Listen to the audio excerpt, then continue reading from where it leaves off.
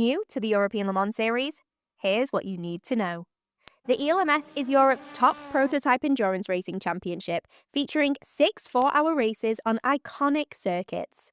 Teams of 2 to 3 drivers share each car, making teamwork essential from start to finish. 4 categories race together: LMP2, LMP2 Pro Am, LMP3 and LMGT3, creating intense multi-class battles on track and providing a platform for both professional and amateur drivers to compete in endurance racing. In 2026, a record 47 entries and 9 manufacturers will compete for the European title, as well as a place at the legendary 24 Hours of Le Mans for the best teams in each class. With tickets starting from just €8, it's one of the most accessible ways to experience top-level endurance racing. And the absolute best part? You can catch all the thrilling action live and free worldwide on FIA World Plus. Well, hello everybody and welcome to Spa-Francorchamps for round 4 of the 2026 European Le Mans Series. Exactly as the name says on the tin, a European Championship based on cars that race at the 24 Hours of Le Mans. So this is a combination of professional and amateur drivers throughout the field. Hello everyone. Martin Haven and alongside me Graham Goodwin, watching the action with you trackside. Cars on the grid, drivers and teams starting to get lined up before the start of the race. And Graham, as ever, Spa-Francorchamps is going to be a big challenge in the race. Let's take a look at what happened in qualifying then through our 4 classes and see who is at the front of the field. The bronze drivers do all the qualifying in LMGT3 and they were faced with a wet track. Abdullah Al-Khalifi, Team Qatar by Iron Links, put the AMG Mercedes third.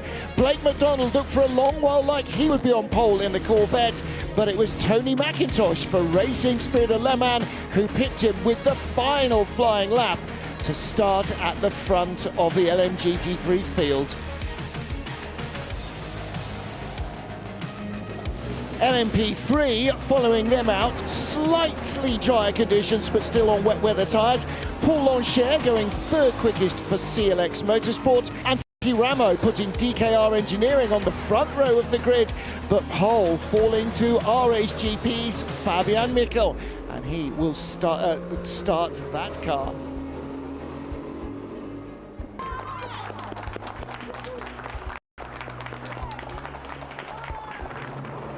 LMP2 Pro Am, and again slightly dry conditions once more. 3rd quickest Jens Renault Muller for Vector Sport. DKR again on the front row. Jean Brieux putting them 2nd quickest, but Giorgio Roda, the dominant force in Pro Am, sealing pole for his Duquesne team. And that never looked very much in doubt.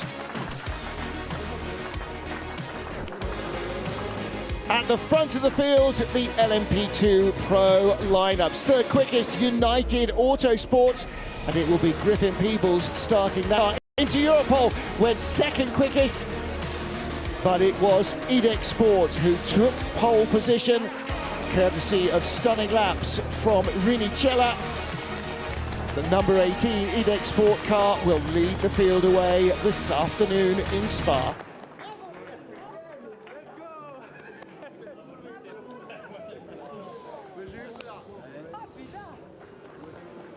Yeah, joy from EDEX Sports on that grid. Here we are at Spa-Francorchamps, round 4, as Martin said a little earlier, of 6. Silverstone next and Portimão. This is now traditional to complete the season in October. Decent cold and a lovely day now with the early morning mist and fog having lifted.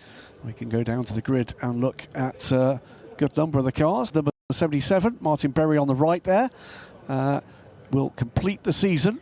And we wish Banksy well, who's been forced to drop out of this effort after injury earlier this year, our Japanese friend. His livery still adorns the car. Mel Jacobsen, he'll be in action a couple of weeks' time in Austin with Peugeot. And the week after that, back in the ELMS at Silverstone as well. Absolutely. It's a busy, busy rush. You'll be hearing a bit more about this later in the race for Cedric. Cedric Sperriswelli, a beloved member of the AF Corsa family, afraid left us this week on his 39th birthday after cancer. Our feelings are with everybody, with the team, the Ferrari wider family, and with Cedric's new wife Martina in particular. We'll be remembering him during the race. Pack grid, and we're not very far away, Martin, from the Belgian national anthem. No, absolutely right. Well, that number 50, Richard Mille AF Corsa Ferrari, will start in 4th in LMGT3. And there are the teams now and the drivers lining up with their cars as the pre-race ceremonies continue. Team Qatar by Iron Lynx.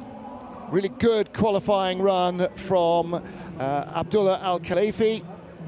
He shares with Julian Hanses and Maxime Martin. Martin, local driver here, his home circuit. He, as dad and his uncle, all winners of the Spa 24 Hours here.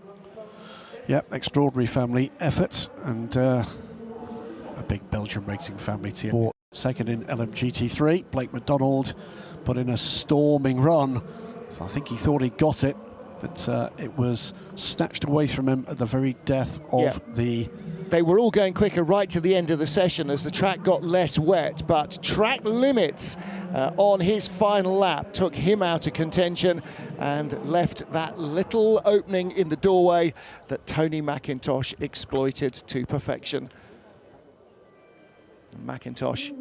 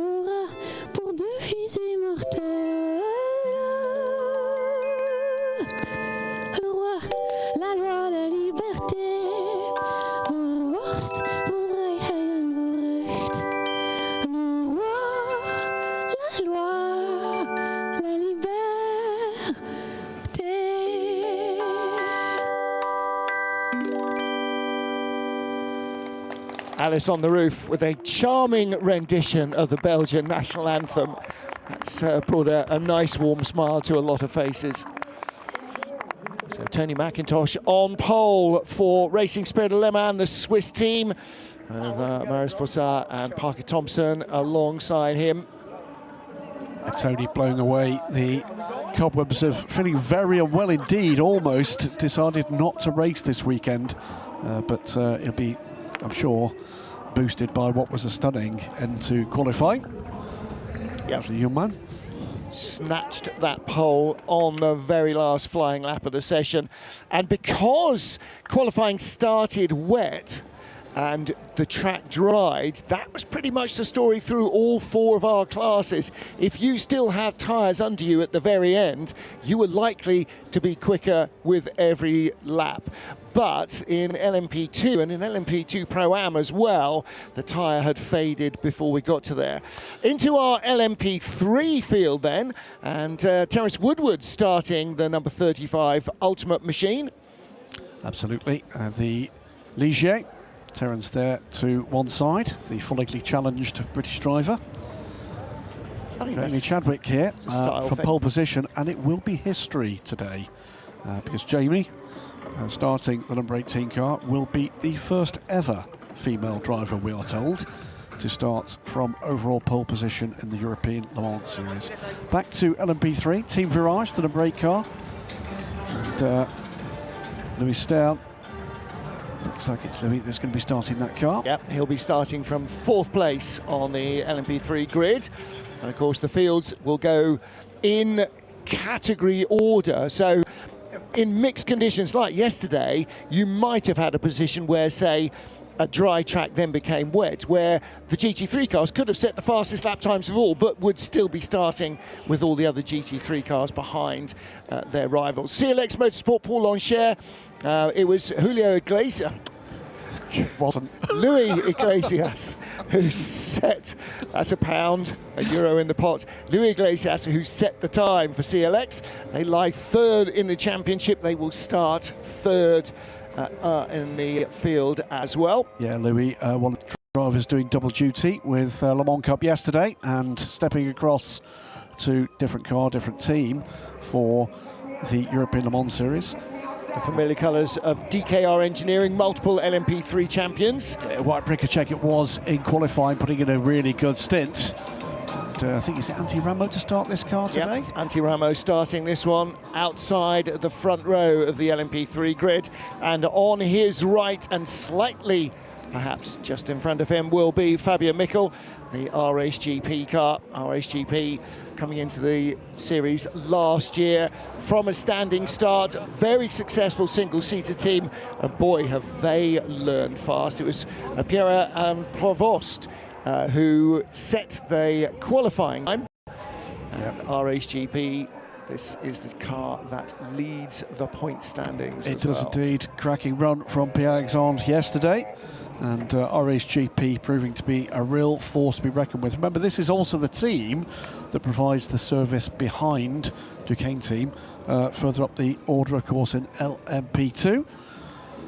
And not only are they doing that, that's a heck of a link, wasn't it? That wasn't planned. There's the 30 car. It's almost like they knew where you were going. This is the Duquesne car, and Giorgio Roda will start the car. He's the man who set pole position yesterday. Yeah, LMP2 Pro-Am, remember, 2 classes in LMP2. What a huge grid of these cars. That's the time set by Giorgio Roda in the number 30 car. And these Pro-Am cars, it depends on where the race can go, but we have seen these cars running all the way to the front, and that is the current point standings, equal points. And one of the joys of the European Le Mans Series and indeed World Endurance Championship for that is the access for the fans. The autograph session eagerly anticipated by all the fans, and actually the drivers respond really well to these as well. It's now absolutely standard practice. And if you're going to Silverstone for ELMS in 3 weeks' time, expect to see this happening as well. And the same will be the case when World Endurance comes next spring to the home of the British Grand Prix. So wherever European Le Mans or Le Mans Series races are held, lots of very good access for the fans. Thousands of them collecting merch and getting those stickers and those selfies. Fans on the grid walk earlier as well. Another access that very few other championships can offer. I remember with Silverstone and Portimão to come. Plus, remember, some extra opportunities in Europe with the FIA World Endurance Championship and the Asia Le Mans Series, the Winter Le Mans Series this year. You can get to a race in Europe this year still. Please do check out the schedules and tickets. You'd be more than welcome. In fact, there are more races remaining for ACO rules in Europe than have already passed, so it's starting to get busier. Into Europol starting 4th in the Pro-Am category. This the 2-driver beg your pardon, lineup. in the Pro category. Yeah, the 2-driver lineup. Bijou Garg will start this car, and they've really made that work this year. Keep an eye out on this one, 22 car alongside, and these have been real championship contenders all season. It's been a rebirth in the ELMS for United with this lineup, and the 22 car today will be started by Griffin Peoples. They are the championship leading crew as well, from the 29 Forestier Racing by Paniscar, with Inter-Europol in 3rd. So 2 Inter-Europol cars on the front 2 rows of the grid. We've seen Bijoy Garg in the 34 car, and 43 will be started by multiple Le Mans podium botherer Jakub Śmiechowski with Tom Dillman and Nick Yeller. This is a really, really strong lineup in this car. There you go, there is the 43 car. And we'll talk as we get deeper into the race about the news in the paddock, and some of it was going the way of Inter-Europol, but this is our pole position setting car. Valerio Rinicella with a debut pole, first pole in the European Le Mans Series, but it will be Jamie Chadwick that starts the white and black number 18 from EDEC Sport. and still part of that Genesis Magma Racing trajectory program. Yep, she's the elder stateswoman in that program this year with Laurence Her and Valeria Inicella, and I'm sure she's reveling that leadership role there. So cars now in splendid isolation, just one mechanic per car, driver already installed, and in a moment or two they will get the signal to fire up their engines, and then we'll have 2 formation laps behind the safety car. The field will then come into side-by-side formation for the rolling start of the race, and that is scheduled for 1300 Central European Summertime, so 1 o'clock local, and that is 11 Greenwich Mean Time.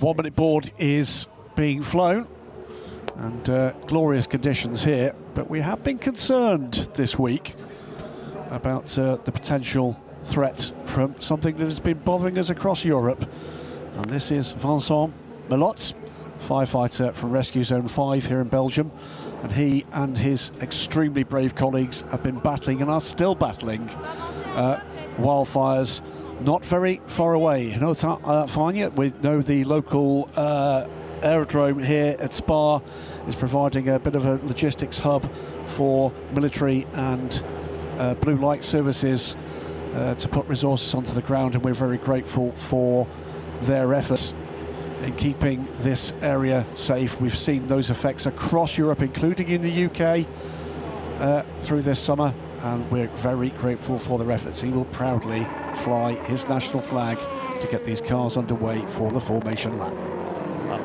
2 formation laps to warm the tyres, and again a salute not just to the firefighters, the rescue workers who have been helping fight the forest fires and the brush and heathland fires throughout Europe throughout the summer, but also to the Orange Army, to the men and women, boys and girls who volunteer their time to work as motorsport marshals, not just here, not just at national and international level, but throughout motorsport from the very ground roots up, without whose volunteer efforts there would be no motor racing. So thanks to all of those, wishing them a relatively quiet and peaceful race, which is what we'd all wish. So it is Jamie Chadwick who leads the field away from Kuba Śmiechowski, EDEC Sport and Inter-Europol competition, and the EDEC number 18 car looking for a big result here.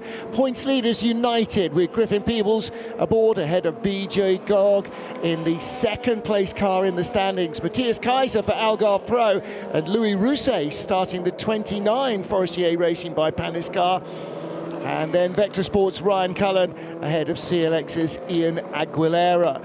And row 5, Jonas Reed for Proton and Roy Nissani starting his car, where Paul Lafargue will be the last of the pro cars away for EDEC Sport. Giorgio Roda on pole in Pro-Am from Jean Glorieux. All these cars, Orica chassis, then Jens Reiner Muller and John Falp start side by side on row 2 of Pro-Am. PJ Hyatt in Spike the Dragon, Georgios Kolovos for CLX alongside him. Algarve Pro's Pro-Am lineup started by Mikkel Jensen with Horst Felbermeyer in the Proton competition car. Daniel Schneider in the 21 from United, and Francois Perrodo starts his own 83 car. TDS Racing Stephen Thomas and Crichton Lentudis, the 2nd Greek driver starting the race in the Nielsen entry. Then in LMP3, Fabian Mikkel for RHGP and Antti Ramo, the Finn, for Estonian for DKR Engineering. CLX's Paul Lancher and Team Virage's Louis Stern, and all French row 2, driver lineup at least, ahead of Terence Woodward in the chrome and white Ultimate car and Rinaldi Racing's Jose Fernandez Cortea. Euro International eschewing their traditional black for pink with Matthew Richard Bell, making that easy to spot, and M Racing's Nick Adcock lines up behind him with Alexander Bukantsov alongside. Racing Spirit of Le Mans' Tony McIntosh is the pole sitter in LMGT3 from Blake McDonald in the TF Sport Corvette. 3rd fastest, Team Qatar by Iron Lynx, Abdullah Al-Khalifi starts. Custodio Toledo goes away in the number 50, the fastest of the Ferraris. Martin Berry in the Porsche for Proton, and Matt Krzyzewski alongside him, his teammate. Kessel Racing's Andrew Gilbert and High Class's Max Moritz in a Ferrari Porsche combo. And behind them, the bright yellow Ferrari of Takeshi Kimura with Amir Naran in the second of the Iron Lynx AMGs. Spear Races, Duncan Cameron in 55, ahead of Mike Wainwright in the GR racing car. And then Charles-Henri Samani for AF Corsa and Michael Birch in the United Autosports McLaren. Well, that is your field being led round now for the second of the formation laps by a leading car, driven by Yannick Dalmas, the steward's driver advisor. And in every garage and in every grandstand and lining every fence, eager anticipation. These 4-hour races at Spa are always entertaining. Often very hard work for the drivers, but trouble for one of our LMP3 cars. Just trying to pick that one out. Is that the Racing Spirit Le Mans car? I think it might be. Just looking, it is the 31 car. Ralph Maitre. Oh dear, oh dear. So well, the good news is the safety car is out, so if he can't get it fired up again... I wonder if that's just been backed up and he's... There is a safety feature on those cars, and if you press both pedals together, it cuts the engine. Right. So it could be that he's able to just refire that, but they'll keep an eye on that. Well, hopefully so. The remainder of the cars are continuing. 31 is not moving on our tracker. And that was coming up towards the bus stop. So again, it may well be that he's in a very easy salvageable position from the pit lane. Now he's moving. All right, okay, there we go. So he has got it fired up. And again, it's not as simple as in your road car, turning the key off and turning the key on again. You have to go through certain procedures to get the car ready to go. And then, of course, it's not really quite warm, so it might not catch either easily. So 47 car grid, as we said at the top of the show.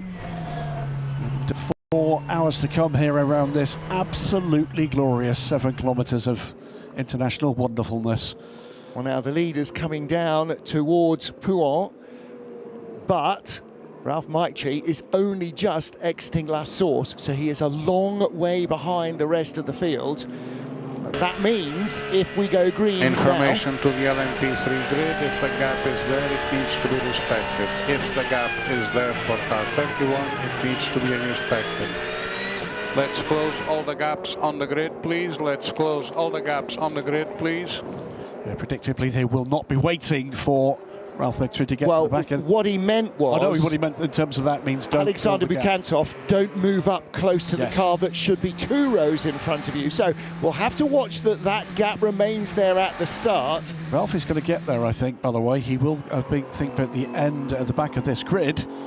Just have to be careful not to run up the back of them, really. Well, the real problem, of course, is that he's going to be starting behind all the LMGT3 cars, so he's not going to have time. If that had happened at the beginning of the first lap, he might have had time to weave his way through and get back into his grid spot, but that isn't going to happen. All cars to grid position exiting T15. All cars to grid position exiting T15. Voice of our race director, Eduardo Freitas, who runs the European Le Mans Series and World Endurance Championship races. Very large amount. Side-by-side positions, please. Leaders of each category, let's keep those gaps as small as possible between categories. 2 lines of cars side by side, please. So clear instruction from Eduardo Freitas. We're about to get going.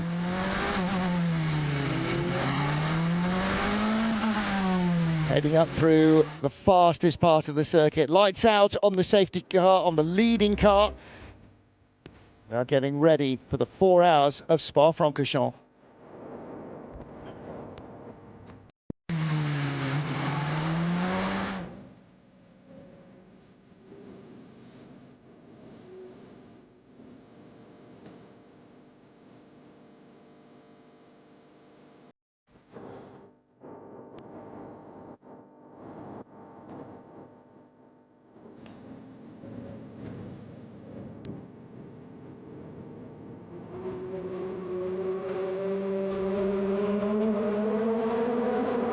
The red lights go out and we are racing. Jamie Chadwick leads the field down to the first corner. Lockups behind, contact from the United car. Chadwick makes it round just, but it was one of the United Inter-Europol cars. I think Bijoy Garg from row 2. And there's contact, there's tyre smoke debris flying off that Inter-Europol car as it drops down through the LMP2 pack. Yeah, significant damage front left to the Inter-Europol car. Well, what's it done to the rear of the United car? They are second and third at the moment. It's 43 that's second, so it was 34. It was Bijoy Garg from row 2. He came down between the front row starters, right on board briefly with PJ Hyatt in the Pro-Am class. United Autosport in second place, the 43 car in third, and into the barriers at the top of the hill. And that is a very disappointing start to the race for Bijoy Garg. That's not Bijoy, No, that's it's the 13. not. That's the 13 United car, Inter-Europol car. We've got LMGT3 cars running straight on in avoidance or to make sure that there's clear space. 13 trying to rejoin, but that was a big brush with the barrier. I'll be surprised if he gets away with that. And there's a lot of gravel on the track on the apex at Les Combes. That was Alexander Bukantsov who started that 13 LMP3 Inter-Europol car. But did he jump or was he pushed? There you can see the damage to Bijoy Garg's machine. They're getting ready with the front clip for the 34 car. Well, Bukantsov was coming from the back of LMP3, having qualified towards the front. Safety car deployed. Yeah. Safety car deployed. Nielsen car facing the wrong way. We are under safety car. So which of the Nielsen cars was that? And it's was that a Duquesne car or was that Forestier Racing? There was a green and black car. It was the first Forestier cars and one of the Nielsen cars. Wow. So all sorts of shenanigans here. Just trying to pick up who that was in the middle of the pack. It was in the... Well, there was that contact from behind, or did you just lock it up under cold tyres? There's no damage at the rear of the car. No, well, it doesn't have to be. The tiniest touch when you're hard on the brakes on cold tyres is going to turn you around. So Sasha Fassbender at Inter-Europol scrambling the troops. Safety car is ready. One lap in, safety car out already. That was debris on the start-finish straight there as well, on the old start-finish straight. Separate incidents. Would say as well, by the way, I think the second Inter-Europol car also brushed the rear of the United car as it came out slightly hampered of La Source. I don't think there was major contact there, but just as they were trying to get the 22 car away, still trying to get the 13 car underway. All cars will go through the runoff of T5. All cars will go through the runoff of T5. Well, that is at Be Les advised, Combes. safety car is slowing down. All cars through the runoff of T5. I'm going to have to get some advice to Alexander Bukantsov because he's clearly trying to restart that car. Yeah. Let's watch again. This approaching T5, please veer totally left. Approaching T5, please veer totally left. Yeah, the second yellow and green car, Bijoy Garg, hits the 22 United car. And was there a brush from the 34, 43 rather, as it went by? Not entirely certain. Big gap back to the GTs. Yeah.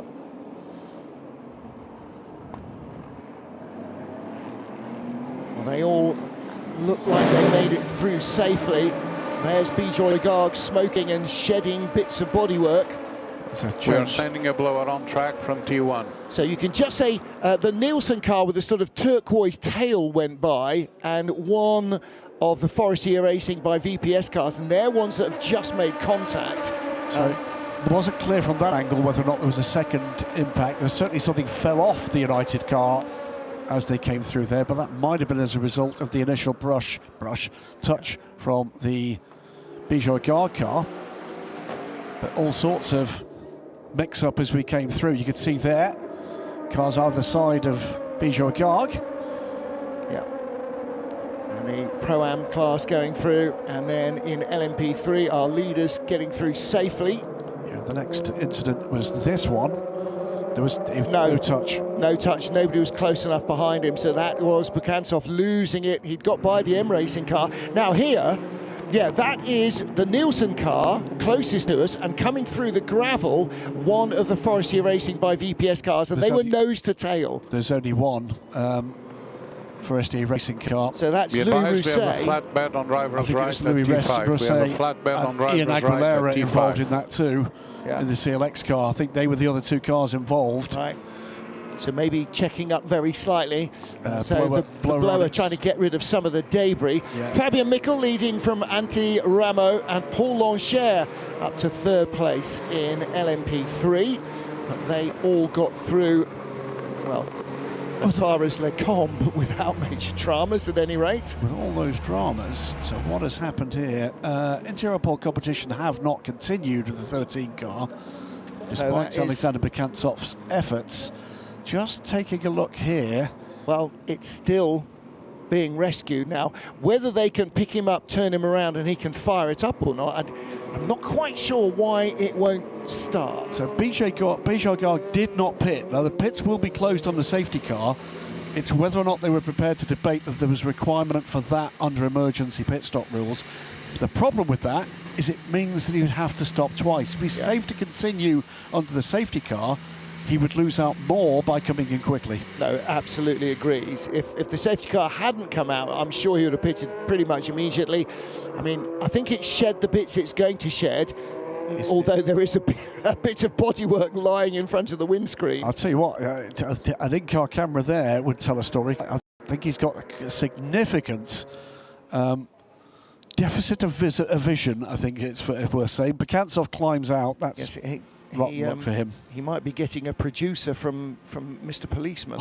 And that's really bad news for Alexander Bekantsov. He and his teammates only 8 points off the championship lead coming in here after the first 4 rounds, and they're going to score a big fat 0. So they were strong. I mean, Bekantsov was quick in qualifying, but they ended up at the back of the LMP3 field. Well, we're on the safety car now, so we can catch up with a little bit of the news. There is the pit-in closed lights. So, and that'll be for the first 3 laps of the safety information car. to the pit lane, information to the pit lane. At T5, cars will go straight again. At T5, cars will go straight again. So that's Eduardo Freitas saying that they're going to use the cut-through because the recovery of the 13 is on the racing line. I'm going to make a suggestion. There was no contact from behind that we could see of Bekantsov. He can't get the car restarted. That has all the hallmarks potentially of a seized rear end. Maybe either engine or transmission, maybe. Going straight again. Because the way it just snapped under braking, okay, well, I mean, it's not a drivers mistake. make mistakes under braking, but you would expect it then to be able to restart, and it's clearly not able to. It's not a mistake you would expect Alex Bekantsov to make, without a shadow of a doubt. He's an experienced P3 racer. They've had to take a Manitou there to lift it, which again suggests it's not pushable, rollable. To explain my point about the 34 car, very clearly Bijagard is carrying serious front-end damage. Please remind drivers that we will be going straight at T5 again, and everyone to please veer left. Why didn't he come into the pits? Because before he could come round, safety car was called. Pit entry is therefore closed.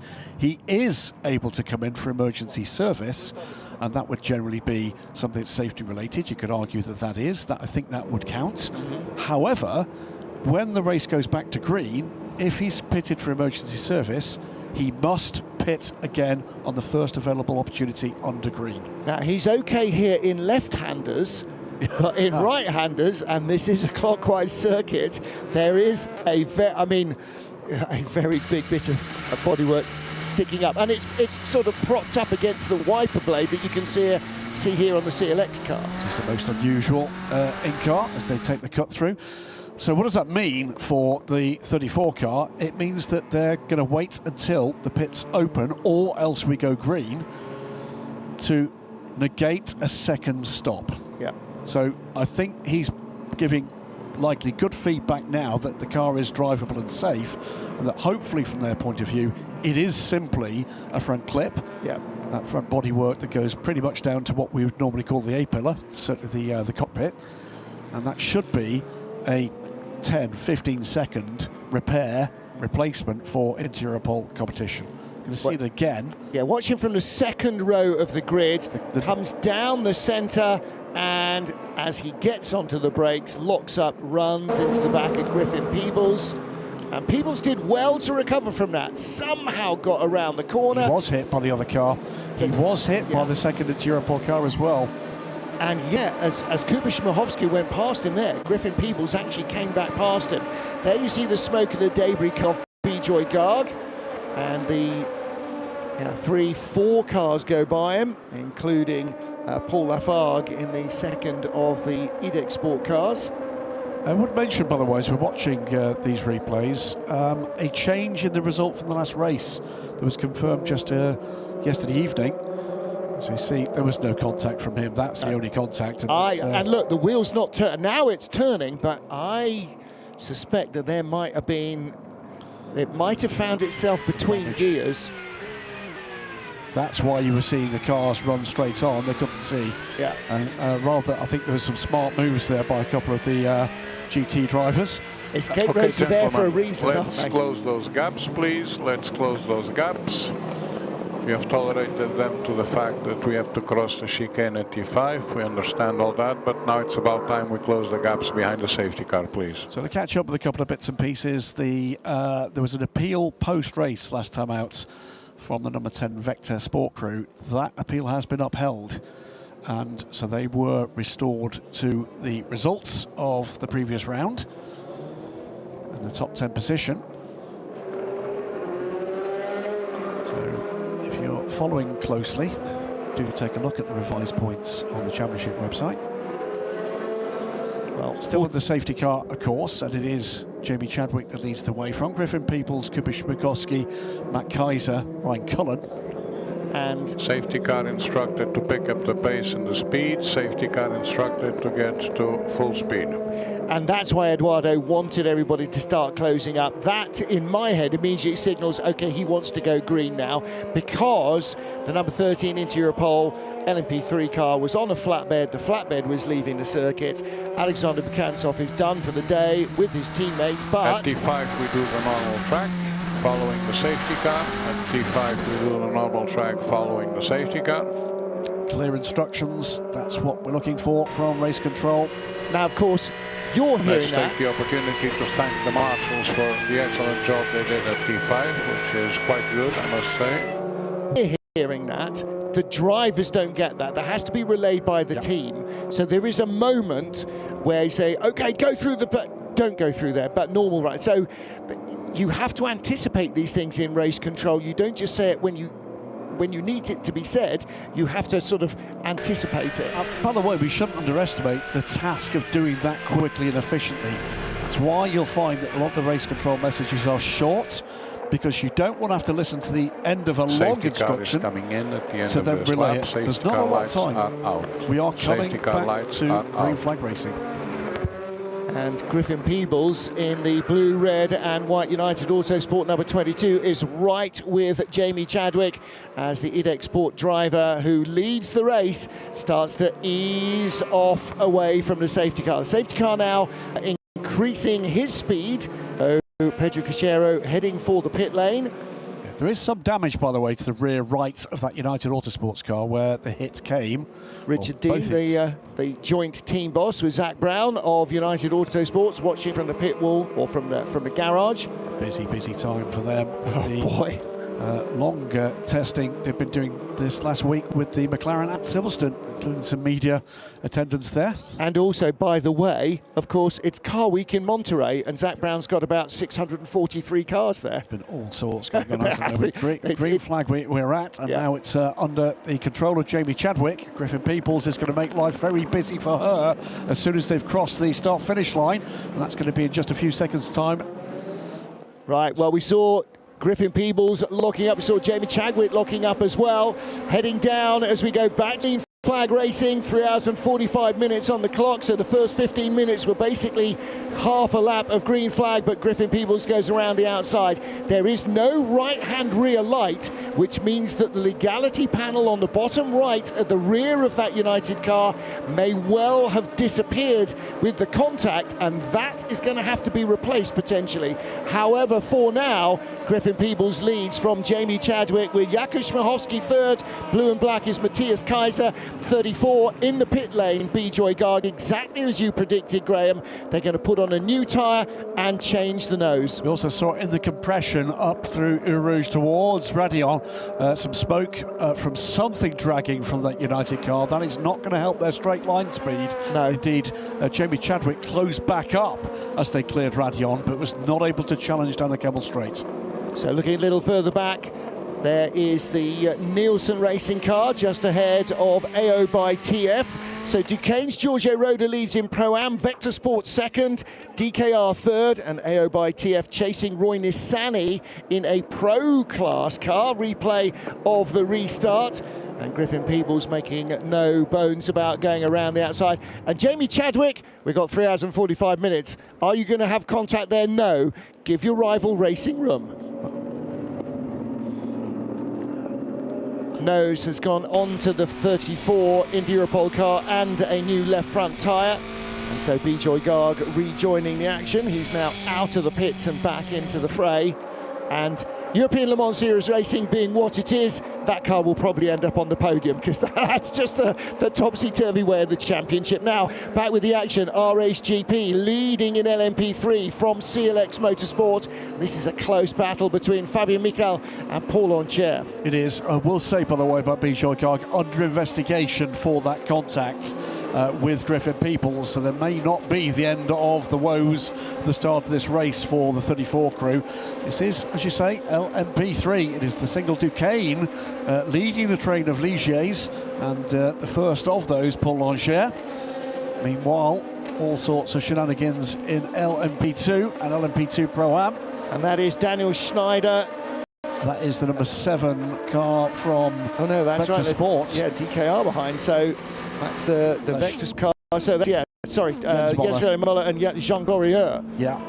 Jean Glorieux in the kind of bizarre tiger stripes on the DKR car. Right behind him is the non-Pro-Am Nielsen racing car, and CLX making contact with Forestier Racing. That was the battle for 6th place in Aguilera, a little impatient to get by Louis Rousset. Yeah, all over the curbs, and there was no grip when he needed it the most, was there? So he's going to have to find an opportunity to get back into the train, and of course the cars are very close together. Brief flurry of yellow flags. You saw the Nielsen car with the pale turquoise rear end starting to go by the LMP, the Pro-Am Duquesne car, and then backing out of it as the yellow flags flew. There's your top 3 now. Antti Ramo, the third of those cars for DKR Engineering, car number 4, now attached to the back of RHGP and CLX in LMP3. Yellow's removed at Les Cons means that in Aguilera's got away, and he has done behind the train of LMP2 Pro-Ams, so he's now going to chase.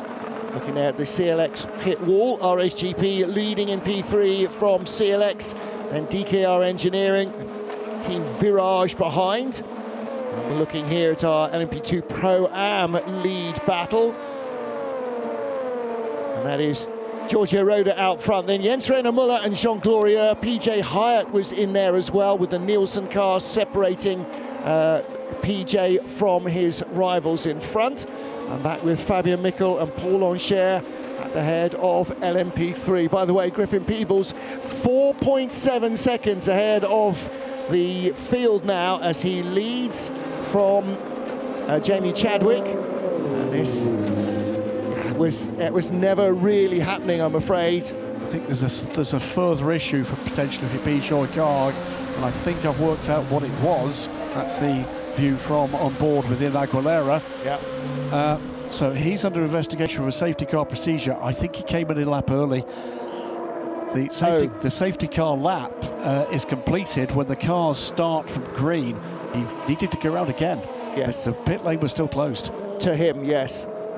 You can't come in as the lights go green. You can only come in as you've completed that green flag lap. So that's really bad luck and, well, bad judgment, I'm afraid. A team should have been able to tell him that was not.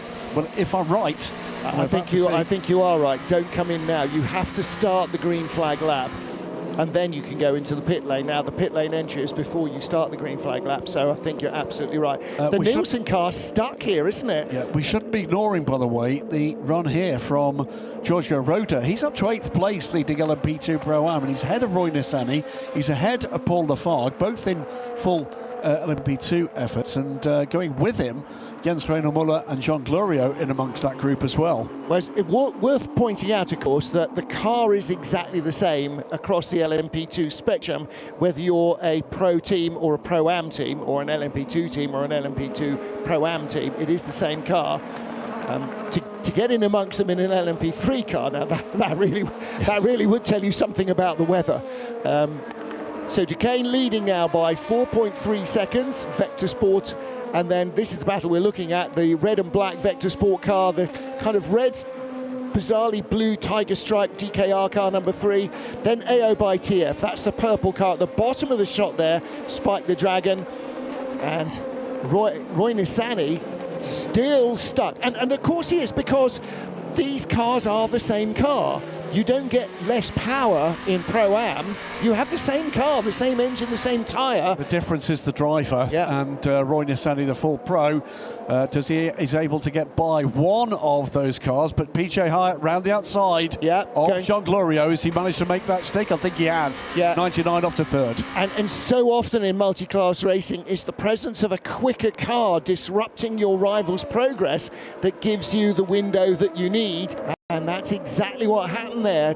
As Roy Nissany went through, then Jean Glorieux was forced to check up. PJ Hyatt went by him.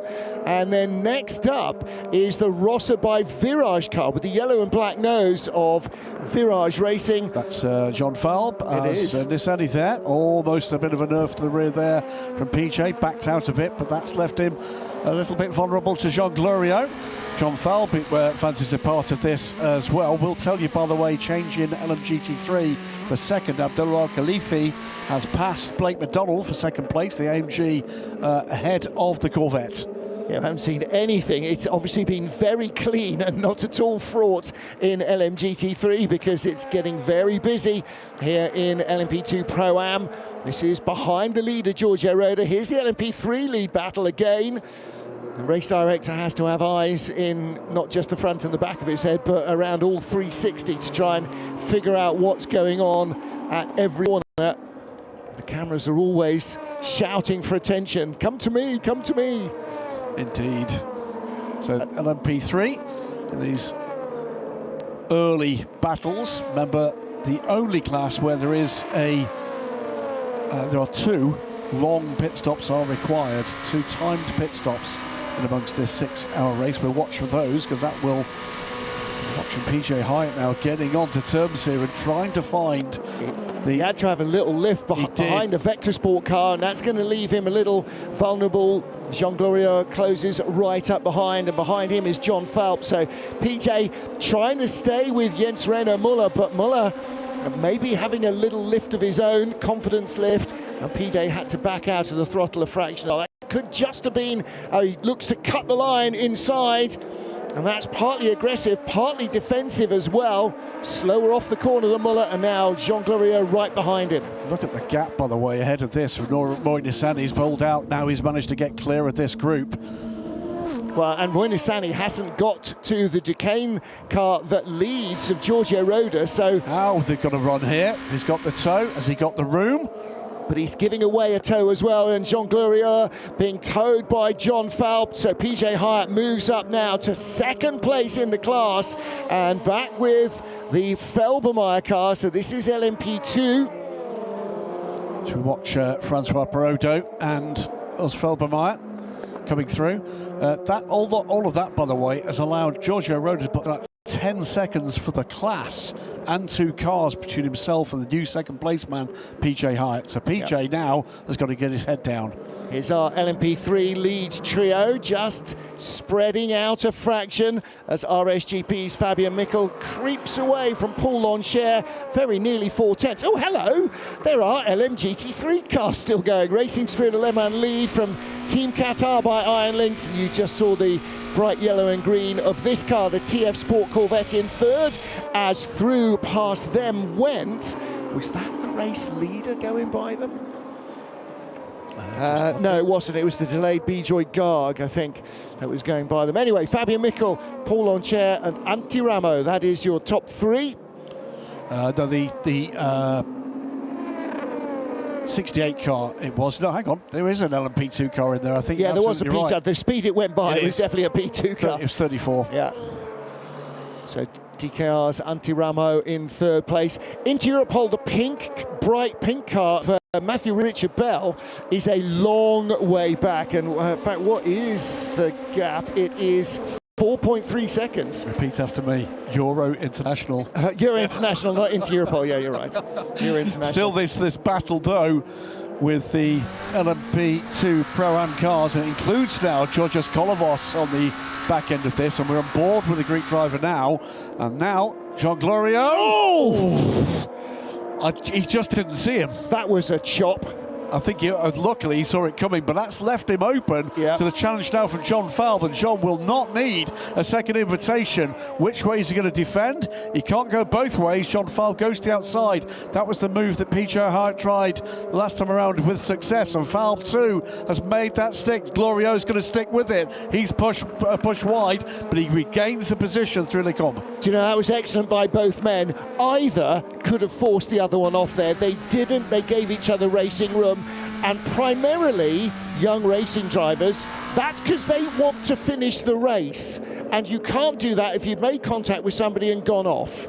Let's watch that again. This was Glorio going to the inside. Oh dear, that could have been an absolute plane crash.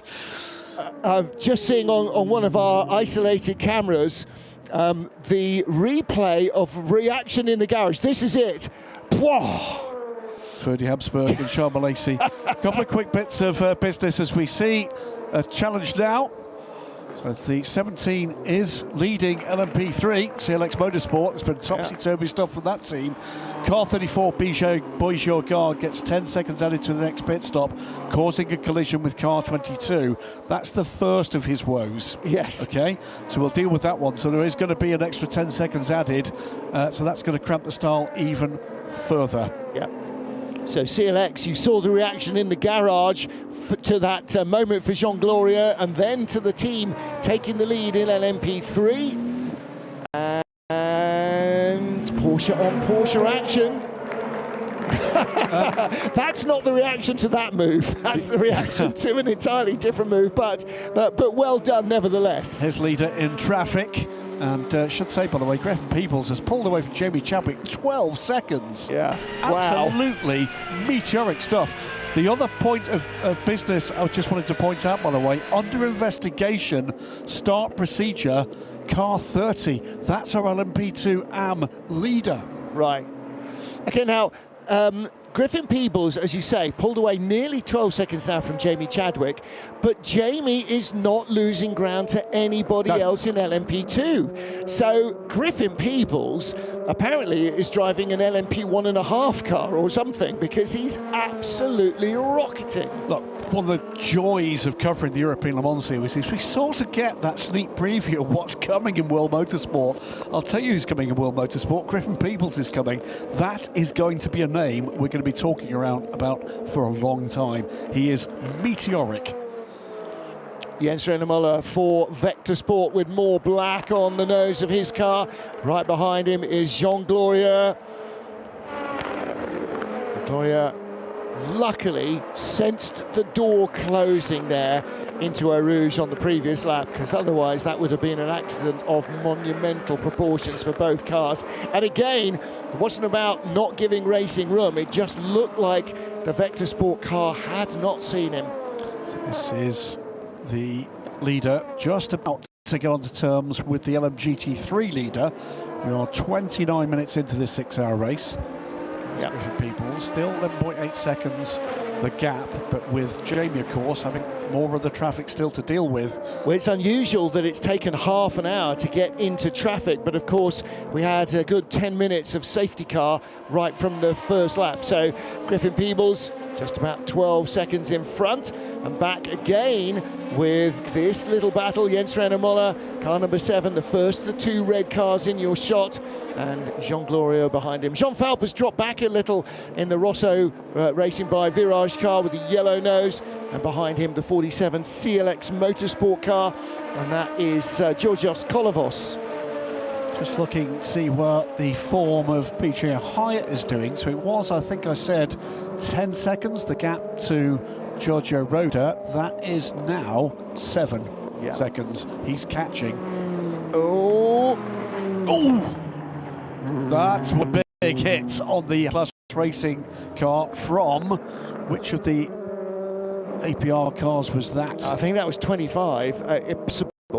Unfortunately, they're both very, very similarly liveried. So that is going to require the 49, isn't it? Well, right now, 25 is in LMGT3 traffic, and their Pro-Am car number 20 is not. So I do slightly feel that was the 25 car who started that. That was started by Matthias Kaiser, the Luxembourg driver. Well, there's a lot of damage on the front of the high-class car. It actually shows you how easily disassemblable a modern car is. Those wings are not metal and welded on, and more trouble EDEC Sport. That's the 28 car. Yeah, Paul Lafargue. Well, he was just outside the top 10. Hit by the Nielsen. Okay. Saw the 24 car make contact. That's not great news, I'm afraid, for Lafargue or for Roy Nissany. Smacks a little of desperation to get by. So Paul Launcher, Fabio Michel, Antiramo, that's your 3. Just now see this battle of second as Paul Lafargue almost gets the car donutted round. Not as easy as you think it might be in a modern racing car.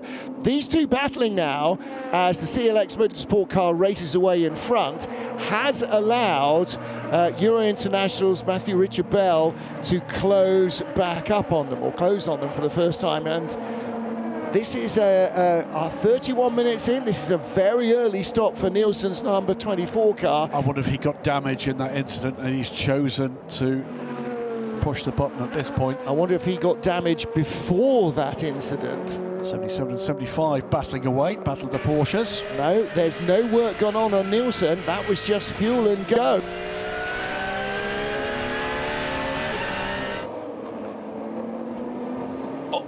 Oh.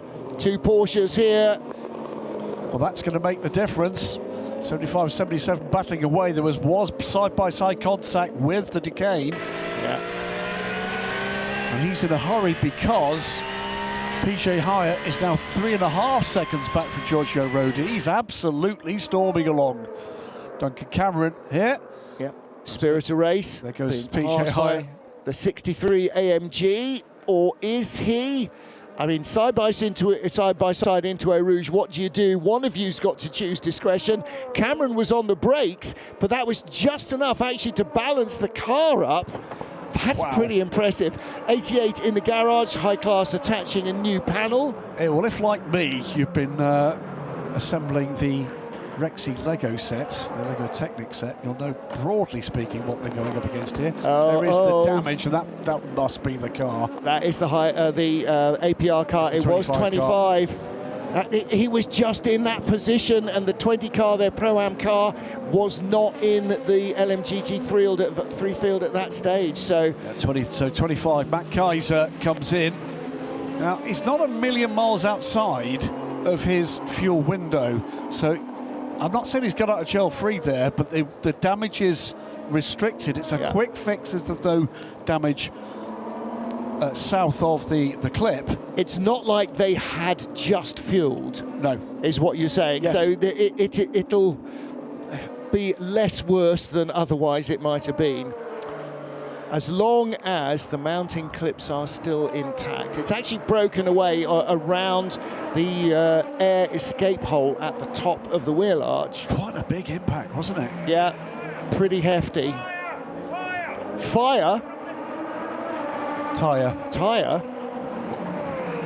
Right, well, Tyre is slightly less of a drama in the pit lane than Fire. It didn't look like anything was alight. Stewie Cox making himself heard. Yes. And there is 37 on 19, so that is a change. John Falk doesn't seem happy with that car. He had the run, 3-4 laps ago. Yeah. back from there and has not really been able to attack since then.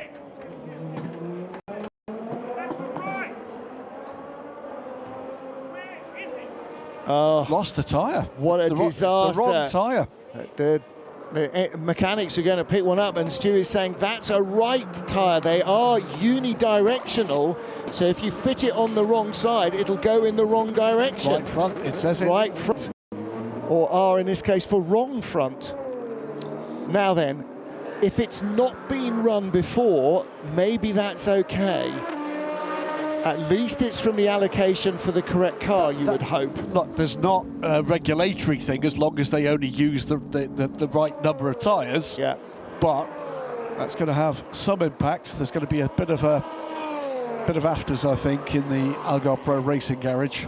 Well, an unexpected pit call often leads to unexpected results. Back with our LMP3 field, Paul Lanciere racing away now, 4 seconds ahead of Fabian Michel, Antiramo and Matthew Richard Bell. So Bell in the BWT Euro International car. Since Job was a boy, Euro International's cars have been effectively black, but bright pink could not be more easily spottable. It's, I think, the opportunity offered to stack some cash, and why would not? Well, why would you not? Absolutely. It's kind of a deep. Well, you know, blue, plus a livery like that really endears you to commentary teams because you're easy to use as a just in front of or just behind the pink car, so you get mentioned a lot, and of course you very quickly become a fan favourite with a livery like that. All sorts of stuff going on here. So now we're into regular pit stop territory. This is about keeping the drivers on the strategy that's been set around drive time. And that's the key here for Francois Perraudot. Like a number of the Pro-Am cars, like most of the LMGT3s, the bronze graded driver is in. There's a minimum drive time. So actually what you don't necessarily want is have him with a very heavy car full of fuel from the beginning of the race. If you can divide his drive time in two, then only fuel for half of that drive time rather than giving him more weight to carry around. And with, by the way, with thanks in the background to Johnny Edgar, by the way, who's contributing to an online debate. He's pulled me back to a point I was about to make before I got distracted elsewhere, which is one of the things that may be a problem for that 25 car is tyre pressure. The tyre pressures, depending on where you're expected to put the tyres on the car, will be different, and that might have a very significant effect for that car. Yeah, that is a really valid point, because the right front does effectively nothing on this track. Not exactly, but much less than the left front would do, because again, it's a clockwise car, and that's the 74 Ferrari Kessel facing backwards in the barriers. That is out of 7th place. Kessel Racing's Andrew Gilbert. They have literally just been given a track limits penalty. Well, I can imagine where some of those track limits might have occurred, and it's not normally at the exit of Piff Paff, but he's run up the curb and been spat off into the barriers. So looked remarkably undamaged, it's got to be said. And he's continued, so he's not stuck there. And we've got yellows, by the way, also the final turn, so there's been an incident at the final turn as well. A yellow now back in, so I'm sensing somebody looped round in front of this group. Oh, hasn't quite gone. It's the CLX car, a CLX car. It's the 47 car. Yeah. Was that the leader? No. No. No. Okay. That is Georgios Kolovos. Yeah.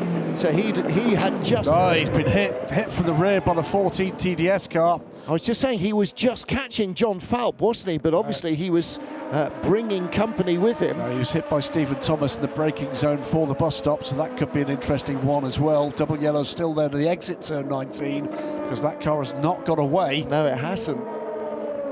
Still there. Meantime, the two Nielsen Racing cars are coming together on track, and that's courtesy of the second one going by the 28. And has he got a run on the team car? Yeah, and this is where on the Nielsen pit wall you just close your eyes and cross your fingers and hope it all sorts itself out.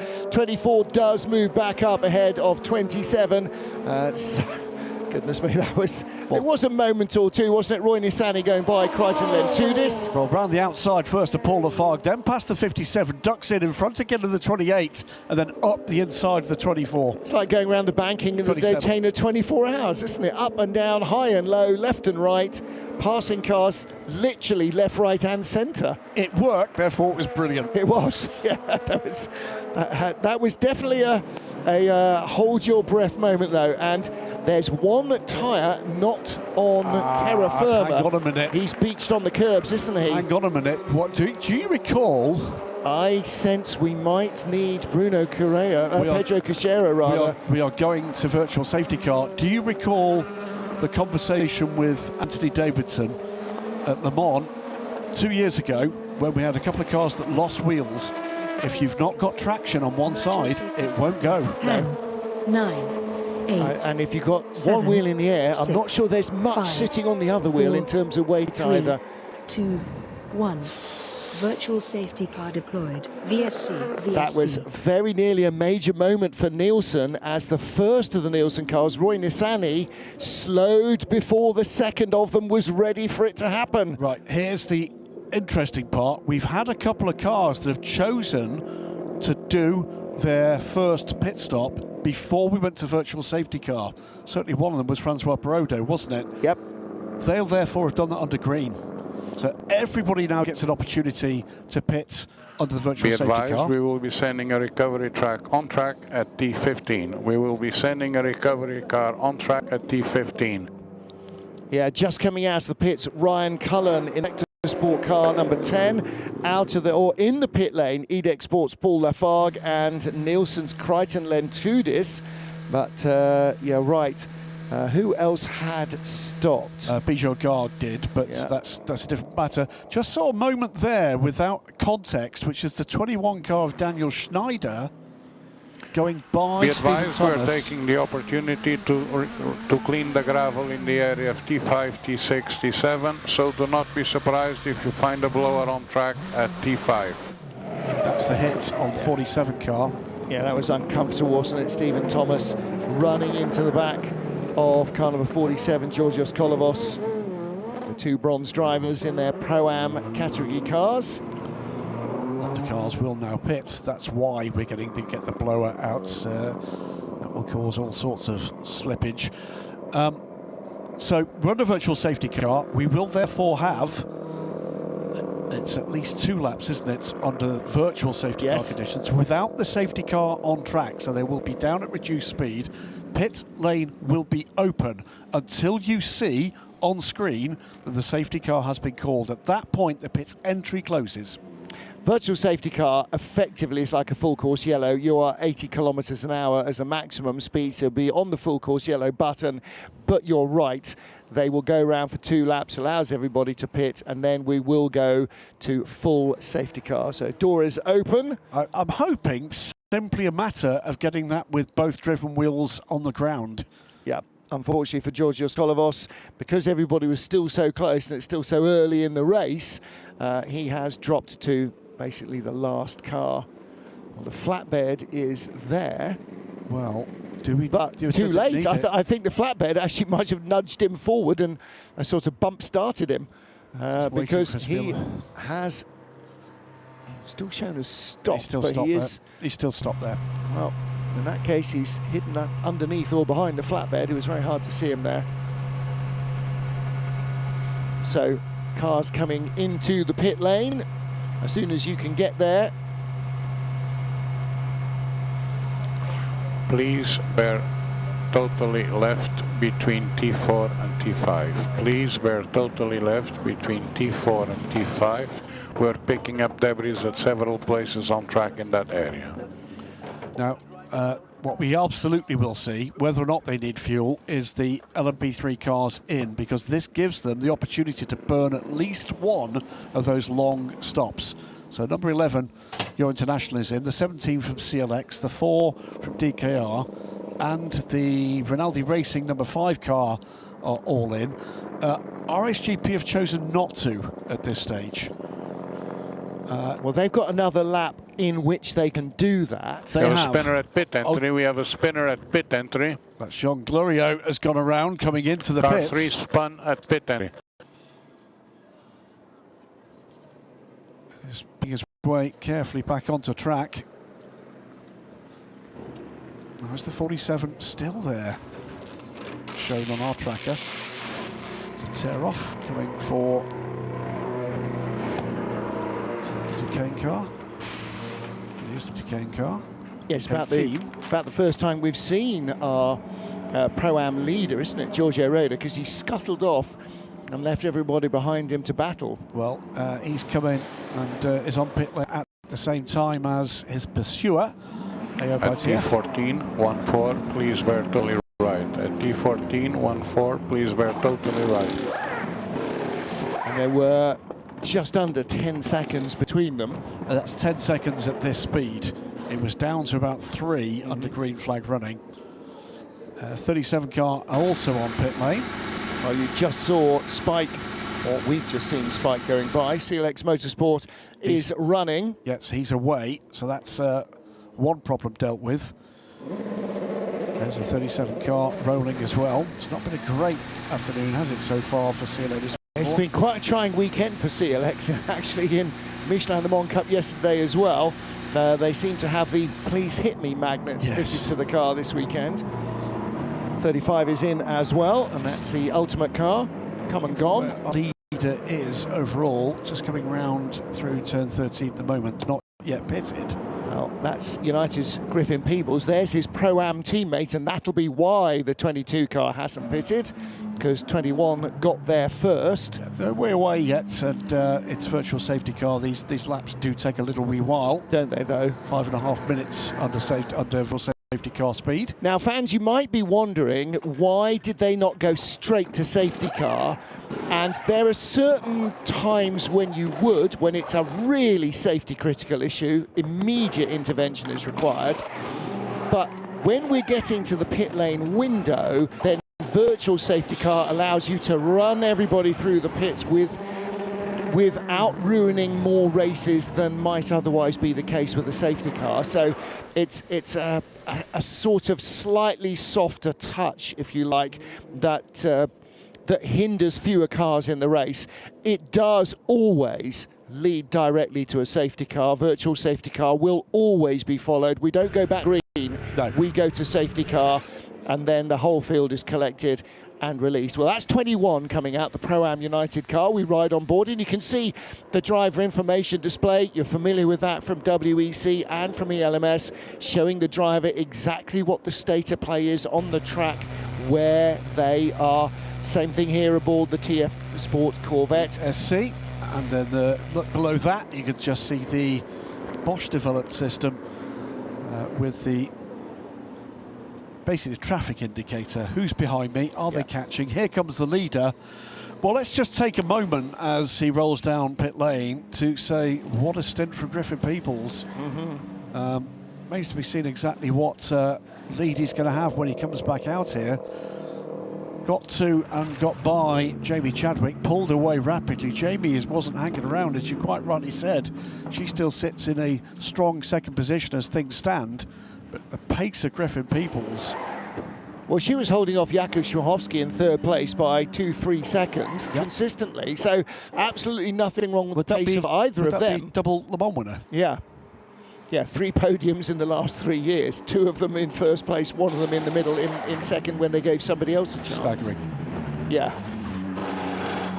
Aha.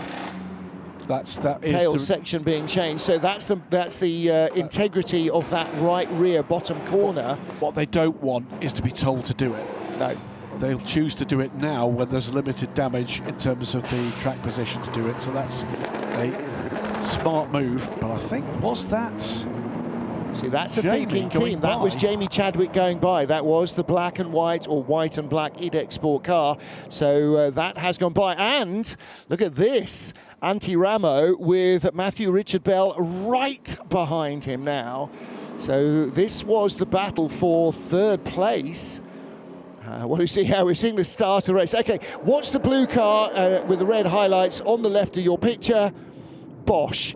That's why the rear end of that car needed replacing, and why, incidentally, the yellow and green with the hole. Watch this second car now has a black nose. I don't think it was the skin touch that made the big difference compared to the first one. But that, incidentally, is why one of the Inter-Europol cars now has a black nose, the car of Bijoy Garg, because they didn't have any spare noses liveried. To give you an idea, by the way, under virtual safety car, what a big difference that made. That was not Jamie Chadwick beating Griffin Peoples out. It was Jamie Chadwick coming in as Griffin Peoples left. Oh, was it? It was. All right, there you go. There's Jamie Chadwick now out of the pit lane. And much quicker, by the way, on pit lane because of that rear clip change. Yeah, so 1 minute 4 for the number 18 car, 1 minute 23. It's our leading pair from LMP3 on pit lane. Now just checking with Paul Lancher, that is his second stop. So this will be CLX trying to burn both of their long stops under one virtual safety car. We've seen this before, which means that they, whilst they lose a little in this phase, they potentially, if we get a full green running from here on in, gain about 20 seconds per stop on a green flag stop for against pretty much everybody else at least once. Yeah. It's a very clever way of skinning the cat. It doesn't mean that you can't run without stopping for fuel, but it means it will be determined. The length of your stop will be determined by the amount of fuel you need, rather than a mandatory stationary time. So they've done the stationary time where everybody else was as close to stationary as you're going to get, doing only 80 kilometers an hour. Pretty certain, by the way, that both Euro International and Virage have done the same. That there will be 2 long stops posted under this virtual safety car. And remember, the damage that's going to cause in terms of track time is negligible, because this field will close up and we will get a pass around under the safety car when that's deployed very soon now. Right, CLX on the radio as well. So are they in a position where they might try and do something? CLX just done that, so they should be on the way out shortly. That's in. They are out now. Safety car deployed. Safety car deployed. So if you've not pitted, and everybody has, it would have been too late by now. Now the pit entry is closed. Well, let's catch up with Steph Wentworth. She's in the pit lane down at CLX. And we'll hear from the man who was fast in qualifying, Luis Iglesias. Now by Luis Iglesias, driver of the number 17 CLX. It's been a great stint from your teammate Paul so far, and very strategic, because you've burnt both of your long stops already, which puts you ahead of some of the rivals. Yeah, Paul did an amazing job for the moment. We do the 2 mandatory stops, so now let's see if he can come back and let's see. You've had a lot of pace so far in the weekend, and of course in the championship it's very important right now to pick up all the points you can. How confident are you feeling ahead of getting in the car? Yeah, we are really confident. We show a great pace in the practice, so we hope we take the lead of the championship at the end of the race. Best of luck, thank you. Thank you. Well, Iglesias was absolutely flying in qualifying.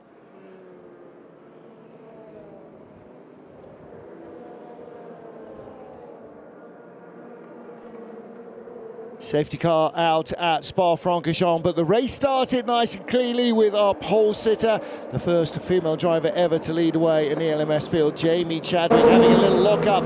Behind her, though, there was contact as Bijoy Garg ran into the back of Griffin Peebles in the 22 United Autosports car at La Source, the first corner. Almost everybody else escaped without too much drama. But the United Inter-Europol car of Bijoy Garg was shedding bits and pieces as they raced down into Eau Rouge for the first time and dropped like a stone without those all-important aerodynamics. No salvation was to come his way very shortly, as before we got through lap 1, there would end up with a safety car courtesy of another of the Inter-Europol cars. That was the car of Alexander Bukantsov. There was no contact on the back of his car, but it flew off the track looking at that replay again now, not entirely convinced there was a tyre on the right rear car. That might have been a puncture rather than a transmission failure or a driver error. Well, as it was, safety car was out, and so too was Bekantsov. Possibly not a puncture from that shot. Back to green flag racing, and Griffin Peebles attacking immediately at La Source around the nose of Jamie Chadwick, who wisely, A, didn't lock up, and B, gave them both racing room. A little further back up the order, not quite so much gentility. A random lunge from the car of Ian Aguilera. It was he who ended up facing the wrong way at Les Combes. In LMP3, RSGP battling for the lead that they'd held from the start, but the 17 CLX Motorsport sport car going by. Then contact 25 from Algarve Pro, hitting the high-class racing Porsche in traffic. Porsche coming in with damage. And that was fairly swiftly repaired. But there was more trouble on the way. Paul Lafargue being turned into a spin by one of the Nielsen cars. And then watch this through traffic. Breathe in if you're a Nielsen operative in the garage, as their two cars and two others weave side by side. The most recent safety car via a virtual safety car to recover the number 47 CLX Motorsport car of Georgios Kolovos, who was turned round after being hit from behind. So after virtual safety car for 2 laps, everybody who wanted to pit has had the option, and we are behind the safety car. United's 22 leads from EDEX Sport and Forestry Racing by Panis. AO by TF have taken the lead in Pro-Am from Duquesne and DKR, and PJ Hyatt is now 5th overall. In LMP3, it is DKR engineer number 4 car, Antti Ramo, that's been shuffled to the top of the pile ahead of RSGP's Fabian Mikkel and Jose Fernandez Cortella for Rinaldi Racing. And those cars are just outside the top 20. Our early leader, CLX, car number 17, they have made 2 pit stops, getting through both of their long time stops. That's dropped them back for now, but that should pay off later on. Team Qatar by Iron Lynx from TF Sport. They were 2nd and 3rd on the grid. Richard Mille and Racing Spirit of Le Mans follow them through. And the car that started at the front and led, and that is the Iron Lynx car. Team Qatar is the leader in LMGT3. Yeah, race spirit at Le Mans from Tony McDonald led the race, didn't it, in the early stages, but a longer pit stop for Tony in that virtual safety car period has dropped him back a little. Lead, you're quite right now, taken by AO by TF in LMP2 Pro. Similar story there. They were, what is that, I think 11 seconds quicker on pit lane, the Duquesne team. So Giorgio Roda now chasing PJ Hyatt. That pair, by the way, 5th and 6th overall. Now, you just saw when we were riding on board the driver indicator system, and that will be replicated in every car. Prepare for pass around, start pass around. You can see one of the Porsches going by. Now, if you are in the queue and your class leader is behind you, you're in danger of losing a lap when we go back to green. So anybody in that position, and that'll be in LMP2 Pro-Am, in LMP3 and in LMGT3, can pass around, go round to join the back of the safety car queue and avoid losing that lap potentially. It is not the race director who decides who goes round. The team must tell their driver. And if you try and pull a fast one, oh, good grief. Nobody yet has. In fact, we think it's more likely that there have been a couple of instances when cars probably should have taken a pass around, but they weren't necessarily aware that they should have done. It's fair to say the LMS, we've had a couple of fumbles, and the penalties make, yeah, it's the kind of thing where the judge puts that kind of black cap on that's a bad thing. Well, the 3 cars that have passed around are United Autosport's 23 car in LMGT3, Michael Birch, followed by Andrew Gilbert in the Kessel Racing Ferrari, and Max Moritz in the high-class Porsche. They were all, for one reason or another, stuck in front of the class leader in the queue, so they're now scooting around to catch up the back of the queue. Well, Michael was effective with the last runner. The other 2 have had troubles. Andrew Gilbert we saw in the wall, and Max Moritz we saw with the damage from the brush with the Algarve Pro racing car. Just a quick moment about that LMP2 Pro-Am battle. We said it's 5th overall and 6th overall for the lead 2 cars. Looking behind them, there are 7 LMP2 class cars, and I can recall incidents for 6 of those 7. Yeah. That's how can I put it, frenetic things have been. Well, right behind them for a start, in 7th place, is Ian Aguilera in the 37 CLX Motorsport car, and we saw him have a bit of an ambitious lunge at the top of the hill here and spin himself around. I've not seen an incident for Ryan Cullen. No. And he was quite quickly through pit lane, so that wasn't that. So there's something going on there for Ryan. Yeah. Nielsen Racing's Roy Nissany, we saw an early issue. He's been trying to chase back. Proton Competition's Jonas Reed, that's another car. Not seen an issue for that. Paul Lafargue has been off after the brush with, we think, Roy Nissany. Yeah. Bijoy Garg obviously was in trouble at the very beginning of the race with that brush with the United Autosports car. That was self-inflicted for Bijoy. Matt Kaiser had the brush with the high-class racing car, so it's been a fair amount of the incident that's been knocking around here has gone the way of the lead class here. Well, again, there are lots of drivers, it would seem, who need to be reminded of the cardinal rules of endurance racing.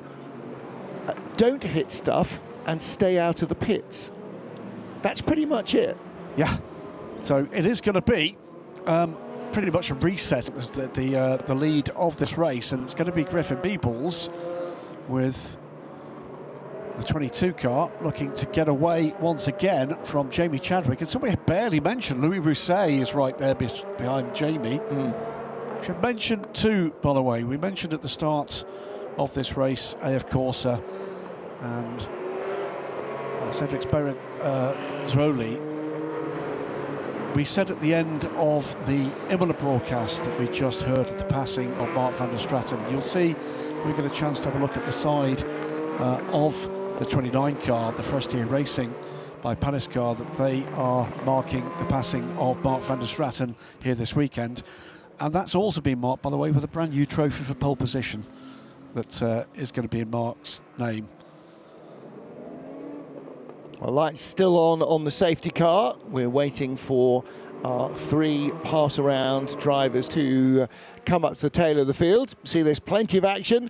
No safety car out on the kart track, just down there inside the run up the hill from Curve Paul Frere.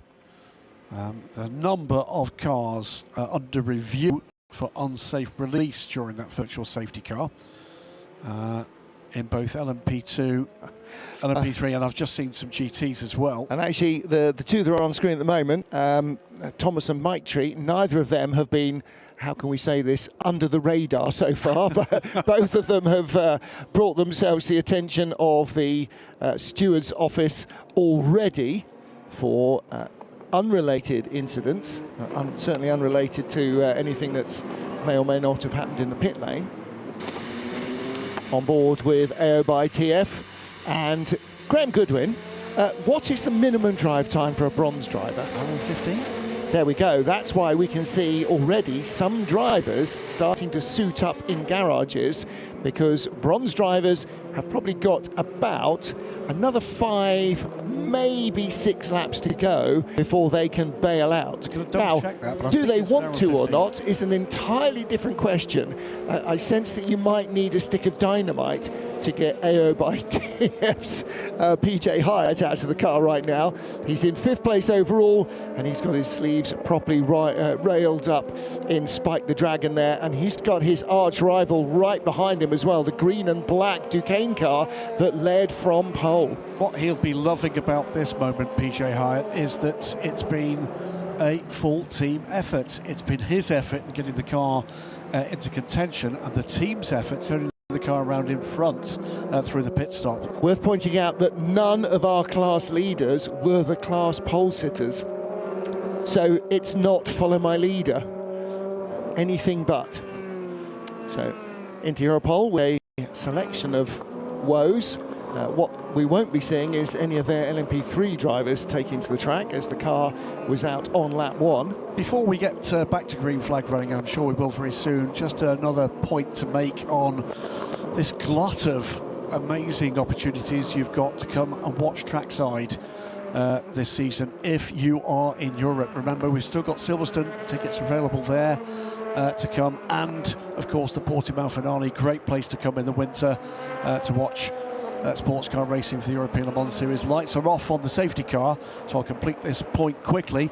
WEC, because of the continued woes in the Middle East, will be coming to Barcelona and Monza unexpectedly this year. Tickets available for those too. October and November, bit of winter sunshine, very nice too. And take a look as well at the Winter Le Mans Series, the Asia Le Mans Series, which has, again, for the same reason, coming to Europe this year with 3 double-header race weekends over the winter at Paul Ricard and Jerez for their first ever ACO Rules Racing meeting in the modern era, and Portimão.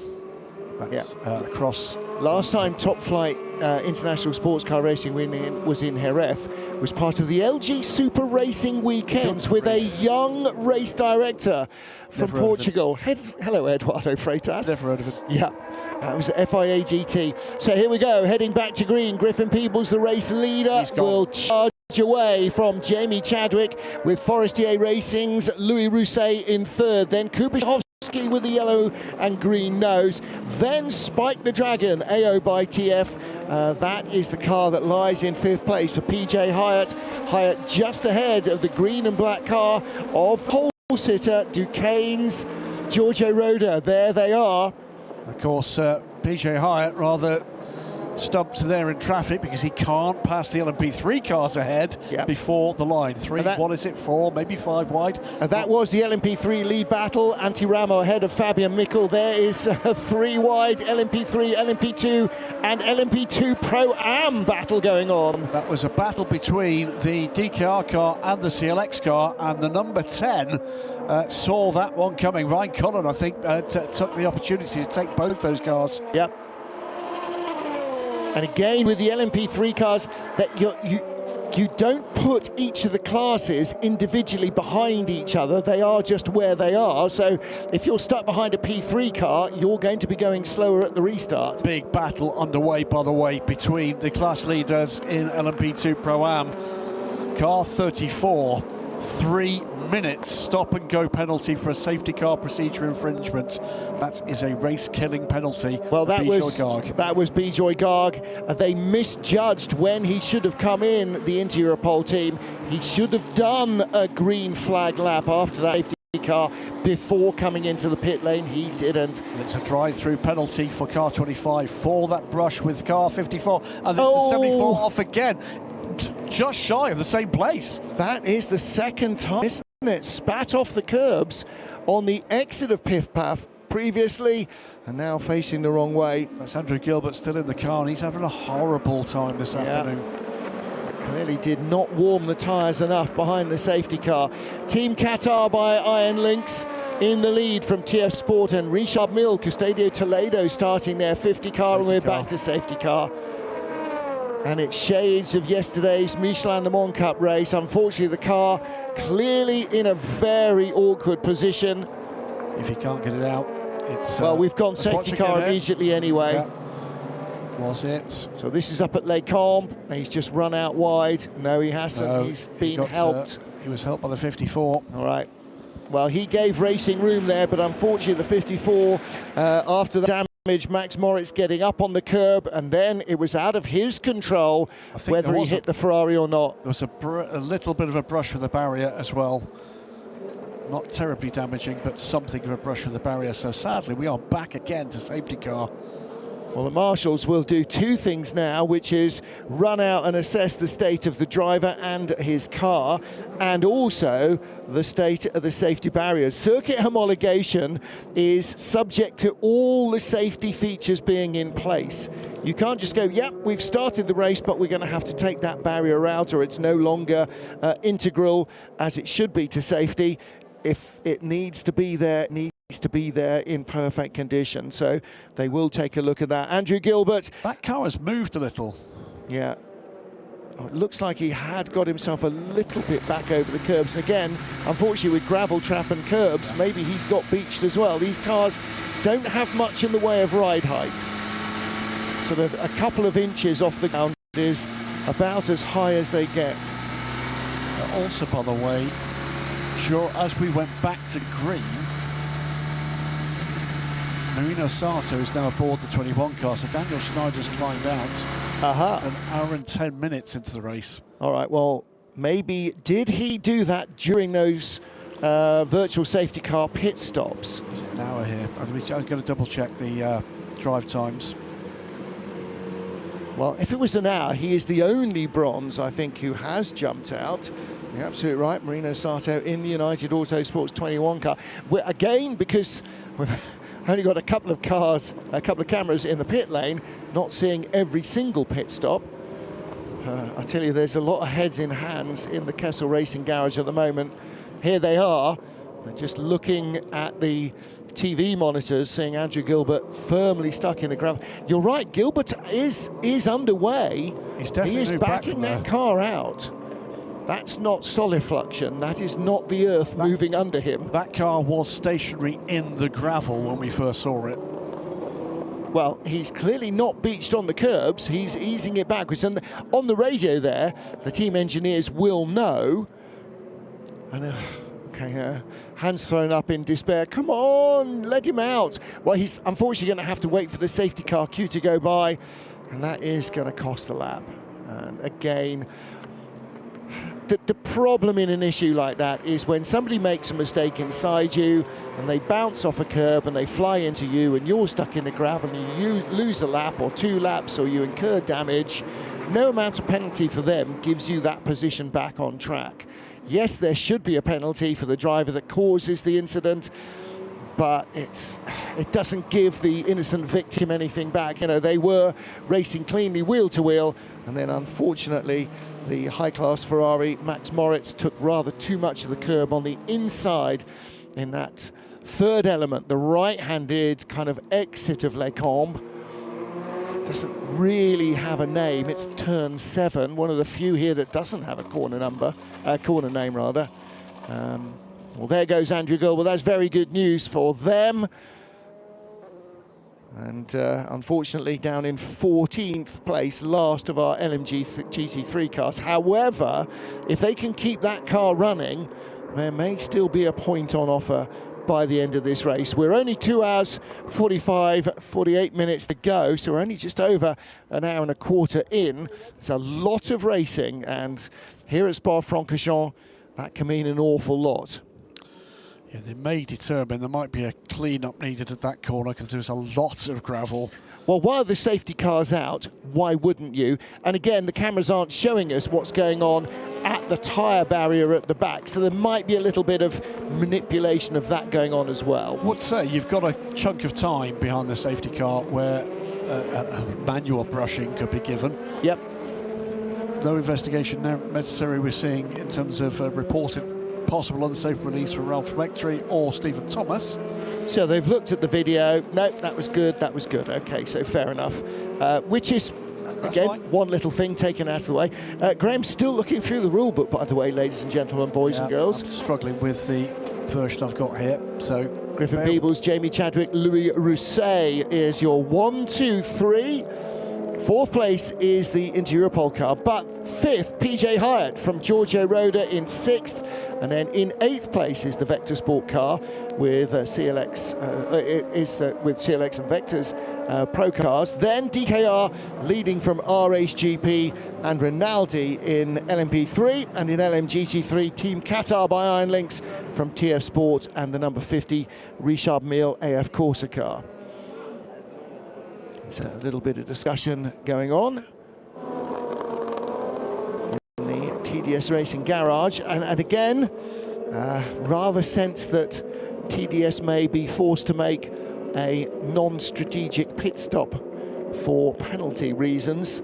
That looked fairly clear-cut, the way the number 14 car ran into the back of the 47 CLX Motorsport car. But stewards don't just go on video evidence, they will also have evidence from the cars, from the telemetry.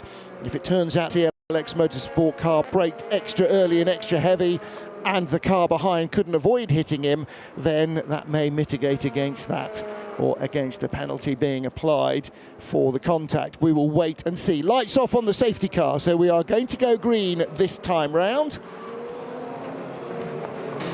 So our second safety car period is about to end. But say, by the way, the good news for everybody else is that this is burning Griffin Peoples' drive time. Ferdy Habsburg getting ready to take over his car for CLX Motorsport, and you're absolutely right. Griffin Peoples, one of the electrifying prospects in this field, and Jamie Chadwick is, well, maybe a car length behind him at the moment. Now, whether she can return the favour at the restart or not, we will have to wait and see. Look, Jamie has been absolutely like clockwork. She is sitting there in a justifiable second place, done absolutely everything she needed to do, and has been squeaky clean throughout. Yep. There's Nico Lapierre, the team boss at CLX Motorsport. And a lot of drivers getting ready to take cars on. Paul-Luc Chatin waiting at EDEC Sport to take over from Paul Lafargue. Jamie Chadwick's time, Griffin Peoples' time, PJ Hyatt's time behind the wheel might soon be coming to an end. We go green again with just under 2 hours 45 minutes remaining here at Spa-Francorchamps, and Griffin Peoples leads the field away. No chance for Jamie Chadwick to try and retake the lead that he snatched at the last restart. And hopefully everybody will get through cleanly. The good news is track temperature is in the mid to high 20s. It is a moderately sunny day. It's a little bit breezy, air temperature about 19 degrees, 20 degrees maybe. But it's at least not wet and miserable like it was. Forestier Racing versus Inter Europol. This is a change around for third. Kuba Śmiechowski was in third place at the restart. He's been passed, and PJ Hyatt's gone by the Polish driver as well. So PJ Hyatt up to fourth in the purple car. Up to third has gone Louis Rousset in the green and black Forestier Racing machine. And now with CLX, and on our left-hand side with the other car from Duquesne. Oh! The CLX Motorsport car runs out wide. Car number 30 from Duquesne looking to try and get by. It's going well for PJ Hyatt, because he's now putting cars between himself and his class rival Giorgio Roda. And Kuba Śmiechowski losing 2 places at the restart, 1 in his class but 2 overall. And you can see there the red and black Vector Sport car of Van Cullen trying to get on terms with Giorgio Roda. Ian Aguilera was just in front of them, and behind them is the other Vector Sport car, Jens Reiner Müller, with Jean Dorier for DKR Engineering behind. So the dark blue numbers you're seeing are just the LMP2 cars, but they are intermingled with LMP2 Pro-Ams. That's the 8 Vector Sport car, and that is Takeshi Kimura's Ferrari. Virage, it's the Virage. Virage, not Vector, too many Vs. And it's the other Kessel Racing Ferrari. They've had a wretched 5 minutes, haven't they? So it's Louis Stern in the LMP3 car from Team Virage, and into the pit lane comes the number 7 car. And this is Jens Reiner Müller. I think that'll be anticipating an intervention. Watching the background, you're going to see a flurry of LMP2 cars, because it is an hour for bronze drivers. In 2 comes Bijoy Garg. It's an hour, so we're well within that window now. Okay, interesting. So Lawrence Herr will take over from Jamie Chadwick in the car that is currently in second place. We're looking at Antti Ramo. The DKR car is leading in LMP3 from RHGP, and another safety car. Now, there are a couple of cars in the pit lane. There's half a dozen cars in the pit lane in Pro-Am, in fact. The lower 5 cars. Here's the Felbermeyer car. Horst Felbermeyer came in from 10th in LMP2 Pro-Am. Now, picked that up late. Didn't see that there was a driver change. You imagine that there would have been.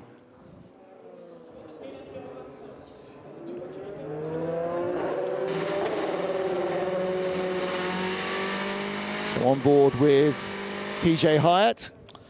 So both the cars remain in that gravel trap. It'll take a little bit while to recover them. Takeshi Kimura did start that, yes he did. The 57 car guy, Kessel Racing Ferrari. And so, unfortunately, Daniel Serra and or Mathis Jobert, I imagine it might be Serra who takes over. But they'll have to wait a little while. GT3, by the way, an hour and a half required for the bronze drivers there. That's an unhappy Stephen Thomas. Yep. Stephen Thomas, TDS car.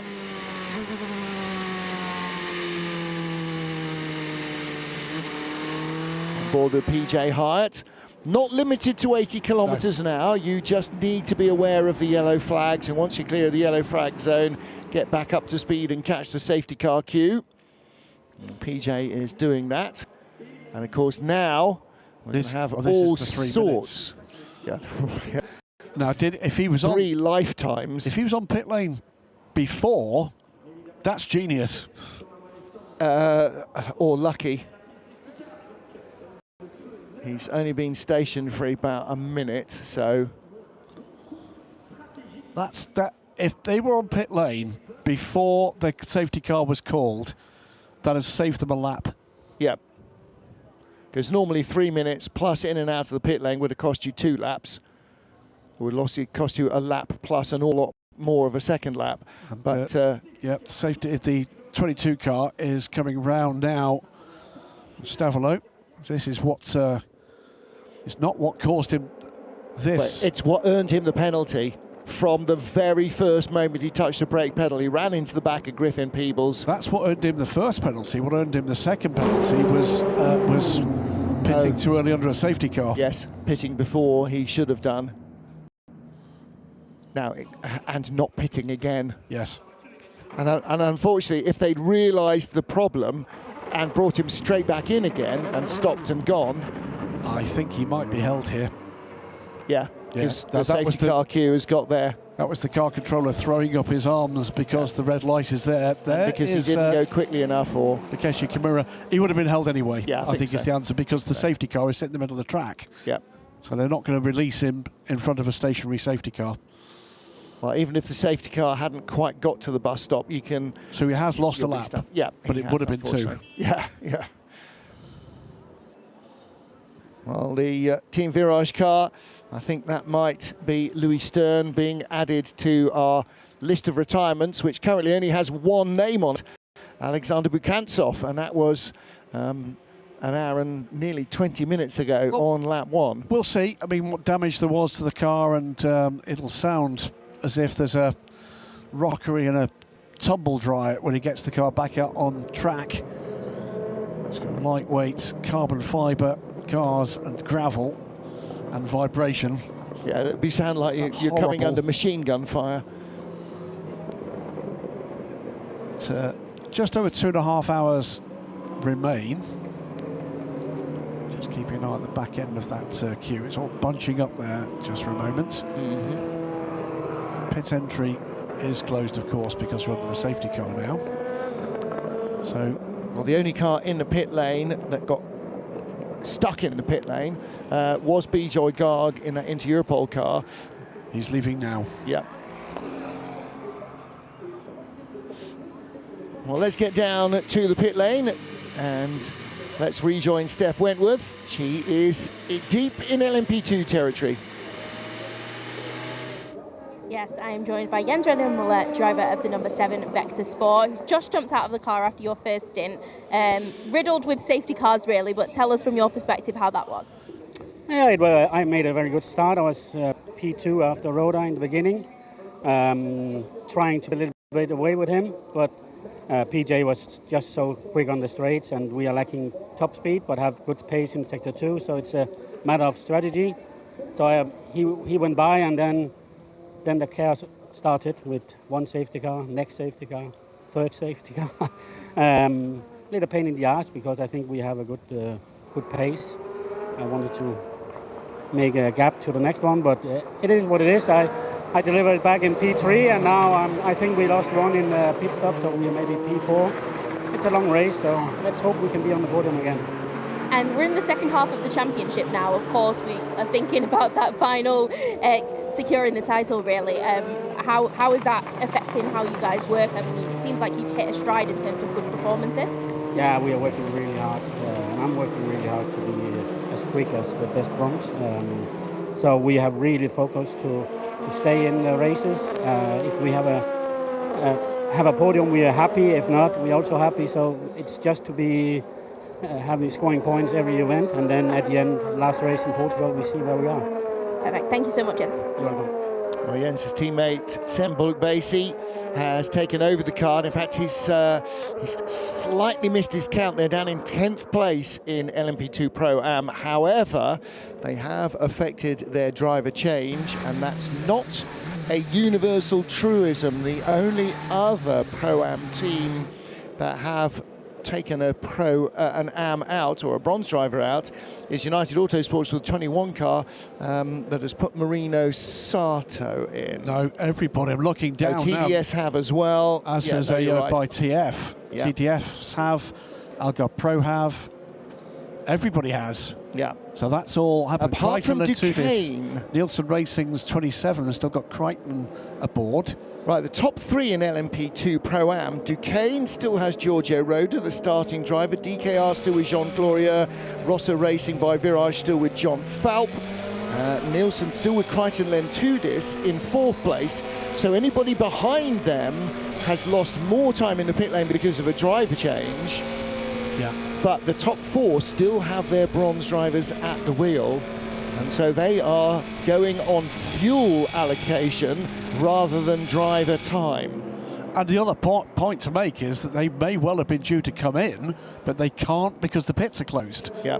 That's, I think, the major difference here. I don't think at this stage it's elective. I think it's simply they've not been able to do it. Well, we're nearly 90 minutes into this 4-hour race at Spa-Francorchamps.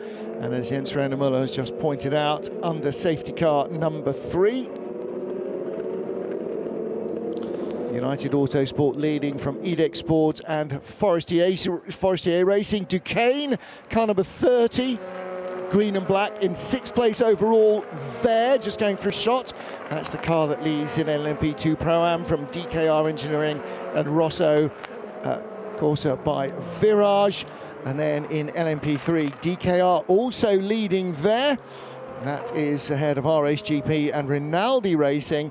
And in LMGT3, Team Qatar by Iron Link. So Dorian Pan obviously going in 3rd in the rotation at CLX. Ian Aguilera getting ready to come in. Ian Aguilera still at the wheel. Yep, so once again, we're ready to go back to green. And once again, it's going to be Griffin Peebles trying to steal a march on Jamie Chadwick, Louis Rousset, Kuba Shmerkovsky, Ian Aguilera. There's none too amused, I don't think. Olivier Panis is all of us right now, going, come on guys, let's see if a race can break out in this safety car procession fest. I mean, there has been some very strong racing in this super competitive 47 car field, now down to 46 cars. And we are going back to green, and again a chance for Griffin Peebles to try and lead away from Jamie Chadwick, the white car with the black stripes. 3rd, green and black, Forestier Racing, Louis Rousset. Then Jakub Śmiechowski ahead of us as we ride with Ian Aguilera in 5th place. Giorgio Roda back in the lead of, for Duquesne, in the lead of LMP2 Pro-Am as AO by TF, one of those cars that has had a driver change during the last round of pit stops. A bit of a sideways shuffle there from the 37 CLX car. That's left the potential for DKR to come into terms. Well, that's the Vector Sport Pro car in front of Jean Glorieux. So the DKR engineering car trying to get to DKR, that sort of red. The two red cars, basically, those are handily your LMP2 Pro-Am top two, and into Europol, Jakob Śmiechowski under pressure, Ian Aguilera, who made a rather random move there a little earlier in the race. This time runs out wide, comes back on behind the Forestier racing car, but that's good restarting from Kuba Śmiechowski. He's actually taken back a place from Forestier Racing that he lost at the last restart. Meanwhile, in Pro-Am, there's the 20 car just going in front of 14, so that's I think retaking that place that TDS had only just taken up the Kemmel Straight. Yeah, Dane Cameron, meanwhile, is there going side by side with the 20. AOBI TF number 99 car, the purple car, and there's so still he's almost running up the back there off the AMG, and so truly and somebody's off, and that is the GT is that the 75 Porsche? No, it's the 59. 50. It's our pole sitter. Wow. While we're looking at this with Tony McIntosh, by the way, I will tell you that virtual safety car investigation and a track limits investigation underway for the same car. It's another safety car. Of course it is. It couldn't ever be anything but.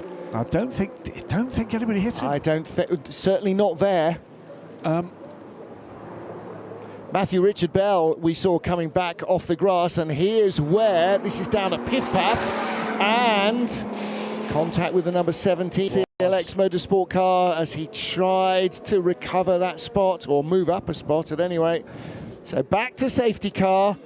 Pedro Cachero doing more work than me today. When we go back to green, he'd say every day, obviously. Absolutely. We are now in the window for the bronzes to get out of the LMGT3 cars. Yeah. Just about at the 90-minute mark. Jean Glorieux in the pit lane. Oh, that's interesting.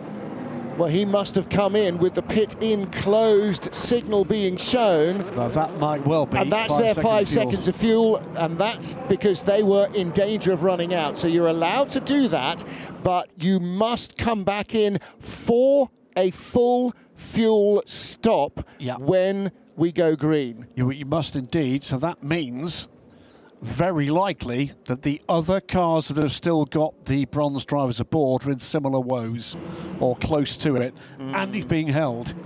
Well, he is, because he shouldn't be, because the safety car queue has gone around La Source. The last car's gone through La Source.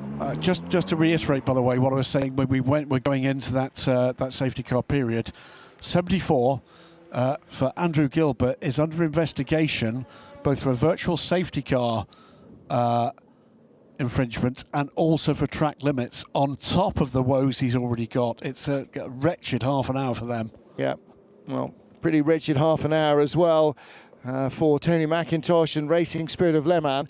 Now, if they can pull him backwards out, we'll find out whether the... Dope. Just, you know... Answers on a postcard, what CS stands for. CS is out. Hello, are you in trouble, safety car?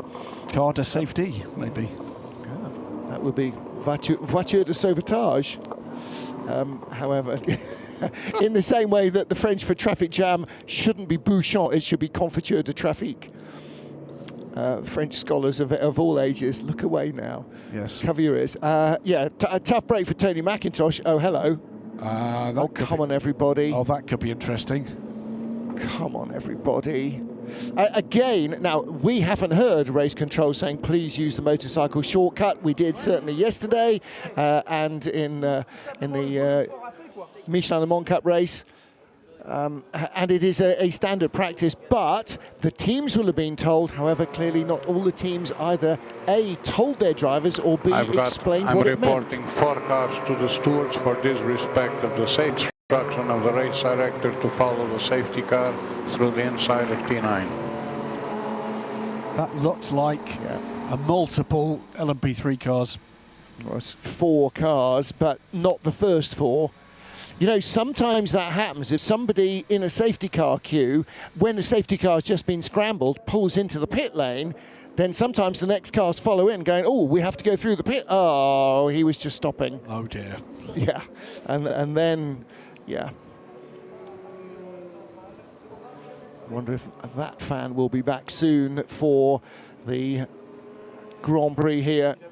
It's going to be, I mean, you look around this circuit, and this place can swallow 200,000 people without a burp. It's such a vast race circuit. There's so much grandstand seating now, and, not just the big new one at Rédillon, but everywhere around the track. And happily, this is one of those special places in motorsport where the investment has paid off.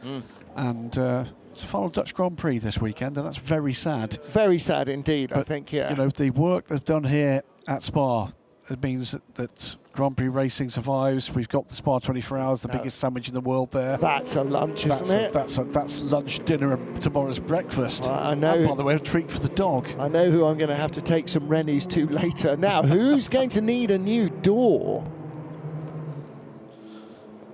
Because in one of our... Keep an eye on cars without mirrors. Well, it's in the Racing Spirit of Le Mans garage. There is a new door being taken through. Yes. Hurry up and wait now for drivers who are suited and booted and waiting to take over cars. Lawrence Herr is in that little group, waiting to take over from Jamie Chadwick. Can he get away? This is the key here for Tony McIntosh. Well, he's left some very dusty trail marks already. So the good news is he's underway. And whilst there is some gravel, it's not a lot. Well, he hasn't got a wing mirror, a door mirror on the right-hand door, the passenger door. That was the door. That's why it's not damage to the door, it's the mirror that's missing. Yeah. And interestingly, by the way, for the Evolution version of the Ferrari, they fixed an issue they knew they had. That this is again, that's Tony going pretty hard in. Yeah. So, that they knew that that the door mirror design on the original 296 was vulnerable to contact. Pit lane. Again, cars will follow the safety car by the inside of T9.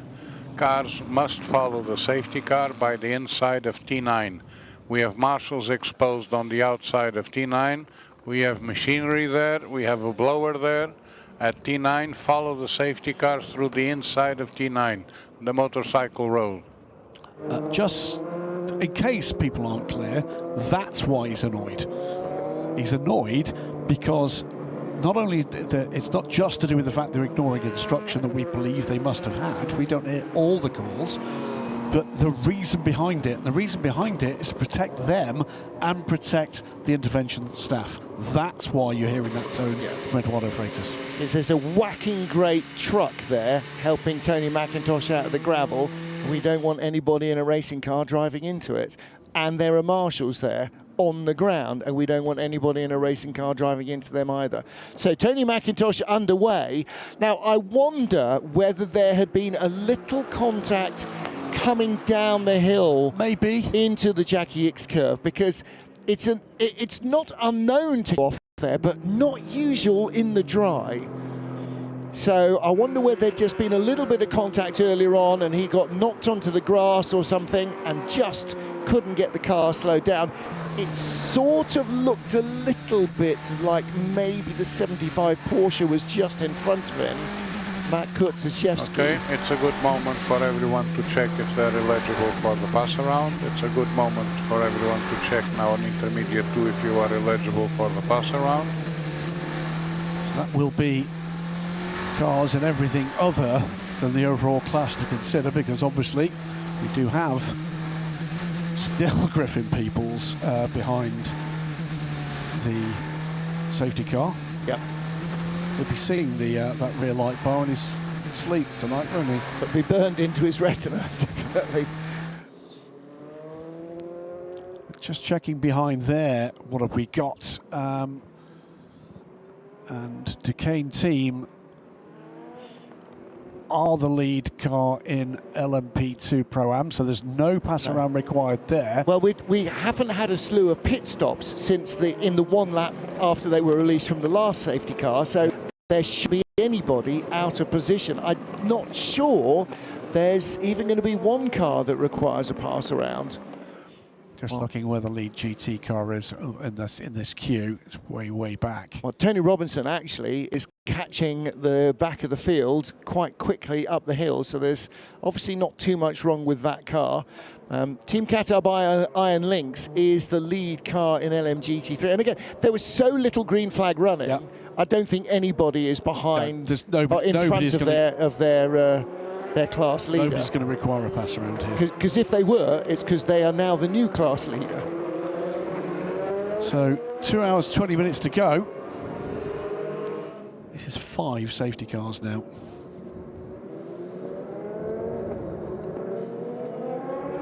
It's funny, this place, isn't it? Because you can have races that are absolute humdingers in ELMS. Okay, everyone that is eligible for the pass around, let's prepare for the pass around. Let's prepare for the pass around. No weaving until the end of the pass around. No weaving until the end of the pass around.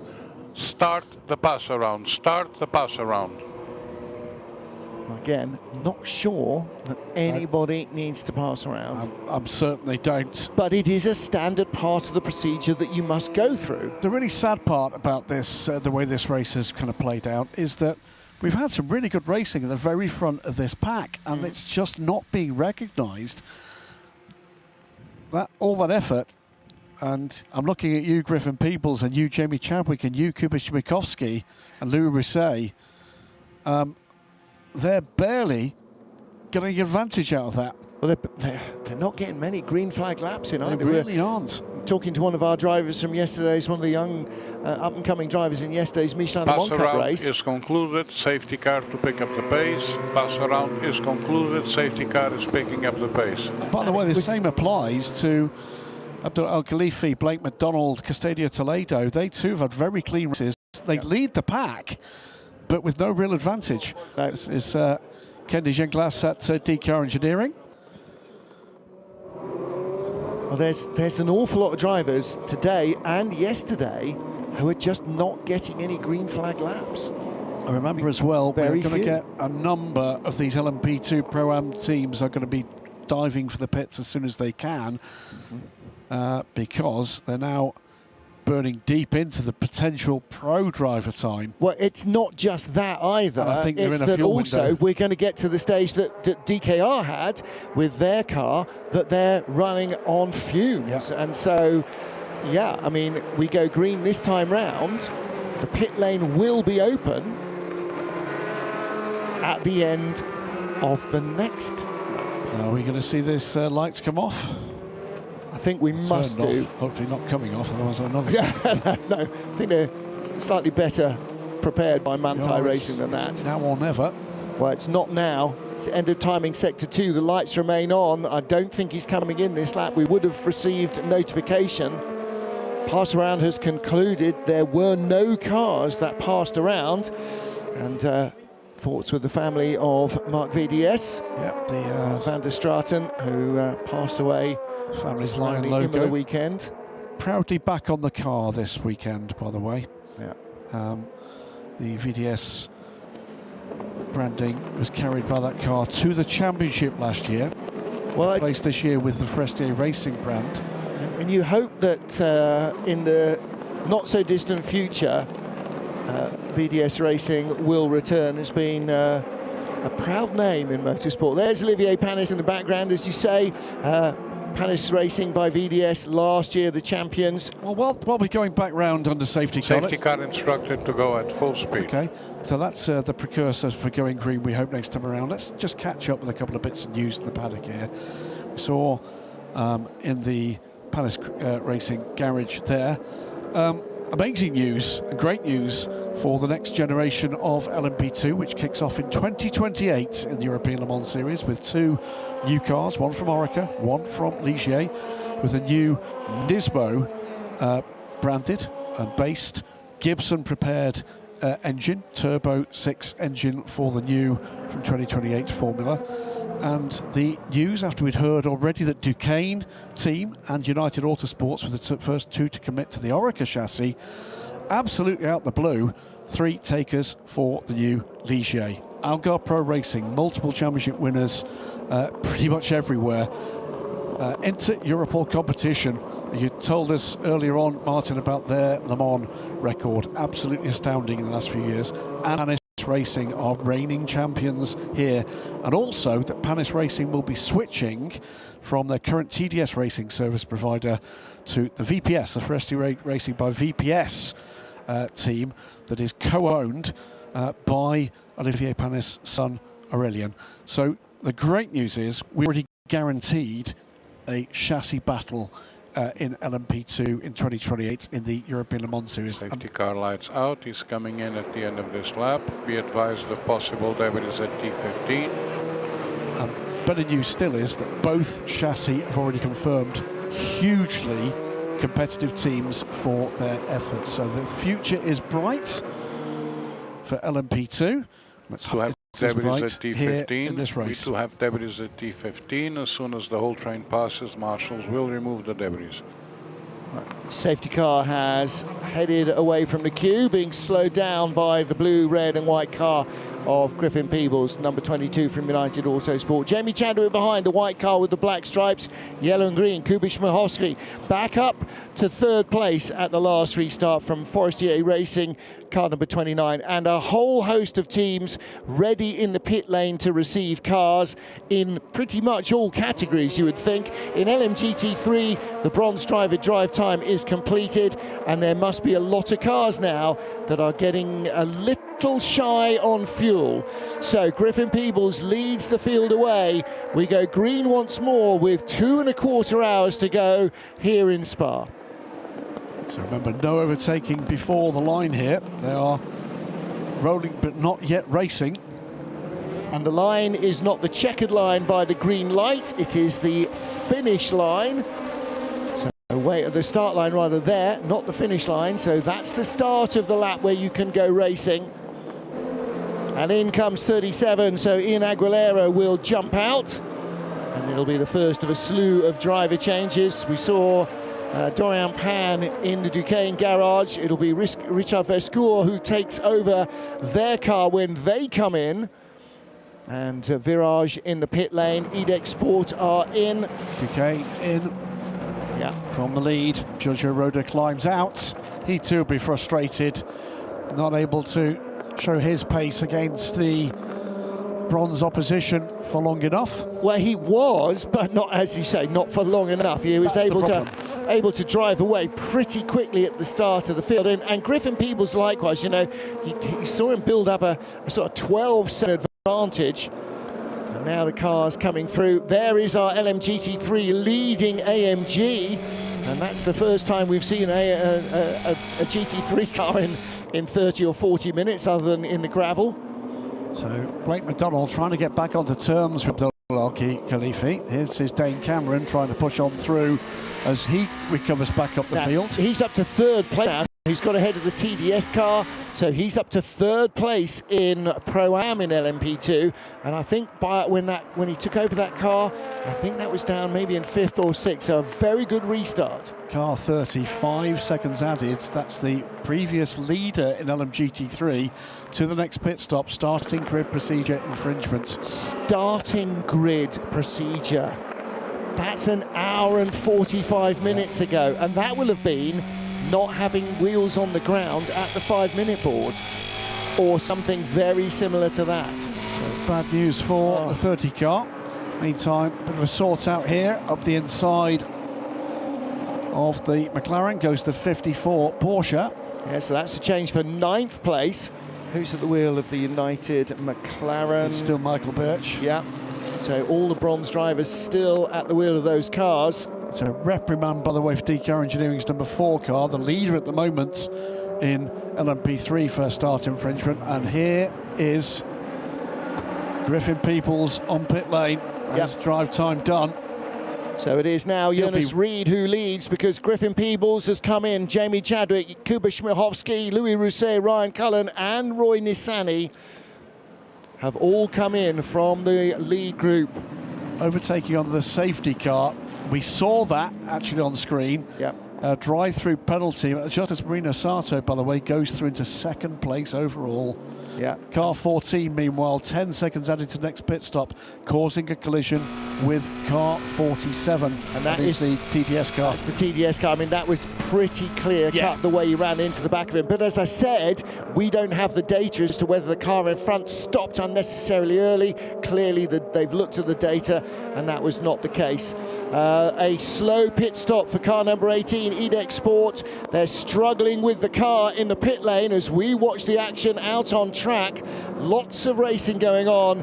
A disastrous stop for the car that came in from second place. So Jamie Chadwick has handed it over to Lawrence Hoare, but there was a real problem with the right rear. Meanwhile, on board in second place in LMGT3 with the TF Sport Corvette. Another issue for Jamie, by the way, was the 74 Castle Racing car was in the way while trying to get out there. 8 under investigation, safety car procedure. DKR and R-Race GP, that's them. That's first and second in LMP3. Rinaldi Racing, darker car, 3 back. So Anti-Ramo with Fabian Mikkel. Mikkel, I'm sure, will be determined to try and take the RSGP car into the pit lane as the race leader in LMP3. Through comes the damaged into Europol car of Bijoy Garg. And that's why it's got a black nose rather than the yellow and green that it started the race with, because it ran into the back of Griffin Peebles' 22 United car and basically smashed the left front wheel arch off. Down the inside, Fabian Mikkel, and so often it is a quicker car that gives you the opportunity, and Takeshi Kimura facing the wrong way of Pouon. Second off for Takeshi. Yeah. Oh, and Andrew Gilbert being passed on both sides by the yellow Porsche of, was that Max Jensen? No, it's Huub van Eindhoven. He's taken that car over now then. So we've got 2 or 3 cars at the back of the field now with pro drivers aboard.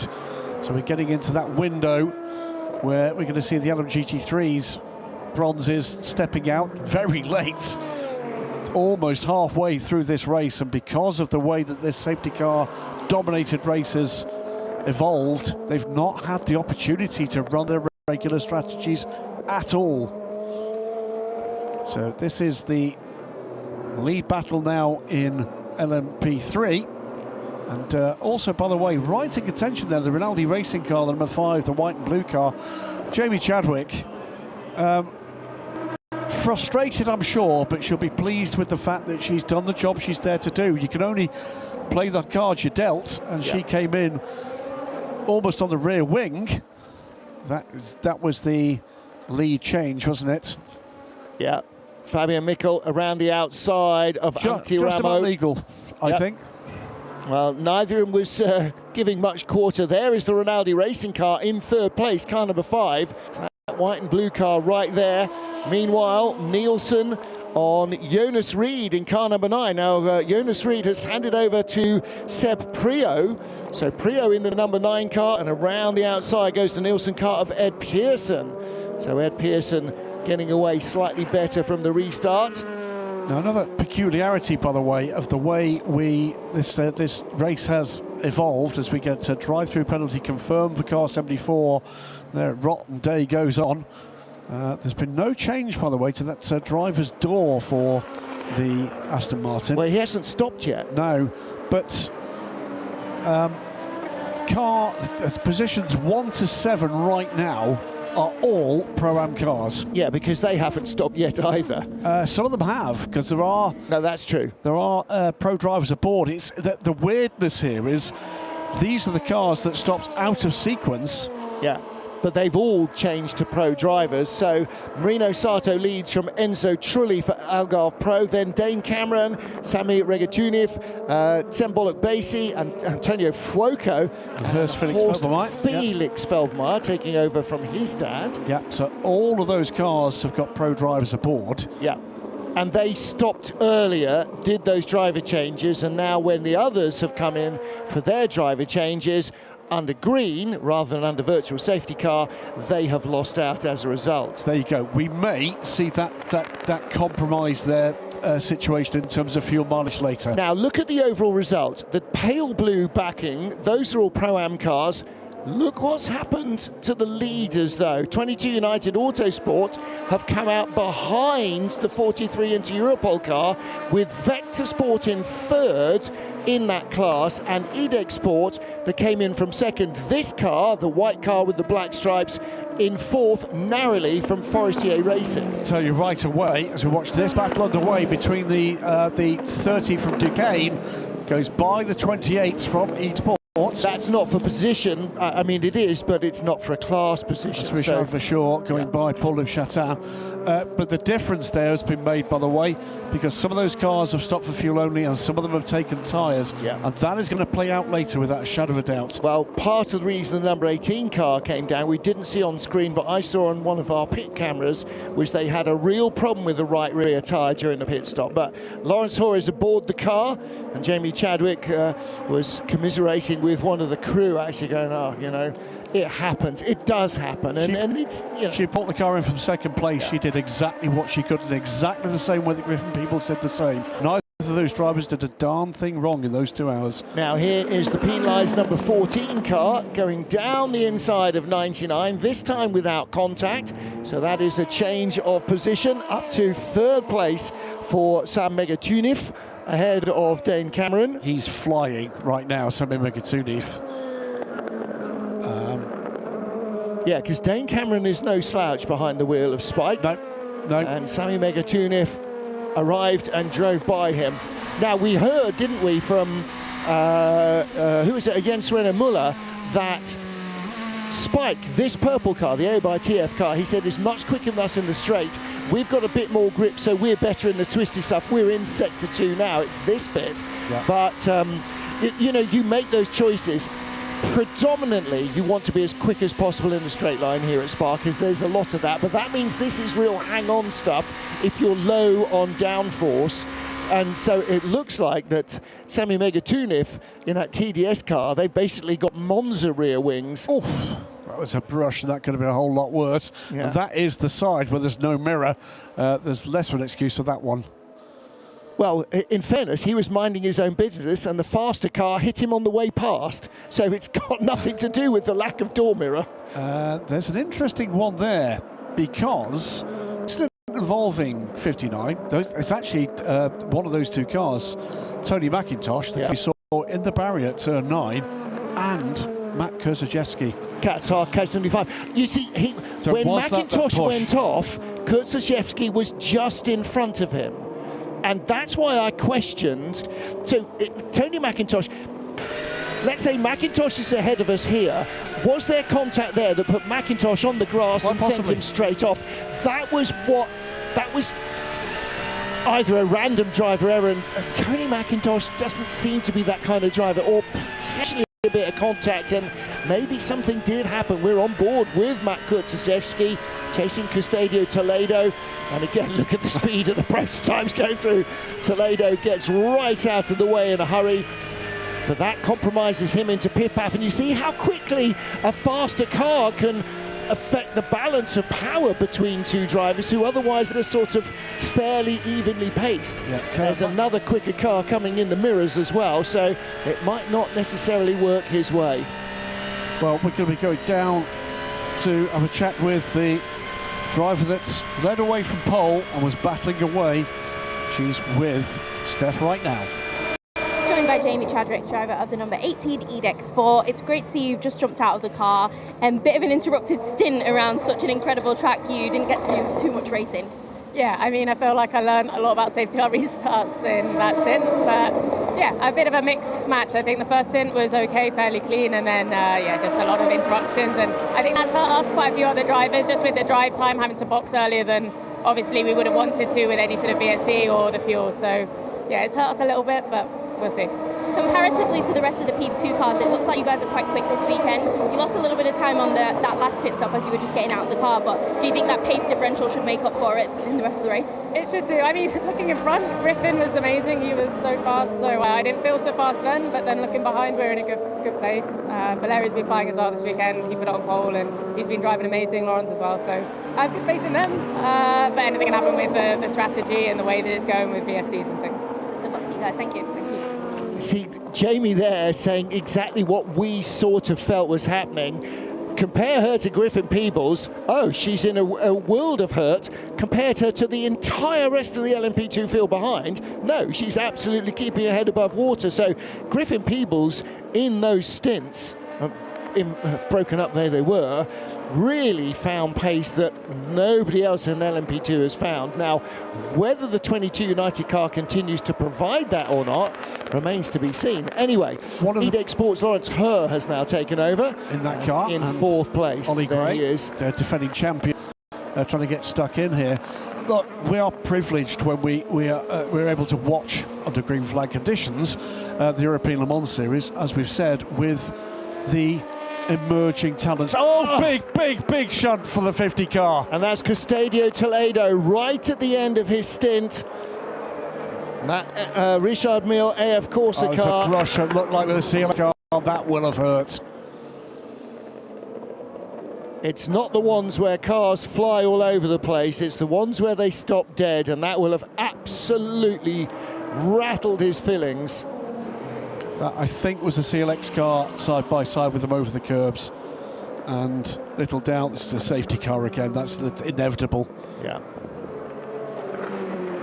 Well, there's the very good news story there. Custodio Toledo out of the car and able to walk away. I think he might have stiff ankles in the morning, though. Well, because his feet will have been hard on the pedals trying to get the car to stop when it slammed into the wall, and that shock comes right back up at you. Full tribute, as we've said many times before, Martin, you and I, in sports car racing, to the standards of safety and design in these cars nowadays. That was full head-on into a concrete wall. Yeah, and again, for all of those, it was better in my days.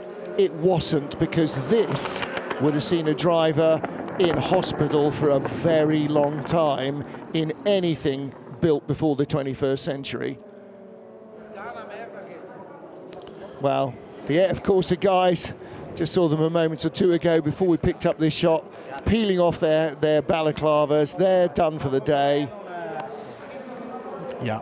And again, you can see from all their overalls, we'll see them in Texas in a couple of weeks' time as they return to action in the World Endurance Championship. It's been one hell of a summer, off track as well for all these guys, and you know, the best news there was Custodio Toledo able to walk out from that car and exchange a couple of views with the marshals.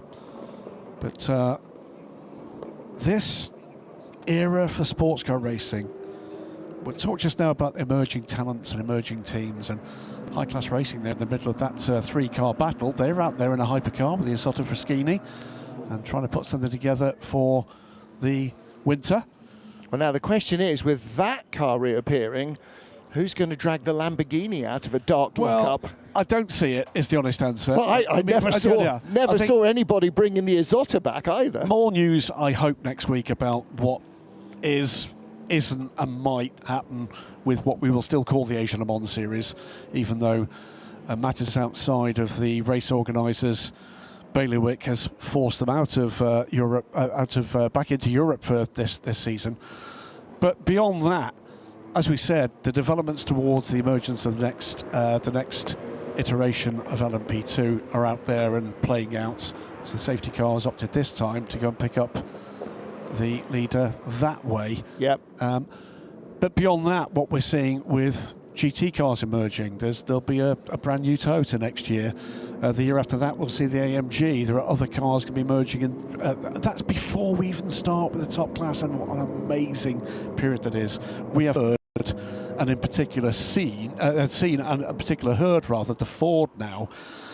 You and I were chatting last night with Prio and his dad and his mum, and the excitement that's going on there as part of that that organisation. McLaren had been testing in the UK on home ground in front of the media this last week, and then we wait and see what happens with what coulda, shoulda, woulda been a dead programme, that being Alpine. And the Valkyrie Evo being teased as well. I mean, there is no standing still, is there, in any department in sports car racing at the moment? If you're interested, and most people listening and watching to this are interested, there's never been a time in this generation like this.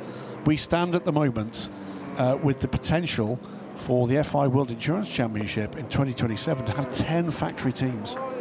10 factory teams. And here's the other thing, from 8 different countries. Yeah. That's an astonishing level of achievement. Truly, if you'd said to us 20 years ago there'd be 10 manufacturers as we were watching Porsche and Mercedes and then watching them disappear, you would have taken them into a lock room and left them there. But it is an unprecedented time of global sports car racing. So the investigation, Castadio Toledo incident, is named with Ferdy Habsburg in the 47 against it. We see the debris field. Oh my goodness! There, and delighted to see that he's in fine. Vettel. It's been a rubbish week for AF Corsa and their family. Yeah.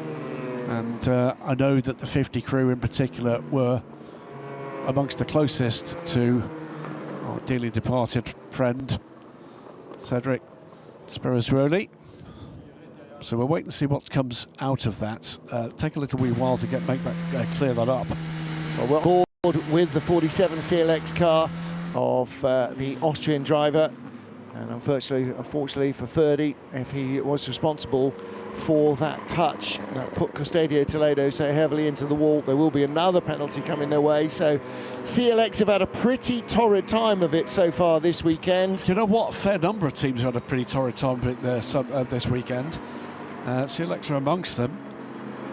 Of course, will be taking 3/4 of a car home. And mercifully, the driver that was in it. Well, and they're the 74 car as well that we saw earlier on, the Kessel Racing Ferrari. Andrew Gilbert's handed over to Romain Leroux, so that car is still going, but there's no chance. Car number 50, that chassis itself might not be ready to go in Silverstone in 3 weeks' time. So it might be another chassis that is required, but we'll have to wait and see what happens with that. So let's watch this. This is on board with Habsburg. Now there was another car on the inside. It's just those two involved in it. So however you want to call it, was the room. Well, Ferdy was trying to go around the outside. He was, and it did. And from his perspective, it looked as if there was room to do that. Yeah. But you've got to look at the dynamics of the GT car as well. Yeah. It doesn't have the grip of a prototype, and Castadio Toledo ran out wide to the curbs. Habsburg was out there already. Happy to say that's not my call, and we'll wait and see what the stewards say. Yeah. Nico Lapierre is taking a good look at that, as is his management team.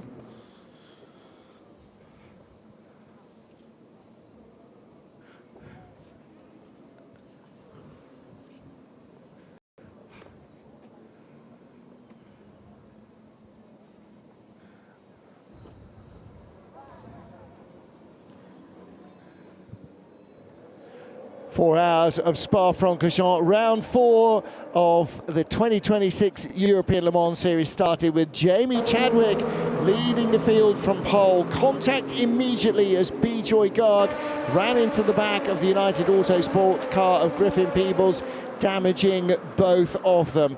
Garg's car more heavily. The first safety car came before the end of lap 1 as into Europol's LMP3 car, Alexander Rukantsov into the barriers at the top of the Kemmel Straight.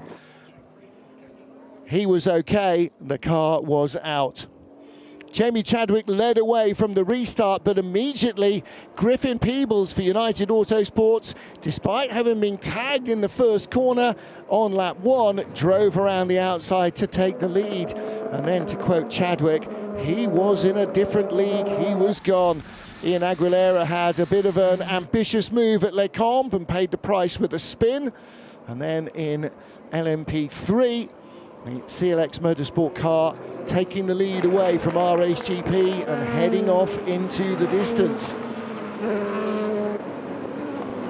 Drama with contact between the 25 Algarve Pro car and the 54 high-class racing Porsche. Damage to both cars and another halt to proceedings. Back to green flag racing, and a moment of heart-in-the-mouth excitement for Nielsen as their cars swap position.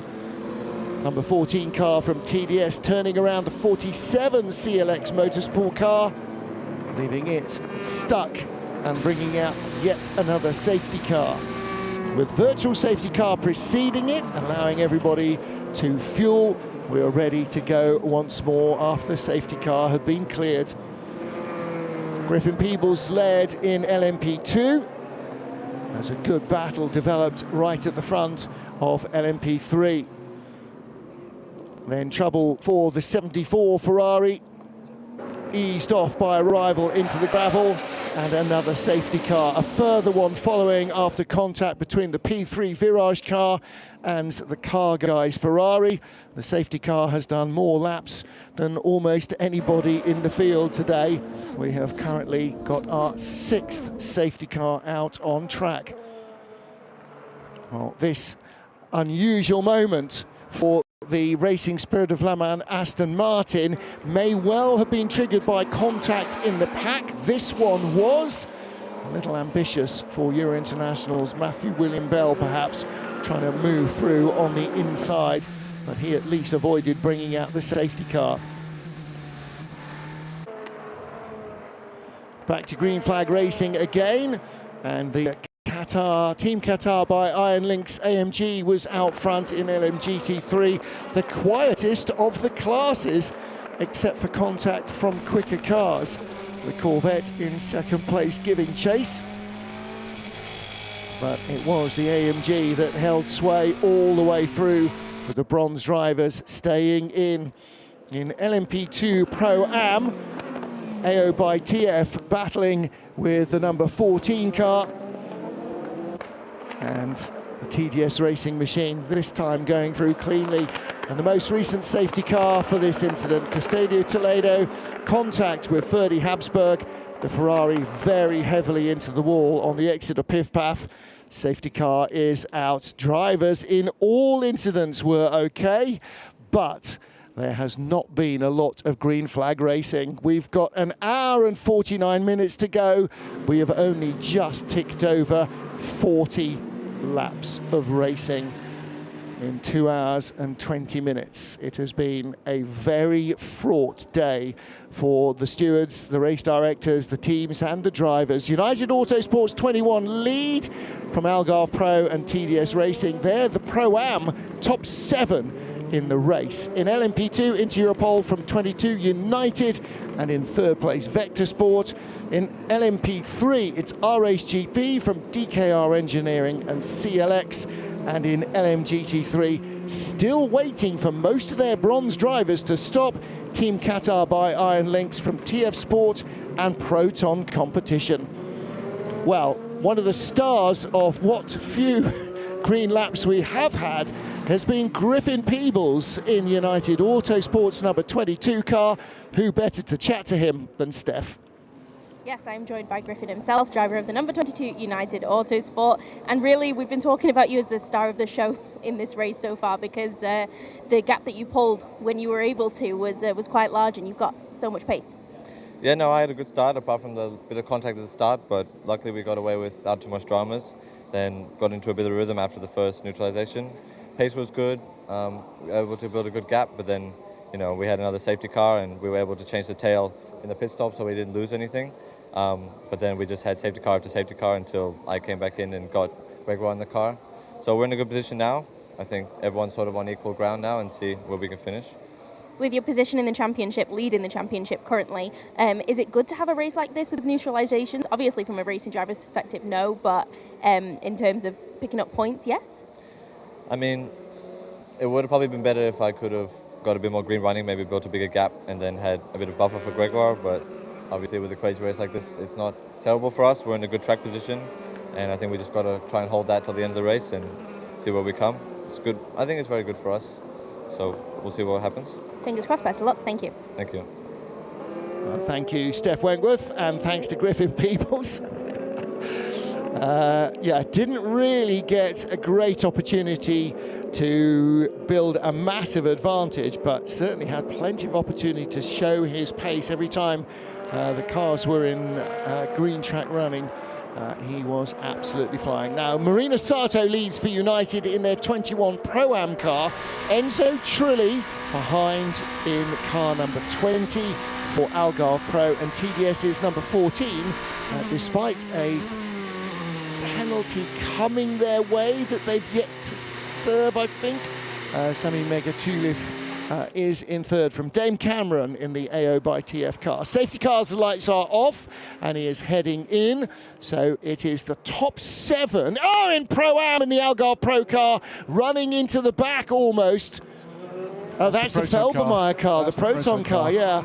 Running into the back of Antonio Fuoco in the AF Corsa 83 machine. I think just avoided contact, but that's why you're not allowed to brake, accelerate. Maybe he actually was just weaving a little too much. 2 cars have retired. The number 13 Inter Europol LMP3 car on the first time up to Les Combes, and the number 50 Richard Mille AF Corsa Ferrari Custodia Toledo, unsurprisingly, is hors de combat and will go no further. Graham Goodwin, while the highlights are on, I challenged you with a task. When was the last ELMS race won overall by a Pro-Am car? And the answer is, I think it was the opening round last season. Yes, 83 cars took the win. I think it was, wasn't it? I was thinking of Portimão at the end of the season 2 years ago, but you're right, it was the beginning of last year. Okay, back to green. So United leads again, but it's not the 22 car, it's the 21 that heads this Pro-Am queue. And again, just to underline, don't forget, Pro-Am LMP2 cars are LMP2 cars. They just have a different driver lineup. But now the bronze drivers have pretty much all done their time. So we're now pro drivers versus pro drivers in the other LMP2 cars. This is going to be hard work for that United Autosports car, number 22, which is currently in 8th place, in 9th place with Gregoire C, chasing Inter Europol's Nick Yellerly. And here comes LMGT3. Now here's where we haven't yet had most of the bronze drivers out. The bronze drivers are still in. They started. They're obviously going, I was supposed to do 45 laps. I'm not doing any less. Well, we're now getting into quite an interesting stage of this race. 24 minutes from now, we're going to be in a position where you've got to get the other drivers in. 40 minutes is the minimum drive time for a driver to score points. So unless you have a random extra driver, there's the number 18 EDEX Sport car. They've got a bit. As long as you've been in the car, you're fine. There's no disqualification or anything like that. But you won't score points. Yeah. So we are 25 minutes, 24 minutes away from the points, where if you've not put your second driver in, you're in big trouble. Well, if you've got a guest driver who's your third driver, who's not. There are a number of cars in the points where only 2 drivers have done the 4 races, the 3 races so far. So the third driver might not matter so much. However,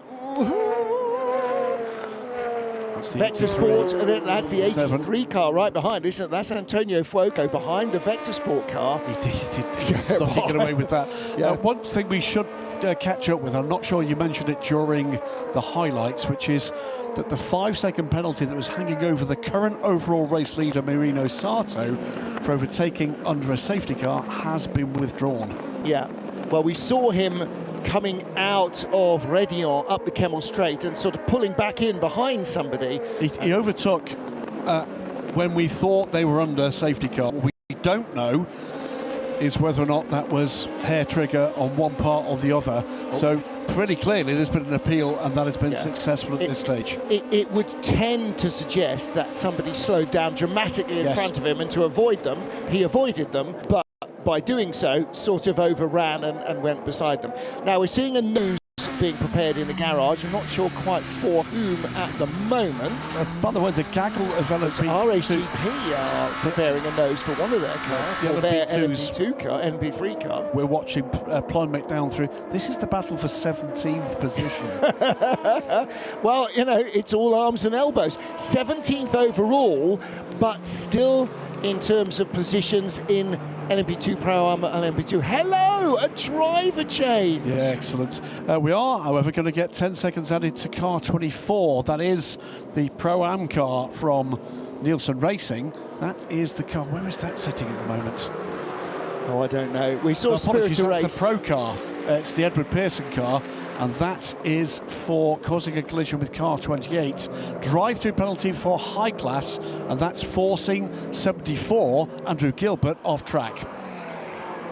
Okay, and so still haven't got to the there's plenty still in the intro. 75 Proton Porsche versus Racing Spirit Le Mans Aston thing yet, so there's lots to be dealt with. Okay, so we've got a number of cars in. 33 from second place, 75 Proton are in, 55 Spirit of Race, or Duncan Cameron getting out of the car.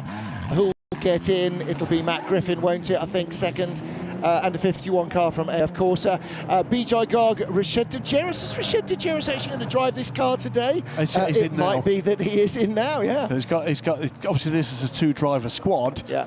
Because of the safety car being out, BJ's not been able to get into the car, out of the car at that point. But that he hasn't needed to come in for fuel as well, and so you just keep going till you run out of fuel, and then you put Rashad in, and okay, off you go. It's time for me to cup of tea. Latest penalty is car 47 from CLX. That car, where is that car? That was 30, wasn't it? That is crossing the white line at pit entry, and car 8 gets a drive-through penalty for causing the collision with car 57. That's the Virage Ligier. We saw both those cars on the gravel. Right, so that's been confirmed at the top of the screen. Crossing the white line at pit entry, though. I don't know whether that was that 30. No, it wasn't. That's Georgios Kolovos. That would have been. Was that the? It would have been Kolovos coming in. That wasn't the car we saw spin, was it? That was the DKR car. Yeah. Well, again, this Pro-Am battle raging here. This is Vector Sport and AF Corsa. Tim Bullock-Basie in the first of these predominantly red and black cars, car number 7, and behind him Ferrari factory driver Antonio Fuoco, having a bit of a busman's holiday as he limbers up ready for Texas in 2 weeks' time in World Endurance. And the leader in, Keem Qatar by Iron Links. Finally, Abdullah Al Khalifi hands over the leading car in the LMGT3 category. High class somehow in second place, despite contact earlier on that took the wing off the Porsche, and then Proton in third. Well, that's cycling round to the lead, by the way, is the McLaren of Wayne Boyd. That's the guys getting him in the car as early as possible, and that works because it is United ahead of the 77 Proton competition car, and I think that's going to see Rui Andrade possibly cycle round to third. TF Sports Corvette and the Spirit of Race Ferrari there. Now one has stopped and they both stopped. They both stopped. So Matt Griffin there and TF Sports Alec Udell. Again, it's timing. It's their opportunity to get in, and it's hurt the teams that couldn't. What you've seen is this group that was the lead group shuffling back behind the group that managed to get the pro drivers in early. Yeah. It's been the luck of a draw. And those guys you just saw, Udell and Griffin, had very differing fortunes at the beginning of the race, and they're just on their outlaps coming together. So, well, here's the irony: it really was where you were on the lap and whether or not you could pit at that point. Yeah. Before a safety car was called again. Tops 5 are still LMP2 Pro-Am cars, but that's about to change. Yellow and green is Nick Yellerly, and that is the first of our Pro Class cars, and right up behind comes car number 22, and that is the United Autosport car of Gregoire Saucy. He had to lift out of it. He came at such a rush. That was, the closing speed was almost terrifying. Yeah, that would have been a plane crash if it hit him, wouldn't it? That was one for the replay, because we saw the closing speed from the Intereuropol car. And he's got Vladislav Lomko behind him as well. That was, those two cars are further back. That's IDEX Sports 28 and CLX 37. They're at the tail of the field. They've now been lapped by LMP2 Pro cars. as the Inter-Europol car tries to find its way through. Watch this.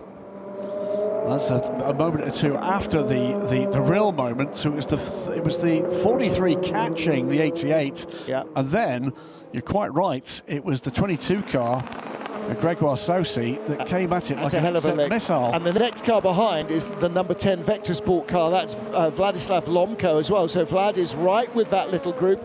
And behind him is 29 Forestier Racing by VPS. Through goes Nick Yellerly. Gregor Saucy's going to try and follow him around Horst Felix Felbermeyer, which is Horst Felbermeyer the third, basically. Yeah, junior. Yeah. And with another member of the Felbermeyer family now racing with Emma in. Oh, that was a big side-by-side clunk. And is that? And it's hit the United car almost. The peripheral vision there, astonishing for the United driver. Saw it coming and just, well, he had to give the position, otherwise he'd been hit. But that was a big hit alongside from the Vector Sport car, Vlad Lomko. That was, and the United car, Gregoire Saucy, I have no idea how he even saw that coming. Again. So we're going back to see the red and black car, sideswipe there. Now, watch the United car. How did he see that coming? He's on the other side of the car. It's left-hand drive, and you're blind anyway. How did he see that coming? No clue. No clue. I'm not going to dob that on Vladislav Lomko. He was up by the white line on driver's left, and Horst Felix Felbermeyer came across. Right. Okay. I don't think Felbermeyer knew that Lomko was there. And again, as a layman, it looked more like the blue car hit the red car than the other way round. So, Treff, Lawrence Hoare got ahead of, so these are the cars that led the first hour and a half of the race. 18 ahead of 22, and then 22 took the lead, and they're now back in the top 6. And now what we've seen, by the way, is that lead group that was, what, 6 cars of LMP2 Pro, and now, because they're out of sequence, are now into pit. So we've got the 21 car that led. That car now has been in and out with Ollie Jarvis' wheel. The 20 car from Algarve Pro Racing, Milton Jacobsen now wheel there. And because we've had such a lengthy time with safety cars, what is that? The top 16 cars separated by 30 seconds. And Louis Delatraz has taken over AO by TF as well. So Dane Cameron did, I don't know, like 4 laps. Not very much. Anyway, it was more than 4 laps, ladies and gentlemen, boys and girls, but it felt like, I bet to him it felt like time, nothing but as well. Yeah, not much. Not AF Corsa in as well, so Antonio Fuoco, is he going to be taken out of the car to hand it over to somebody else? I mean, we've got an hour and 30 minutes, so it's not like they've got no danger of getting the drive time done. I think they're just short on fuel because they stopped under I'm absolutely certain that's right. Full course yellow that others didn't. Half the Pro-Am field came in and the other half didn't, is effectively where we were, which is why we had top 6 or 7 being Pro-Am. TDS is number 14, despite all that they've been in dispatches about, not much of it good, still have the lead from Inter-Europol and Vector Sport. And then we've got this CLX Algarve Pro Battle, which is currently for 12th place.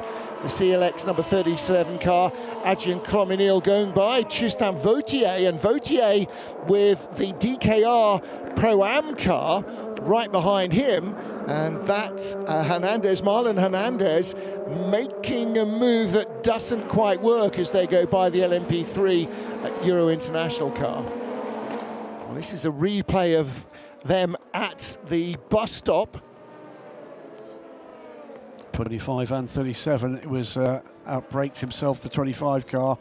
And the DKR car got suckered in as well. So Horst Felix Felbermeyer in the pits, and there is a nose ready to go on, should it be necessary. Confirmed, by the way, Antonio Fuoco has got out of the 83 car. It's going to be Mathieu Vazevier to the end, with an hour and 33 minutes remaining. So again, you've used a superstar like Antonio Fuoco for about 20 minutes. You know, yeah. I mean, literally about 20 minutes. What are we seeing here? The Algar Pro car coming back off the curbs. Whew. Well, while it's not under safety car very briefly, let's catch up with our leader in LMGT3, Abdullah Al Khalifi. I'm joined now by Abdullah Ali Al Khalifi, driver of the number 62 Team Qatar by Iron Lynx. You've just jumped out of the car. I've been wanting to talk to you for ages, but you had a very, very long stint. Yes, a long stint coupled with many stops of safety cars. We didn't anticipate this considering the weather, but it looks like it was a very exciting race. Yes, of course, and you're very quick. We saw the pace that you had in qualifying yesterday as well. How is that translating on the surface, on the track, and does the car feel good underneath you? Honestly, I don't think we really had the pace in quali because we had much better pace during practice and bay tests. But considering this, we try to fix it for the race, and now it looks much better. The tires are coming back up quicker than the others, and this is helping us on the restarts. Possibility for a podium? Sorry? Is there a possibility for a podium today? I hope so. Okay, best of luck. Thanks so much. Thank you. Well, if you'd done 3 hours 45 minutes of a 4-hour race before handing over to your teammates, you'd rather hope they would be. He hasn't done 3 hours 45 minutes, but he has done nearly 2 hours 20 minutes. That's a big stint from these bronze drivers. Well, while we were chatting to him, all sorts of stuff has been happening. Fortunately, not too much in the way of damage. Everybody just about negotiating the bus stop. RHGP moving ahead of CLX there up into 4th place. That was a pass for that last move in LMP3. Yeah, and with Sami Megatunov down pit lane now, we're back to the stage where it's LMP2 cars back to the fore. Nick Yellerly leads the race for Inter Europol's 43 car from Vlad Lonko in that Vector Sport car. Remember, we said a little earlier, the number 10 reinstated to a point-scoring position for last race. They're had quite a good season. Gray is right there for the Forestier Racing by Panis car. Yeah, that's who you're looking at now. 2nd place, Vlad Lomko, the red and black, and Forestier Racing by Panis, Ollie Gray. And again, we just saw Lomko, 3 or 4 laps ago in that incident with Horst Felix Felpermeyer. I'm still not convinced I hold Lomko responsible for that, but again, I'm not a racing driver and I'm not a steward and I don't have all the data, but you know, first and second time of looking, sort of was a bit more on Felpermeyer. Anyway, there's the EDEX Sport number 18 car, so that's 4th place, 2nd, 3rd and 4th in the same camera shot, and then 5th place, number 22 from United Autosport, and that gap is coming down as well. They are all closing up tight behind the Inter Europol car that leads in the hands of Nick Yellerly. Under investigation, it says Rousset, car 29, that's a significant runner. Ollie Gray aboard that car now, as the DKR car is forced wide into the gravel out of La Source and is going to lose position to CLX Motorsports. And Dane Cameron, who is no longer in the AO by TF car, being warned about track limits. That's Duncan Cameron. Oh, Duncan Cameron in 55, too many Camerons. And he's not in that car either. So I think they're just catching up with the inbox at this stage, because it has been mightily busy in race control and the steward's office. Yeah, it really has, hasn't it? And you say, well, they had lots of safety cars, they've had lots of time to look at these. Yeah, but they've had lots of safety cars. There's more things to look at than there is safety car time. Here is CLX Motorsports' 5th place car in LMP3. We're seeing a lot of CLX. Yeah. I mean, they're in well, there's our LMGT3 leader, by the way. For position, this is 18 around the outside. Lawrence Herr on Ollie Gray. Ollie Gray's going, no, mate, not around the outside of the bus stop, you aren't. That's Nick Yellerly with the yellow nose. That's our race leader from Vladislav Lomko. And this is the battle for 3rd place then. Forestier Racing by VPS. This team owned by Aurélien Panis, Olivier Panis' son, Mathieu Vaxivière is the V of VPS, and Lawrence Herr right behind in the EDEX Sport car. And Ollie Gray must have had a bit of delay on that lap, because he was a lot closer to the Vector car last time around. Well, it's a P3 car, so that will have held him up the hill. He didn't quite get by at the bus stop. And now they do get through. Lonser's got a good run on him here. Is it quite good enough? Goes to the outside, moves to block that one. Car number 18 this season, by the way, fourth place.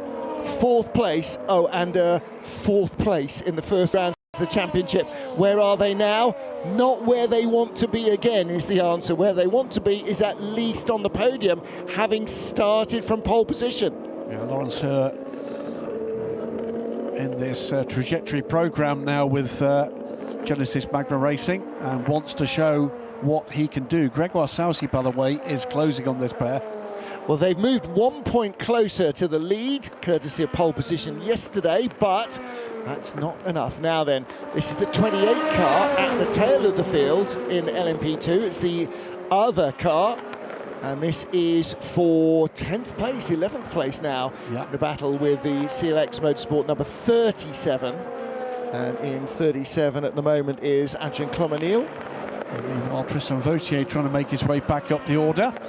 His next target is the DK Engineering car, the LMP2 Pro-Am car. And about half the LMP3 field is either in the pits or has just gone through the pits. So we're seeing quite a bit of separation in LMP3 as well. Again, same sort of reasons. Now, here's Spirit of Race, and that is no longer Duncan Cameron, is it? Remind me now, who did I say it was going to be? You said Matt Griffin aboard the 55. It always is, isn't it? It is Matt, yes. It's always Matt who goes in second, and then David Perel will finish it. And yeah, the AF Corsa number 51 car right behind, and this is a battle for, I've lost it, 9th place. Let's take an opportunity while we've got the two remaining AF Corsa run GT cars. We said we would mark the passing of Cedric Sperazuoli, age of 39 this week, a terribly, terribly young age after a battle with cancer, and a key part of the family at AF Corsa. Very much part of the journey into and through motorsport for Castedo Toledo, by the way, who's out in this race in the 50 car. But these are the two remaining cars for the team in GT. Both of them carry messages to Cedric and his friends and his family, in particular his wife Martine. They married just in June. I'm sure he knew what was coming. We'll miss him, they will miss him terribly. And we're just going to stick for a few moments to Ferraris and remember the life, the achievements in motorsport of Cedric Sperazuoli.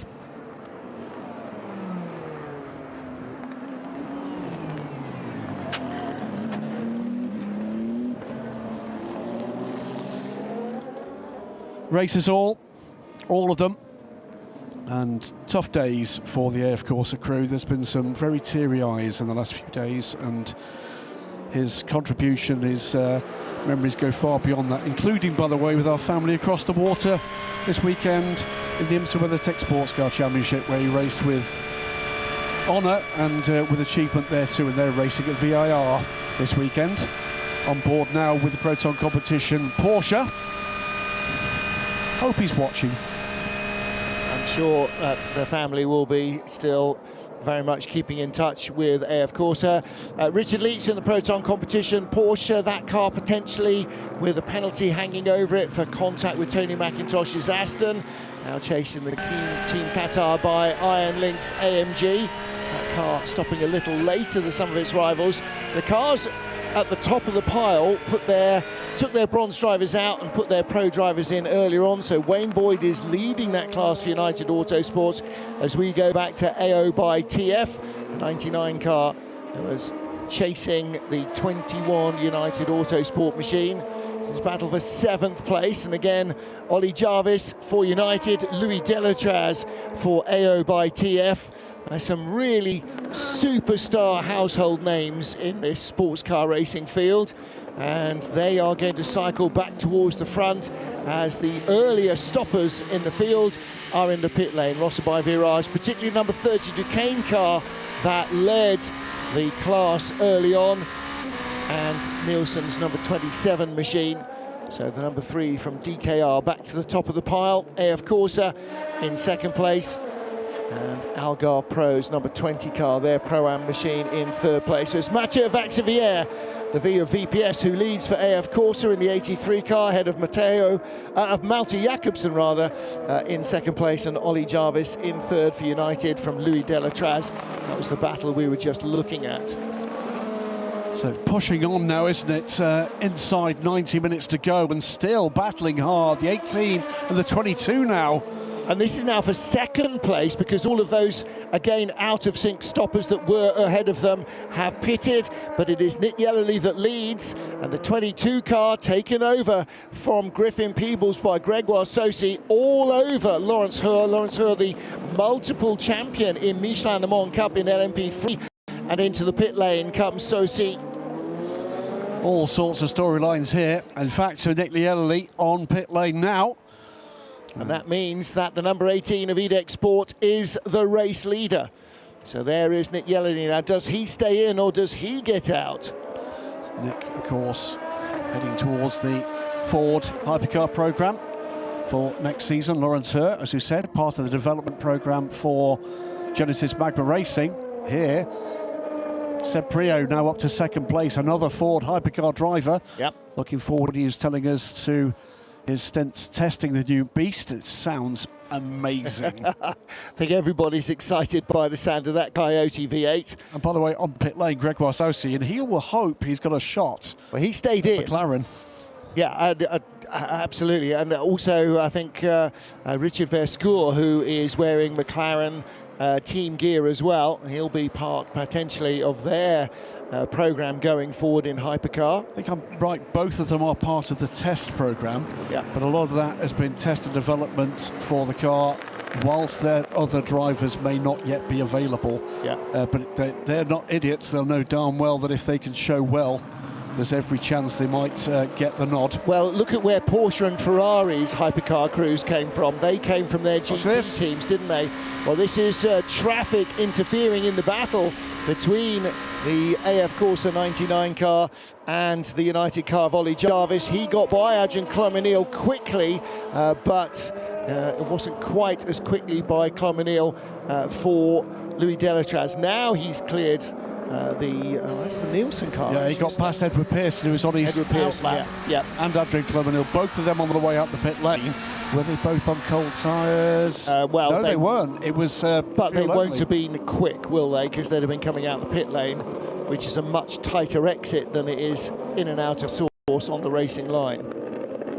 Because you have to stay tight. It's a very tight exit from the pit lane there. So Lawrence Hur in the pit lane from the lead of the race, which moves Seb Priaulx into the pit lane from the lead of the race, or from second. 43 into Europol's Nick Yellerly will bounce back to the top of the pile in the yellow and green machine. There is Priaulx, stays at the wheel. He's at pit in. It's taken that long for the 18 to get to the other end of the pit lane. We've got yellows at turn 12, 13, and that's 63. That is the AMG in the wall. The second AMG. Oh, now then, he managed to reverse it back a bit, but avoided the gravel, and this, swiped by the Nielsen car, down at Piff Puff. That's Nielsen's Pro-Am machine. Who's the world? No, it's not their Pro car. He's backed it back out of that gravel trap. That was Edward Pearson on his outlap. Well, Rui Andrade, hats off to the boy. Well, it's a matter of how does he get done there now. But, he's fired up. He's in dumping more ways it in than reverse, one. isn't he? Now, keep going backwards, keep going backwards. He'll be... Oh, good boy.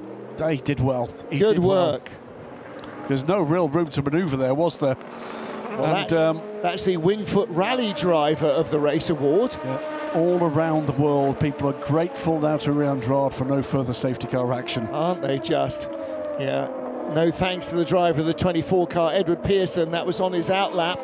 So he nearly got fallen over by 2 or 3 LMP2 cars and then made contact with the AMG. Cycling back round to the overall lead, by the way. Yellerly. 5-6 seconds to the good now from Vlad Lomko, with Gregoire Saucy having passed Lawrence Hur in pit lane by dint of a 3 seconds quicker pit stop, and I think they short-fuel the car. Clumsy, the CLX car hitting the McLaren on the way through. That's our GT leader, by the way. And which of the CLX cars is that 37? I thought it was. It is. Too much of this today. Way too much of this today. And some of it as well by drivers who really ought to know better. Just hope there's no damage to that McLaren. That is a leader by 8 seconds. And that's Ajahn Clominil, I think, still at the wheel of the 37 car. Slippery surface flags. It's not raining, that's for gravel. The ultimate car, by the way, in the garage, and not looking like it's going anywhere quickly. No. Lucas Fecuri brought it in, and there is no sign of any work going on, so I'm not quite sure why. So 75, this is the battle for 5th place. It's just got ahead of the Qatar by Iron Lynx AMG. They've plugged in Richie Leitz. Yeah, nice they put him in early, haven't they? He's normally the 3rd stint in that car. They put him in the 2nd stint to try and get them track position. He is the most popular and one of the most expensive Porsche Motorsport accessories you can buy, Richie Leitz. They don't all come with him as standard, do they? All of them, if you look, he fits ideally into the seat of all Porsche cars. Yeah. Julian Hans says it was in the Team Qatar by Iron Lynx car, down to 6th position. That car in the hands of its bronze starting driver, Al-Khalifi, leading all the way through the first 2 hours and 20 minutes. Mathieu Lehay taking a look in the cockpit. There's a look at the back of the ultimate car. We can see in our view the garage. Black and orange flag, by the way, for another LMP3 car. That's the DK Engineering car with Romain Favre at the wheel. So I'm not sure why, whether or not that is most likely, it's got to be said, unless there's something leaking from that car, most likely it's taken a hit at the rear. Right, so he's taken over from Antti Ramo. Currently, it's Alvis Rodella leading LMP3, Wayne Boyd leading in GT3, LMGT3. Mathieu Vaxivière is the Pro-Am leader, and Nick Yellerly leads the race outright. Belgium's Maxime Martin. There's the next generation. Maxime Martin, a Spa 24-hour winning son and nephew of 24-hour of Spa winning brothers. His father and his uncle won separately and together. I had a chat with Maxime earlier this week, and he's still got a very, very busy year to come. Critical moments for this United Autosports McLaren effort. All pro time still to come. Garnet Patterson, I don't think we've seen at the wheel of the car yet. No, we haven't. The key is, how far can he go on this tank of fuel? Yeah. Because if he can get something like another 10 minutes out of this car, they're in very good shape. They're in very good shape indeed, aren't they? Proton competition, the 77 car in 2nd place in LMGT3, Hoop van Eindhoven, and GR Racing's Max Jensen in 3rd position. Now, if that ends up being our podium, that's massive for United and for Proton, and especially for GR. Rinaldi lead from Euro International and R-Race GP. So Rinaldi have come from 3rd, 4th before the last round of stops, up into the lead of LMP3, and Ollie Jarvis battling with Louis Delatraz. Yeah, Delatraz trying to get back onto terms here. And who's that just behind? That's the CLX car of Clominil, isn't it? Just behind. Yeah, behind the Louis yellow Delatraz. Team Virage LMP3 car. So, yeah, not quite able to get onto terms with Ollie Jarvis yet, the AO by TF car. So Jarvis still in 3rd place for United. But again, look, held up there in Brussels by catching the 54 high-class racing Porsche. So that little gap comes down. But now AO by TF get held up as well. So that little gap goes back out once more. Yeah, indeed. Traffic gives, traffic takes away. And still lots to come from this. Have to say, Nick Yellerly is looking very strong in the lead of this race now. 5 seconds clear of Vlad Lomko, consistently quicker, and Gregoire Saucy hanging on in there with Lomko. But good run here from Vector Sport in 2nd place. Some of this in some of our classes might come down to who fueled when, and how much of a splash is going to be required. That's exactly where we are. You're spot on. It's a matter of counting back just exactly where do they have to pit, and if this race stays green, it's in GT. It is a matter of that gaggle of cars. Can they make it to the next fueling? That's the big if, isn't it? If this race remains green. That was. So what's happened to Ollie Jarvis? That's the 21 United car, dropped back. Past him has gone, in a rush, Louis Delatraz. He checked up. Did he check up simply because of traffic? I'd like to see that again. We are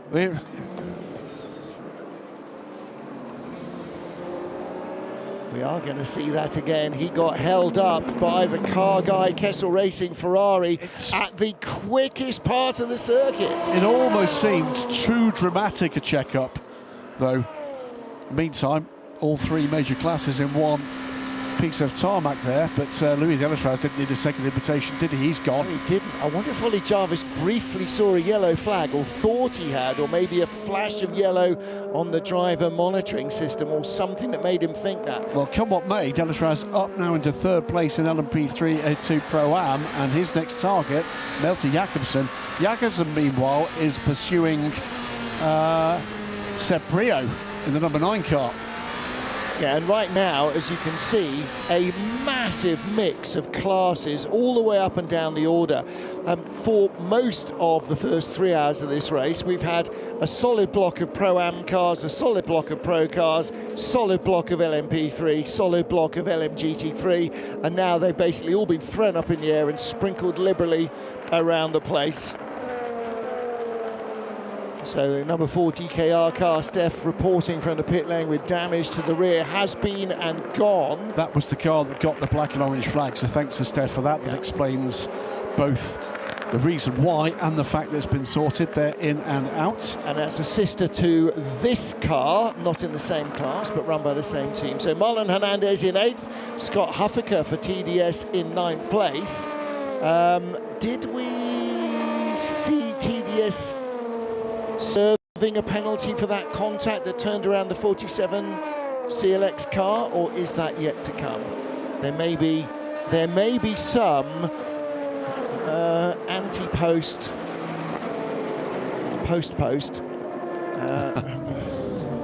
penalties coming through. Oh dear. So the cars that didn't take through the motorcycle part of the circuit down the curve, Jackie Hicks, car number 3, 35, 68, 57, 83 and 59, all under investigation. 3, for a start, will be DKR, their LMP3 car. So that's not great news for the team. Meanwhile, Richie Leitz and Julian Hanses. Richie Leitz in the 75 car, Julian Hanses right behind with the Qatari colours, that sort of deepish purple on the back of the car. And just in front of them is Racing Spirit of Le Mans battle-scarred Aston Martin. They haven't actually bothered to change the door on that. Clearly, the driver said, driving mirrors, where we're going, we don't need driving mirrors. But Racing Spirit of Le Mans, unfortunately, down in 12th place. I've been potentially tapped out earlier by the very Porsche that's right behind it now, though has to be said the Porsche doesn't show much signs of that. Driver change at the McLaren team. So in the pit lane is United Autosport's Wayne Boyd, and he will hand that car over for the final stint to Garnet Patterson. Michael Birch having started that car.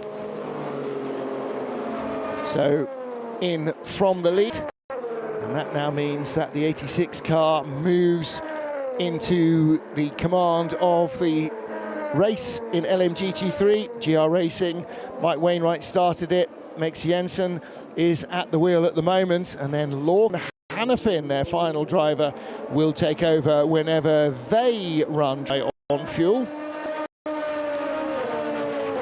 Interpol still leading. And this the battle between Lawrence Hur and Ollie Gray for 4th place. Forestier Racing car just not able to stay on terms with the IDEC Sport machine. He can close, but he doesn't get close enough. Or he hasn't so far. The real problem, obviously, when you're in front or behind is other cars, other traffic. Spirit of Race and AF Corse are side by side.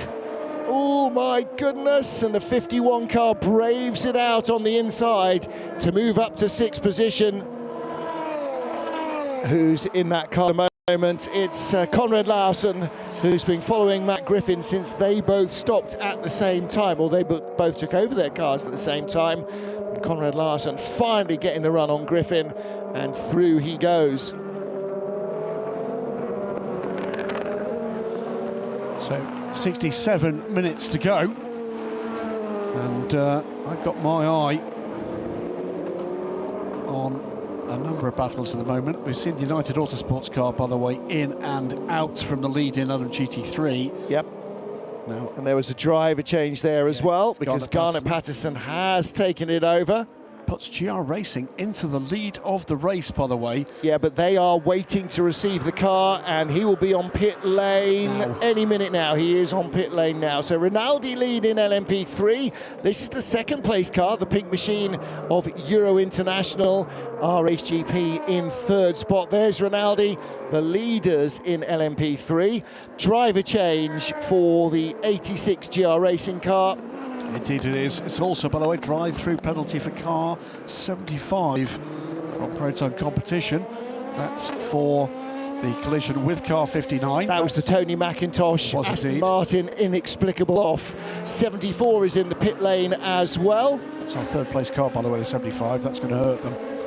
Yeah, and Richie Leitz, unfortunately, despite all the good work that he's been doing, that ain't helping much. No, 10 seconds added to the next pit stop for the high-class racing Porsche as well. That's a virtual safety car infringement. So that 54 car some way back, I think.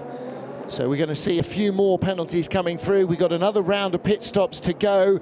And then where are some of us on fuel? Anybody stopping now in a GT car, it might be a bit touch and go. Now this is all you need is a couple of laps of full course yellow to save your bacon, but as things stand, by the way, 1-2 for AMG, including the lead car at the moment was the car that was in the wall, what, 2 minutes ago?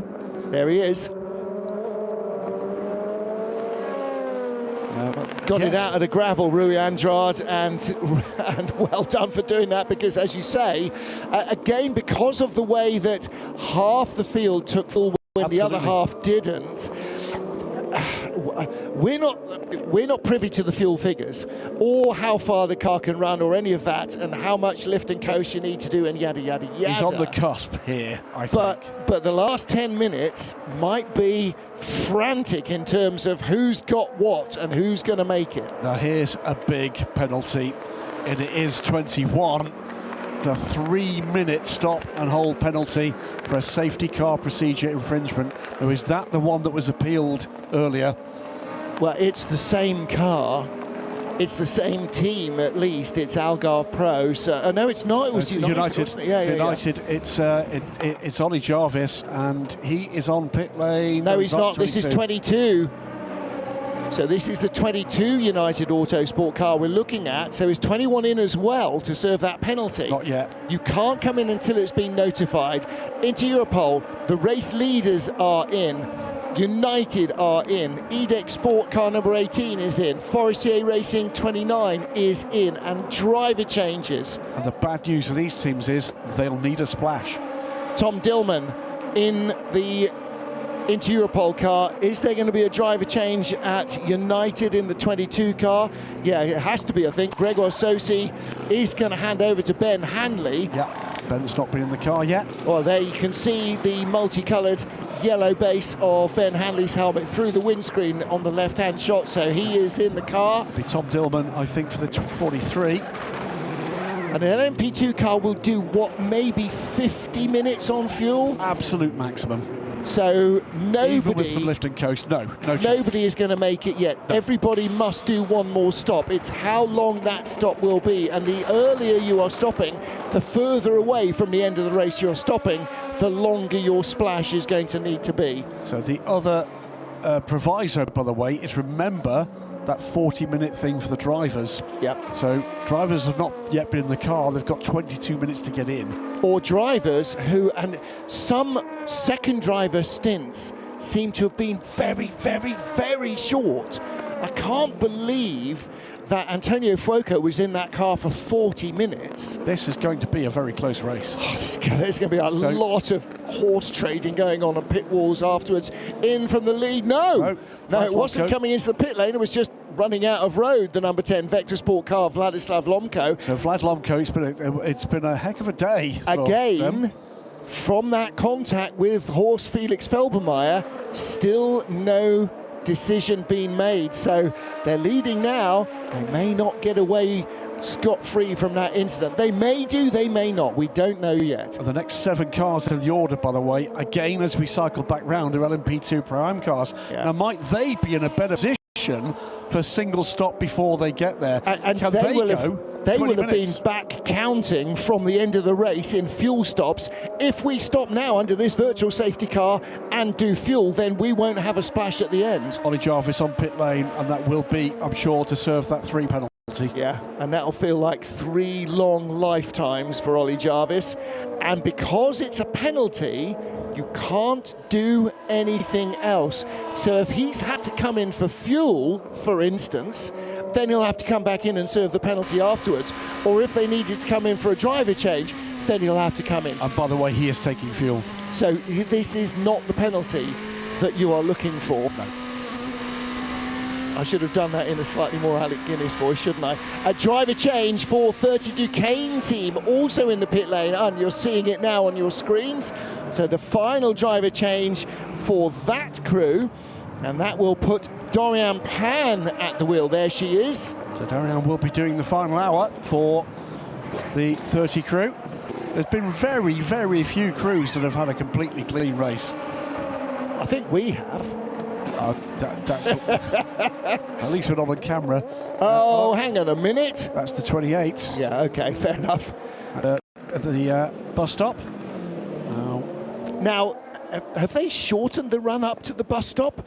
Now, let's see what happens. What does he get distracted by? He's trying to follow the Algarve Pro car through and then almost runs into the back of Felber, watching the traffic and not the track. Little bit ambitious there, he thinks. That was no, he just completely caught himself out. It was Jake Hughes. I think they're very much the innocent party there. Yeah, so that was Joop van Uitert in 28. He was absolutely watching the gap in the traffic and not where he was on the track. So Vlad Lomko now on pit lane with exactly an hour to go, as is the AF Corsa car leading LMP2 Pro-Am. Yeah. So that comes in the hands of Mathieu Vaxivière. And again, I'd love to know when Antonio Fuoco got in, because it felt like we barely even mentioned him. This is now the lead battle overall between Malte Jacobsen leading the race and Louis Delatraz. LMP2 Pro-Am cars both. They will have to stop, and I don't think they're going to be able to do it without a splash. How many other red flags with white crosses do you know in terms of national flags? A Dane versus a Swiss. Well, that is very good stuff indeed. And Malte Jacobsen with his fresh summer haircut as well, looking very racy. Through into third, by the way, Scott Huffaker for the TDS Racing crew. Vector Sports out and running with Pietro Fittipaldi now at the wheel of the car, and he'll take that car to the finish. Now, has 14 by TDS served the penalty for running into the back of CLX? I'm assuming they must have done. It was the 47 CLX car, wasn't it, that they turned around? TDS have done one more stop than everybody else. About an hour ago, so yes, it must have been.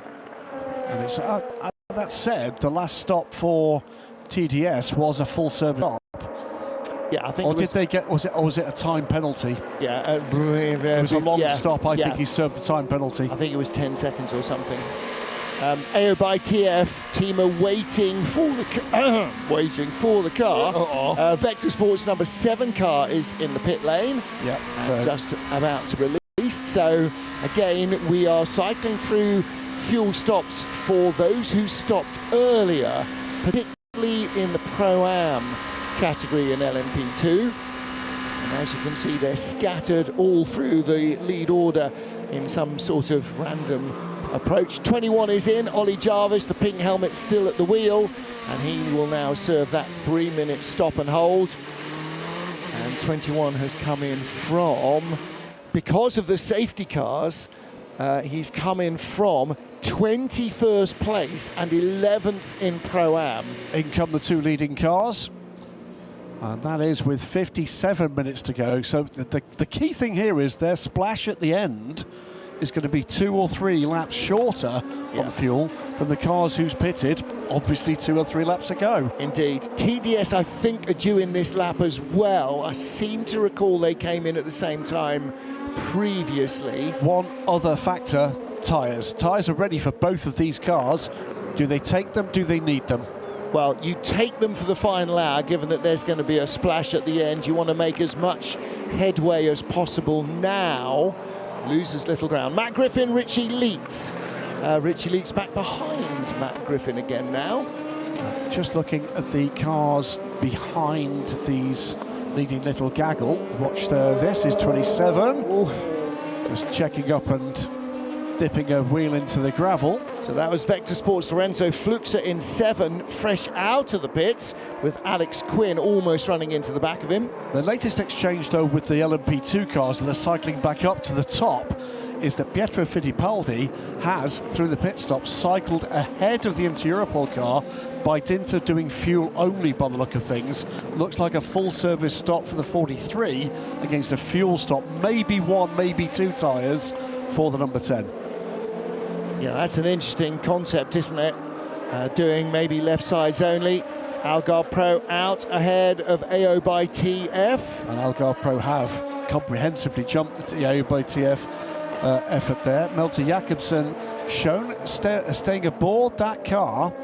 Now, what time was Melter? Was on the pit lane for 1 minute 24 seconds. The 99 with Louis Delatraz, 4 seconds longer.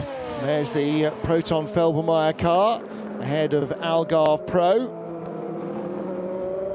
This is the Pro car for Algarve Pro, the 25. This car a little way off in the hands of Jake Hughes. Yeah, this is actually the battle for 5th or for 11th and 12th place overall. The Proton Feldmeyer car in the hands of Rene Binder now, and Jake Hughes is 7th in the Pro class. Rene Binder ahead of him, 5th in Pro-Am. So for both of them, they're points-paying positions. Oh, dust being kicked up by the Team GR Racing Ferrari. 63 AMG, by the way, that did lead, has cycled all the way back now with a required fuel stop. So that leaves the Team Qatar Bahrain Lynx car in the hands of Julian Hanses, away and clear, but being tracked quite closely by the TF Sport Corvette, Alec Udell at the wheel of that car. Now, the other thing that happened with that Rui Andrade AMG is driver change. So Sergio Setticamara having to take over the car. There's only 54 minutes remaining. He's got to do at least 40 minutes of it. So, again, we're going to see some drive time enforced pit stops if we haven't already.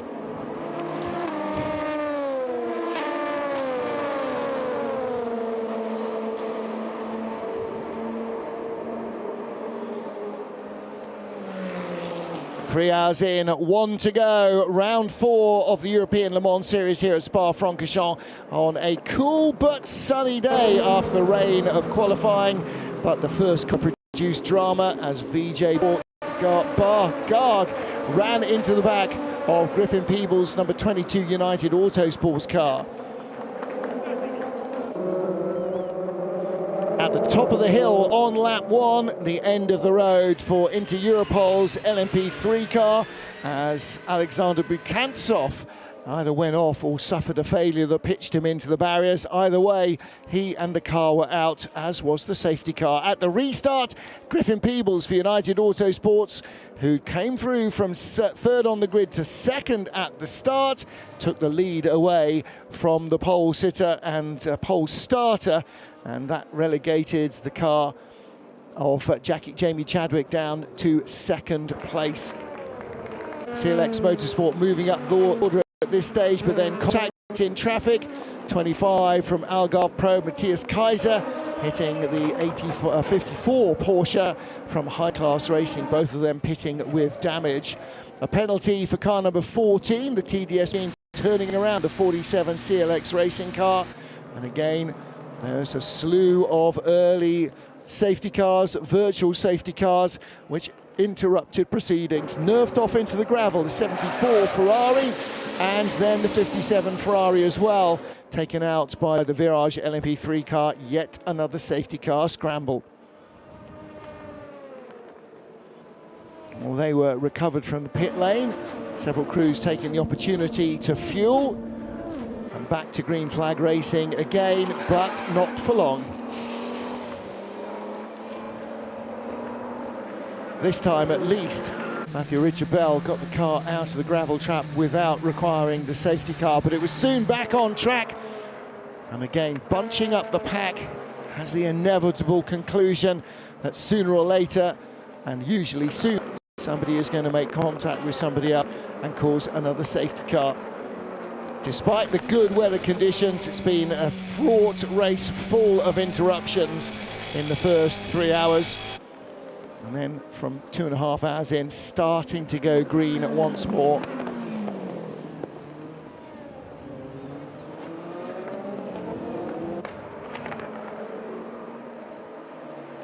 Unfortunate end to the race for the 50 Ferrari of Costadio Toledo. A very heavy hit in the wall after the merest of brushes with Ferdi Habsburg's LMP2 car. Habsburg trying to get around the outside. Restarting again. The field once more bunched up. Multiple classes coming together.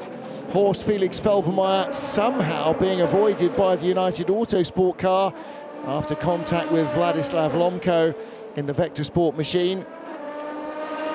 And in all 4 of our categories, lots of racing still to go. Some offset fuel strategies, drive time of the drivers to be taken into consideration as well as we get into the final 50 minutes of this race.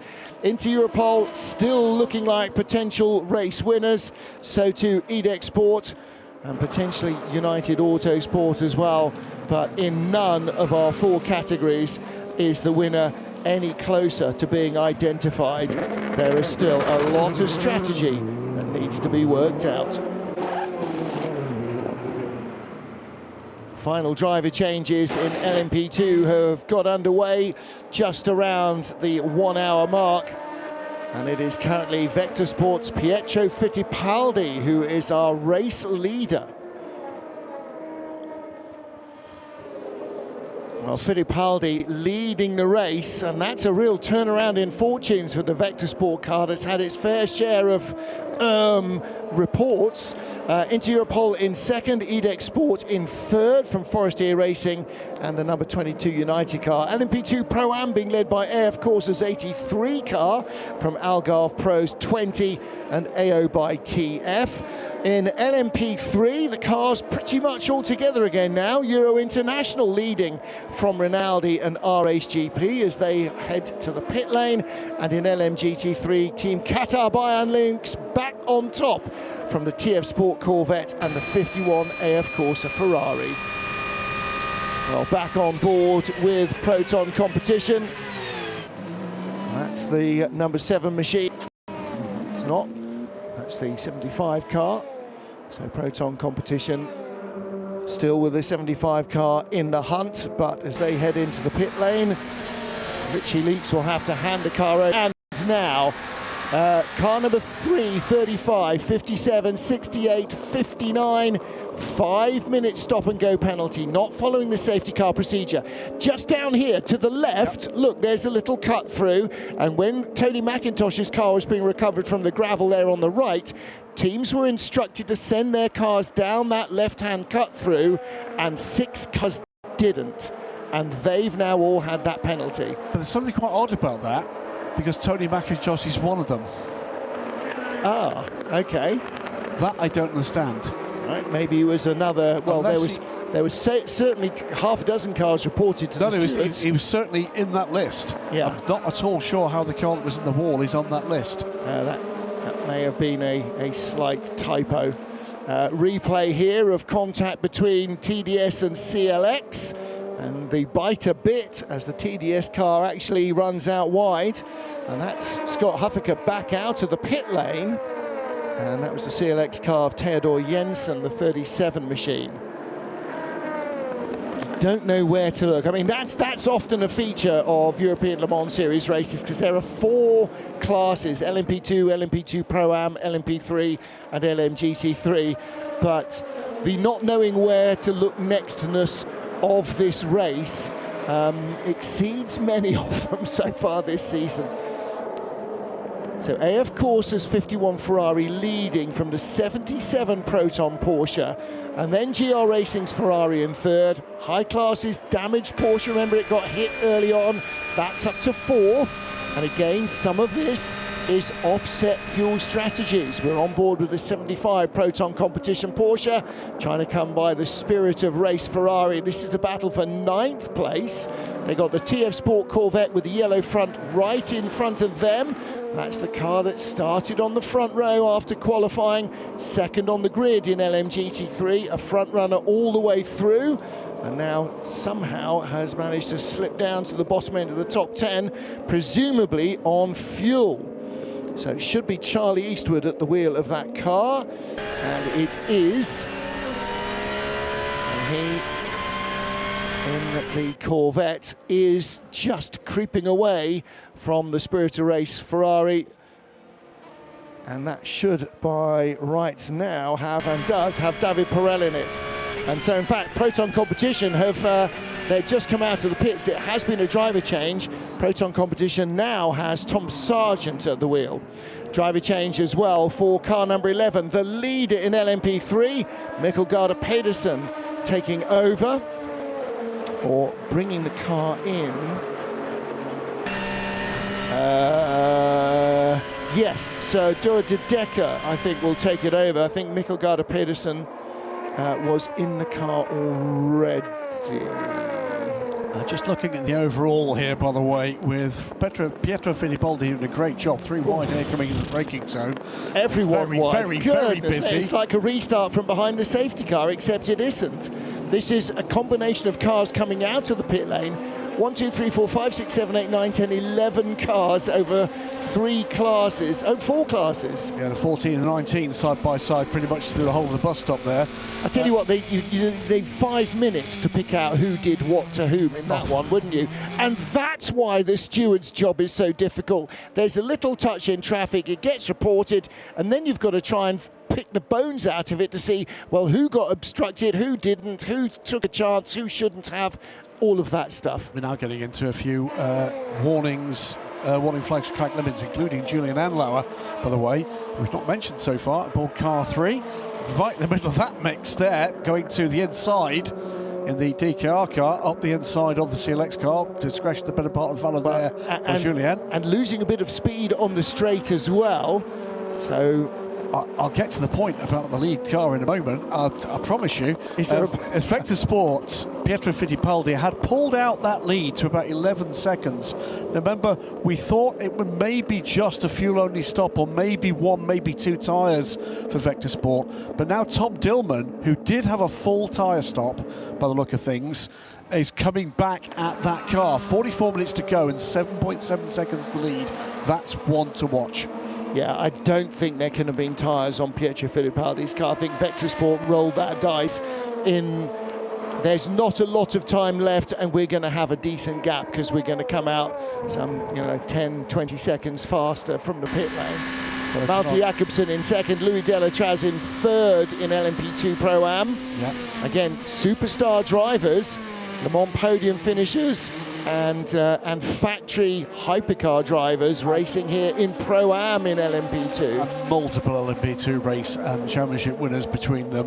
Yeah. The least surprising note of the afternoon on the screens, possible debris at turn 19. You think? Yeah. Possible debris on the exit of the bus stop. Why should turn 19 be any different? Yes. Absolutely. There's a lot of dirt everywhere. A great drone shot once more as Alex Quinn follows Dorian Pan down to La Source. And Dorian in car number 30, 6th place. Alex Quinn in 7th spot behind.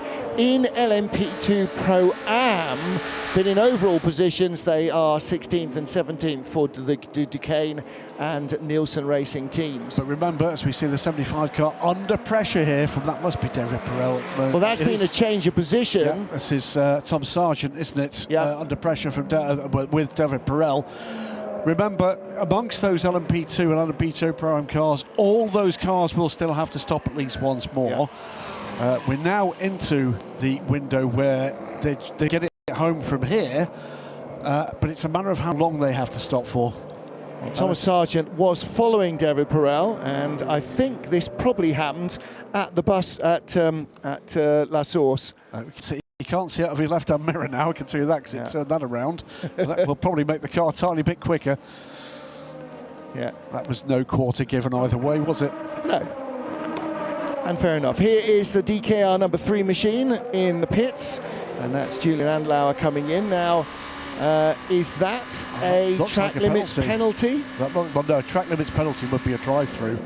Well, he's not had one before. The lollipop man is standing there, and nobody else seems to be attending to the car in very many ways. And that is dropping out of the points in LMP2 Pro Am.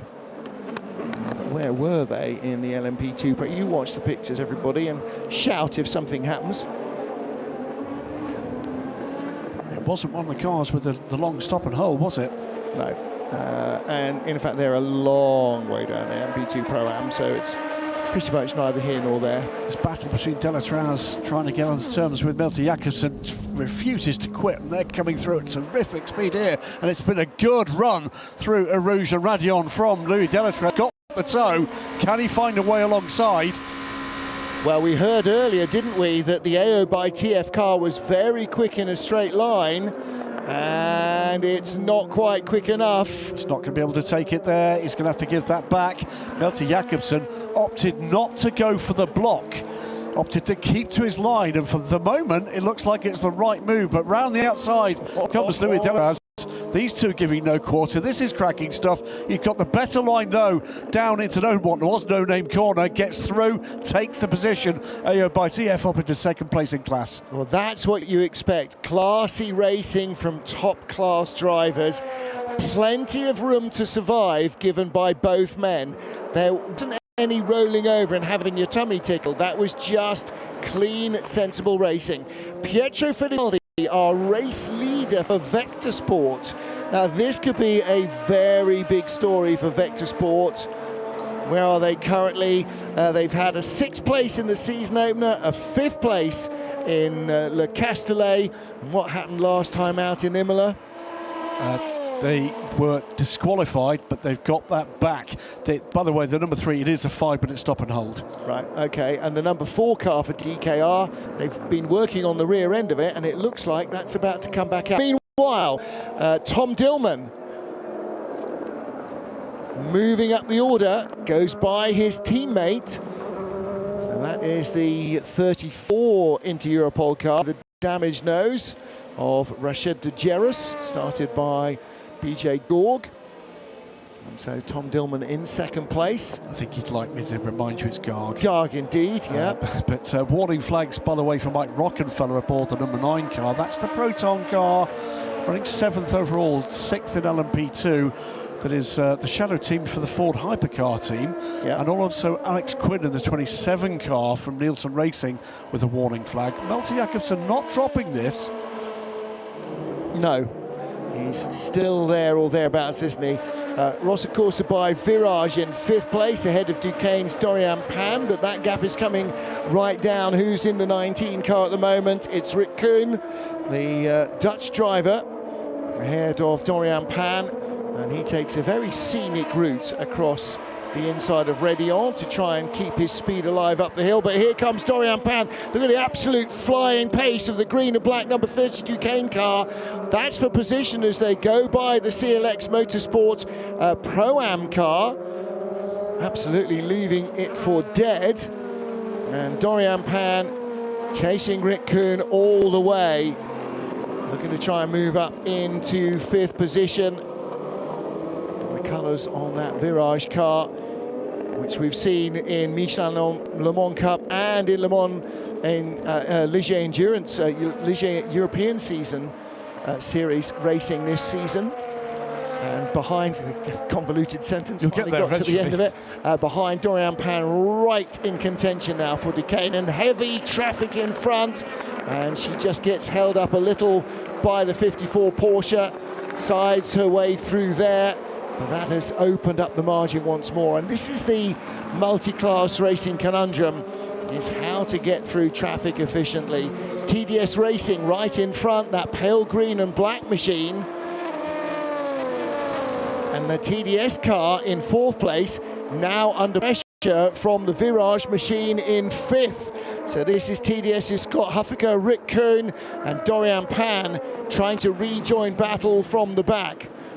So Huffaker in the green and black machine, looking to follow the EDEC Sport car around the LMP3 Ultimate machine, and does so. Cleanly done as well. Also, by the way, not that far back is the Vector Sport car, the second one, the 7 car that was the winner in LMP2 Pro-Am last time out. There it is, the red car. Dorian Pan down the inside now. Doesn't get through Rick Cohn that time either, but that was a big lunge from the Duquesne driver. And she kept it clean. She was on the inside. She could have made contact there and just forced her way out to the curb, but didn't. 77 car pits from what was 2nd position in LMGT3. It's now down to 3rd with the 54 car just going through in the Hans van der Fjordbak. Side by side this time between the 14 and the 28. 28 at a bobble. Yeah. And the 14 had to go off almost in avoidance, but that's allowed the 19 car right onto the rear end. Another bobble for the 28 car. That's going to allow the 14 to get alongside through here. Is he quite there? But look at Dorian Pan around the outside, 3 wide through the turn. Doesn't quite make it, but she's going to make that pass. Was it on track? Was it off track? What doesn't matter is the 19 car did both of them up the inside and is away. Well, the 28 car, Joop van Uitert, driving that white car with the red stripes, I think he's absolutely got no tyres left, because that's one of the regular LMP2 cars, and these are all Pro-Am cars going by like he's standing still. GR still leading in LMGT3, yes, with Lorcan Hannafin at the wheel of the Ferrari. Now, where are they on fuel? Where are they on fuel? Where's this fuel back anyone on fuel? Exactly. We are going to get into the final 15 or 20 minutes and just see car after car peeling into the pit lane. So strong run from these guys, and a very clean run at that, by the way. Yep. The only thing I've seen against this car all afternoon, in an absolute ocean, going for the pit lane now, ocean of penalties and warnings, was a final warning for Mike Wainwright on track limits in the first hour of the race. Well, we now know the answer to where they were on fuel, and the answer is bing, bing, bing. They needed more fuel, so High Class now moves to the top with Anders Fjordbak in that 54 Porsche that got clattered early on. Well, he will shortly. He's not there yet, because there's quite a big gap for GR Racing. 30 seconds as they came down pit lane. Well, even with fuel only, it's going to take them the better part of a minute to stop and go. And they're putting tyres on as well. So they've got tyres to use, and that extra 10 seconds, 12 seconds may well pay off in terms of that extra grip. They're not the only car in the pit lane either. Algarve Pro's Jake Hughes has brought the 25 in, and GR are down to at least 2nd. High Class have gone through. You know what? I think they're only going to drop to 2nd. I don't think they're going to drop any lower. Leader in, Pietro Fittipaldi for Vector Sport. That's where they are on fuel. Now, who else? There's your current race leader then, 43. Into Europol goes into the lead with Tom Dillman's yellow helmet at the wheel. So Dillman takes the lead. They will need to pit again, but they go through to the lead. Also an EDEC Sports number 18 car. All these cars. Every LMP2 car stopped with more than an hour to go. They will all need to stop again. But how much of a stop again? And that's the question. Last time out, the number 7 car, the sister car, scored the first ever class win for Vector Sport. This time out, the number 10 car is in with a chance of taking an overall win. What a couple of weeks it's been for Vector Sport. Yeah.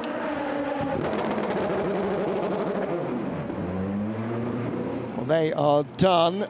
33 minutes, they will get through to the end of the race.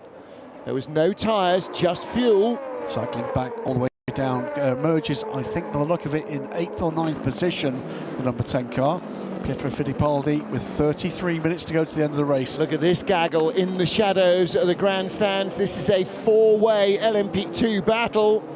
And into the pit lane comes the CLX car.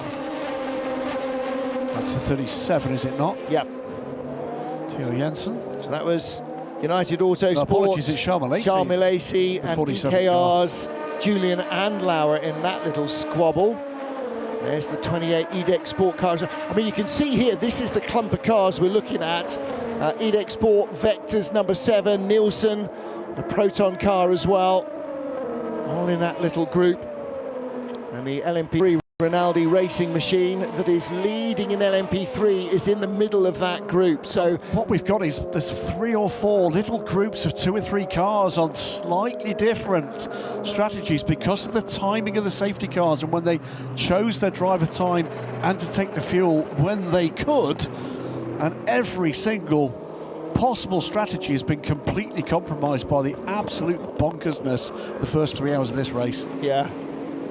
Into Europol's Tom Dillman on pit lane now, so he's remember this, he's just a lap shorter on fuel. There'll be a minimal difference. Also in Esteban Masson from second place on the road. They will drop back as well. They're still in contention. Absolutely, though, aren't they? 29. There they are on the left. On the right is Dillman. There won't be tyres going on any of these cars. You can't at this stage now, 31 minutes to go, you can't afford to give anybody 20 seconds, even if you get better grip as a result. Ben Hanley cycles back through to the lead, cycling through to second at the moment. The 83 AF Corsa car, the leader in LMP2 Pro-Am. Yeah, Mathieu Vaxivière chasing Ben Hanley. Rocky in third, Louis Delatraz in fourth, Malte Jakobsen fifth, Tom Dillman comes out, Esteban Masson will come out as well. A GR Racing, by the way, with Lorcan Hannafin aboard that car and on new tyres, is still leading the race. Now, go to the socials and vote for the Goodyear Wingfoot Award Driver of the Day. And spoiler alert, you are not allowed to nominate Pedro Cachero. I know he's done a longer driving stint in the safety car than anybody else has in their racing cars, but he's not on your list of nominees. Sadly not. So United Autosports lead this race. Will need a shorter pit stop than the cars who've already stopped. Where have those cars emerged? Tom Dillman looks like he's come out ahead of Pietro Fittipaldi, and that's courtesy of 1 minute and 6 on pit lane for Vector, 55 seconds for Inter Europol. That will be a timed fuel stop for one. Did they put tyres on the Vector car? No, I don't. I can't understand how they're 10 seconds longer on a fuel-only stop if they didn't. Has somebody miscalculated the weight of fuel required? 21, United Autosports Pro-Am car. That is in the hands of Ollie Jarvis still. Out of it because of the 3-minute stop and hold, so they are not a contender, I'm afraid, for honours in class this time. It's the sister car, the 22 car for Ben Hanley, that leads the race, but will need to stop. Pits right now, and 1 lap shorter still than the Inter Europol car, 2 laps shorter than Vector Sport. Now, you might be sitting at home thinking, what we need here is a percentage of energy left. How much fuel is left in the tank? But that's going to take away some of the, oh my goodness, he's in the pit lane-ness of what's going to happen in the remaining half hour of this race. Should we tell them now that we know? We're not telling them. Well, it's AF Corsa, by the way, the 83 car cycles round. Here he is, with Mathieu Vaxivière to the lead. Mike Rockenfeller, Rocky in the number 9 Proton car. That car does need to stop as well. That, though, sits second at the moment, 3 seconds back. And it's then the 2 battling cars for second place, LMP2 Pro-Am. Louis Delatraz and Malte Jakobsen. Malte's dropped back by a couple of 3 seconds, but that's not done either. And perhaps the most interesting of the lot is then the battle behind, which is the teams that are going through the pit stops in LMP2. is into Europol's Tom Dillman, who's emerged 2.7 seconds clear of Pietro Fittipaldi, and I'm going to be watching that Tom's like a hawk. Yeah. Battle here between 28 EDEC Sport and the 34. That's way into down. Europol. Yeah, 34 is a lap behind Rashad Dejeris, trying to unlap himself basically on the 28 car. Both those cars laps down, and that's not on the same lap either, looking to unlap himself from a car that's lapped. No, it's not even going to be to go in the top 10, is it? No. So it's just for the joy of driving a race car fast past the car in front. It's not been their day, and it started on the braking zone for turn 1. Yeah. They've had a great run this season. The 34 car today has not been their day. Ben Hanley leaves the pits, and he's down in 14th place. Now, why is that? And that was a short pit stop as well. Oh, AO by TF squirreling through past the Team Qatar by Iron Lynx car and getting by Seb Prio. For second position, it's Mike Rockenfeller. Mike Rockenfeller, rather. Rocky pits right now, and that's for second position No, overall. that's now the lead in... because Rocky is pitted, so... No, it's second overall. You're right, second overall, which is still second in LMP2, and Rocky is in the regular LMP2 class. He is. So second in Pro-Am, rather, for AO by TF's Louis Delatraz. Much stronger run, by the way, from this number 9 crew. This is all about learning for next year with this team, this crew, and the hypercar effort from Ford. Yeah, there's disguising it. All wearing Team Proton gear, but they've all got Ford-branded rucksacks as the crew walk around. So, yeah, it's exactly what we saw from lots of teams coming in. WRT did it. Loads of teams have done it. Run an endurance racing team and then put what you've learned into your hypercar program when you go racing. Stall briefly there before Rocky gets rolling. Fair number of the management of that team, by the way, not here this weekend because they're testing that Ford hypercar.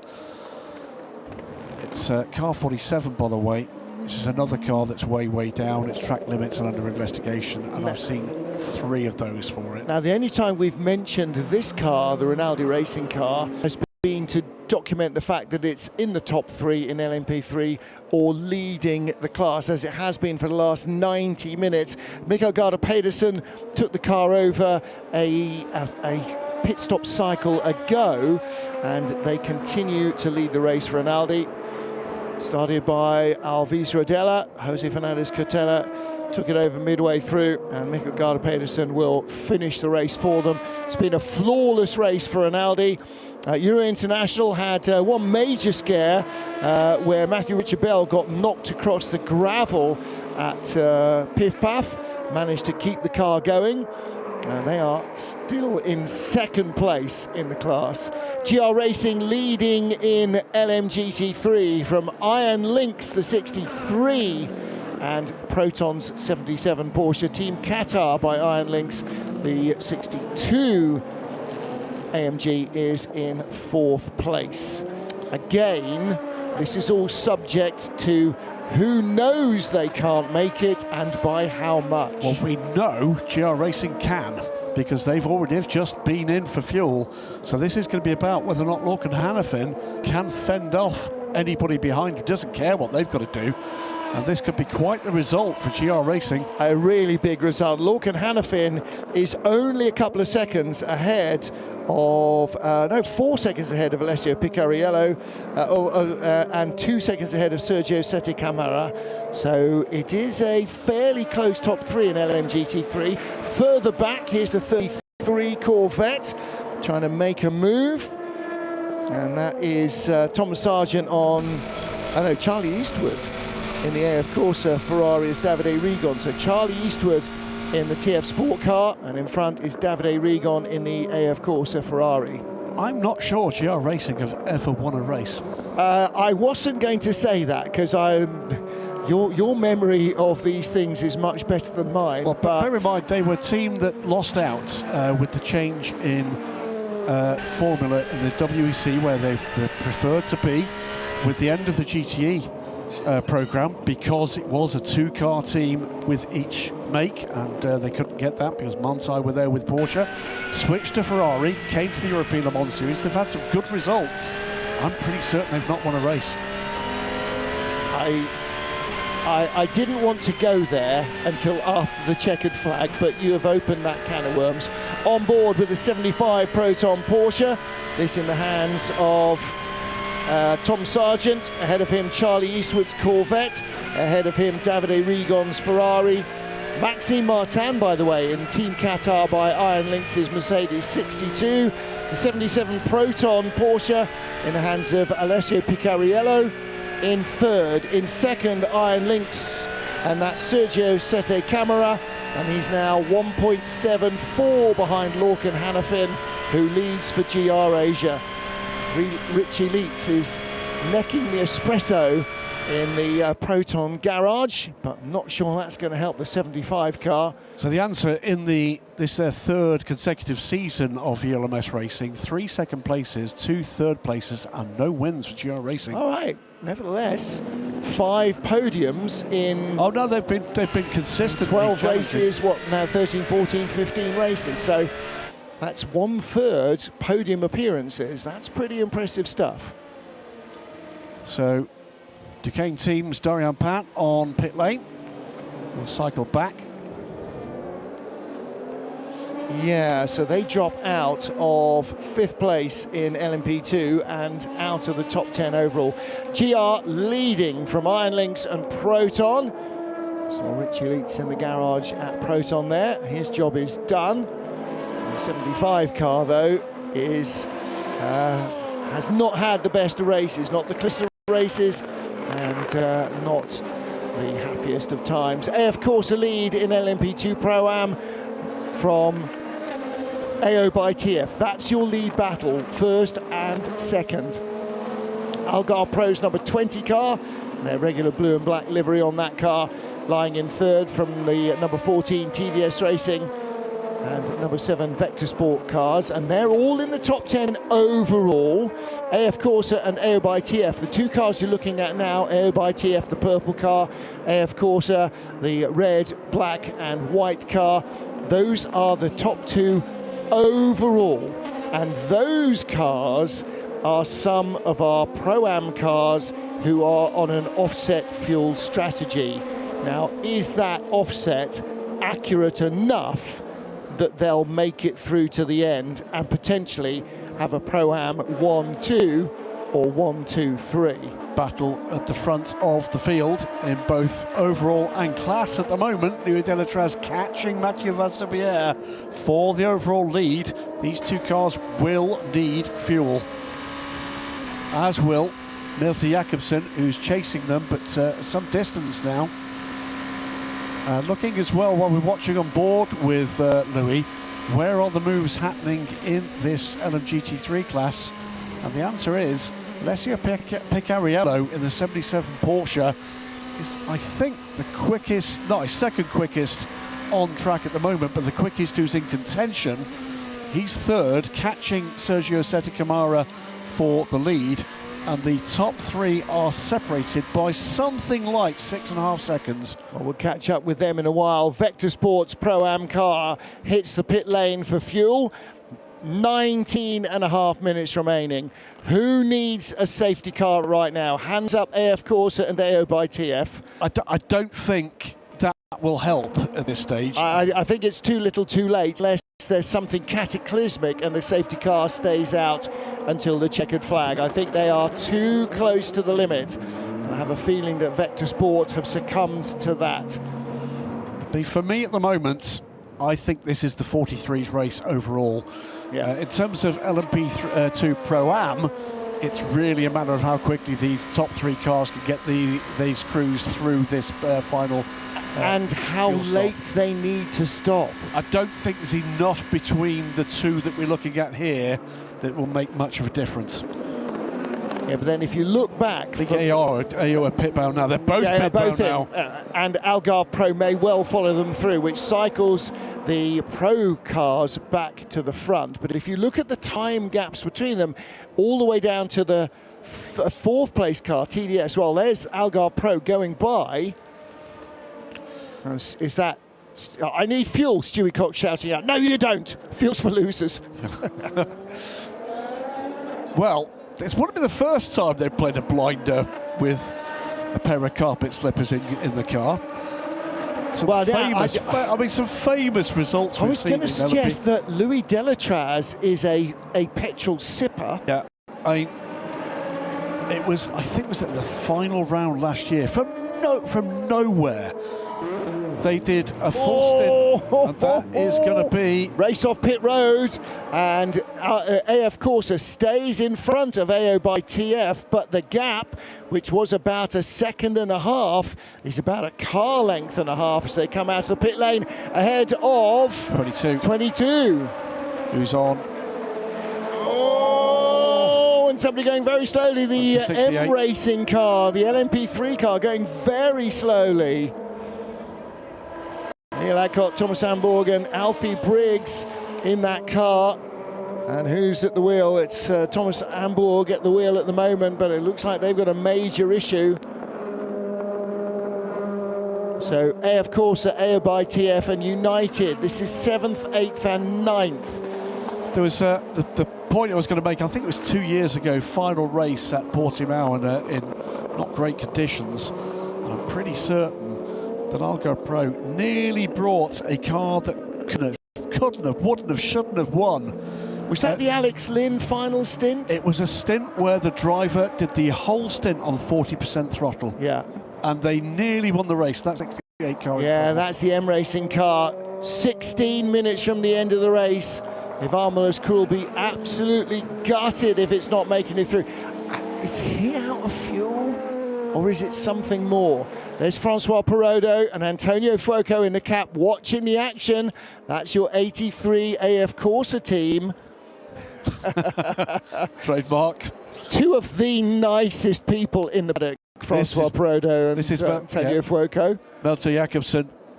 Out behind the AO by TF car, out behind... who's he come out behind? He's not, that's a 21... oh, right.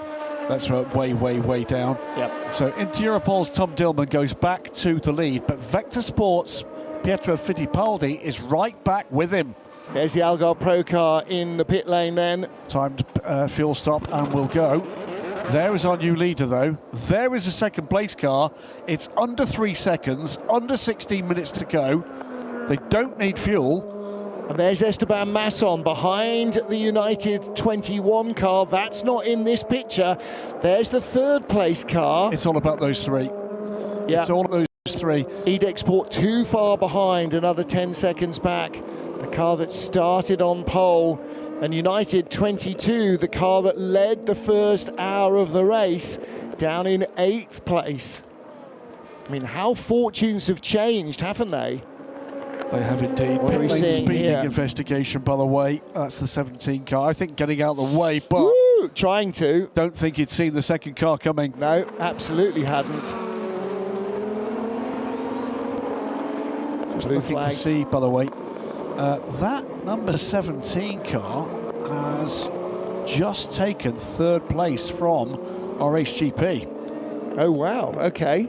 In LMP3, yeah. So what's happened to Hugo Schwarzer? He's not normally slow at the end of a race, but Louis Iglesias, man who was dominant in qualifying.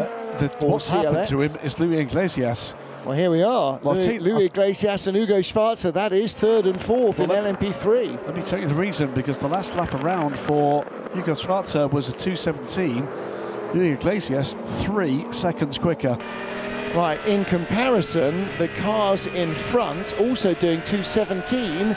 The second place car of De Decker and 2:15. Mikael Gardner-Pedersen, the leader. There's a bit of a hip check for the number 7 Vector Sport car in the 75, who's stuck in the GT sandwich. The 33 Corvette ahead. Yeah, Charlie Eastwood holding off Tom Sargent. This is the battle for 6th place, by the way, in GT. Yeah. Valuable points still on offer here. That could count at the end of this season. And not bad for the 75 Proton competition car that was penalised for that contact with the Racing Spirit Lemon car. Okay, so M Racing stand by, hopefully with just fuel for that car. It's still in the points in its class, Sebastian Gravlund. Yeah, keeping an eye, by the way, on the lead battle in this class. It is still GR Racing Lorcan Hannafin He ceded a little bit of time. It's under 2 seconds now for Sergio Sette Camara, and that charge from Alessio Picariello seems to have faltered. Well, as we ride on board with the 75 Porsche, I can tell you it's a full tyre change for M Racing's 68 LMP3 car. Was he out of fuel? I think he might have been, you know. Well, why would you change all 4 tyres with 12 minutes remaining? I wonder if he had a monster spin and flat spotted them. Thomas Amborg has come and goes as we watch the battle in LMGT3 for 6th place. The TF Sport Corvette stays ahead of the Proton competition Porsche. Drive-through penalty for car 47. That's another car that's way on down the order. We'll worry about that later. Out comes the 68. Well, it's again adding to the rotten day of CLX Motorsport. It's just, you know what? They either have really, really good days or really stone-cold terrible ones, and it's been one of the latter. Well, that 47 car was the one that was turned around at the bus stop 2 hours ago, isn't it, by the TDS racing car. Back again with the Porsche, and it's got the speed over the Corvette up the Kemmel Straight. Tries to edge him to a less favourable position. Will take that apex. Can he stick it to him? He can. Charlie Eastwood clinging on here as if it was for the race lead in the final 12 minutes. Got to be said, beautifully done by Charlie Eastwood. Did nothing wrong there at all. Made it as difficult as he possibly could, and it was just difficult enough that Tom Sargent could take advantage. Eastwood lives to fight another lap. Joop van Uitert in the 28 EDEC Sport car, who we've seen in the midst of a couple of random moves, being warned about track limits. Again, I think that car, they've had to negate tyre changes. There's something wrong with it. Van Uitert is not normally that random. And by the way, Charlie Eastwood achieved something else, because Tom Sargent's now on a warning flag for track limits. So in that fending off, he's done enough to just put a seed of doubt into the youngster's head.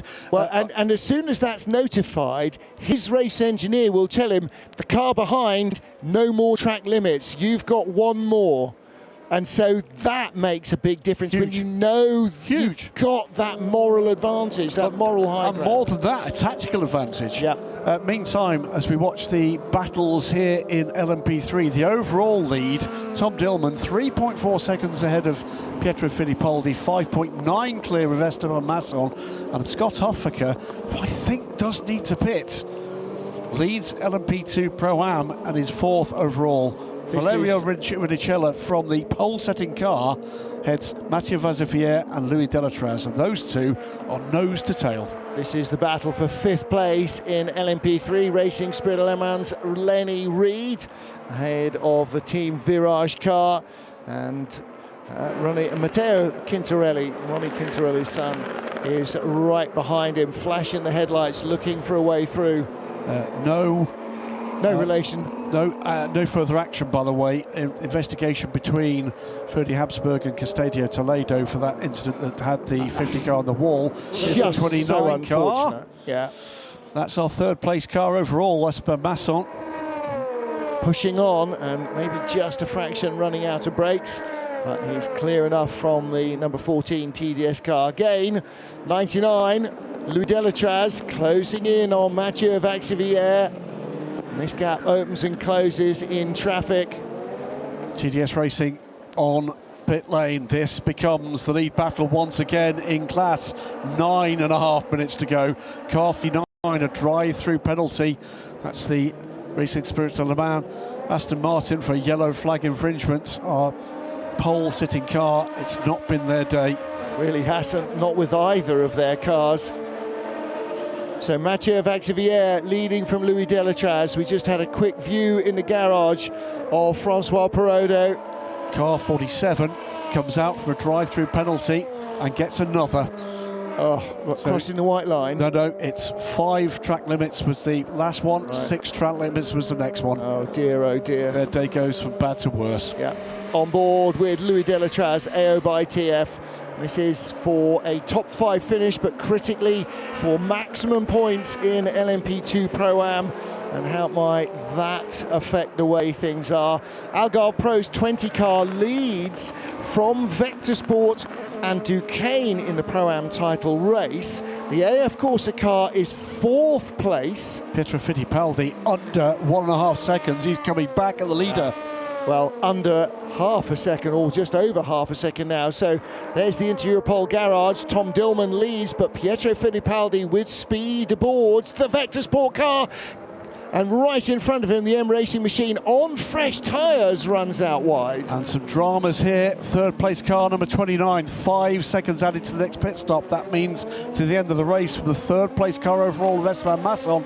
That's going to put him very close to the EDEC Sport car in 4th place. Yeah, under 8 minutes to go. Same penalty goes to the number 33 Corvette for an unsafe release. Yellow's at turn 11. Goodness me, it's all going to explode here in the final few minutes. Inter-Europol lead from Vector Sport. What are we seeing here? Oh, that was a tag. That was the number 9 on the Euro International car. And this time, is he going to get out of the gravel? We saw it getting out of the gravel earlier on. It has dropped from 2nd to 3rd. Decker. Luis Iglesias has gone past him as a result. It's a major blow to their chances in the LMP3 category. This is a battle to the flag for the win in LMP2 Pro-Am. It's a battle to the flag overall because Pietro Fittipaldi is under 2 seconds back from Tom Dillman, and it's going to be a battle to the flag in LMGT3 as well. Alessio Picariello is dropping back now from Lorcan Hannafin. Could it be a first ever win for GR Racing? Well, the good news is we only have to watch 3 of the 4 classes, because LMP3, the leader is 5 seconds clear for Rinaldi Racing of the car that's now up to 2nd place. He's 56 seconds to the good. There we go, Wingfoot Award. Renicella, our pole position sitter, the 18 EDEC Sport, the LMP2 driver of the day. Louis Delatraz chasing, but gets the nod from you. Online for AO by TF and the LMP2 Pro-Am driver of the day, and in MGT3 it's going to be Abdullah Al-Khalifi, quite correctly so. Clean as a whistle, right up there when it mattered for him for Team Qatar Bio and Lynx. And whilst it's not quite going to be their day, I don't think at the moment, although Maxime Martin is battling hard, the Qatari takes your vote. 100% behind that one. He drove, I think, 2 hours and 20 minutes of the 4-hour race. That's a mammoth stint by anybody's stretch. And they sit at the moment in 3rd place. Yeah, and he brought the car in the lead, didn't he? You know, having started from pole, he was not going to get out of it.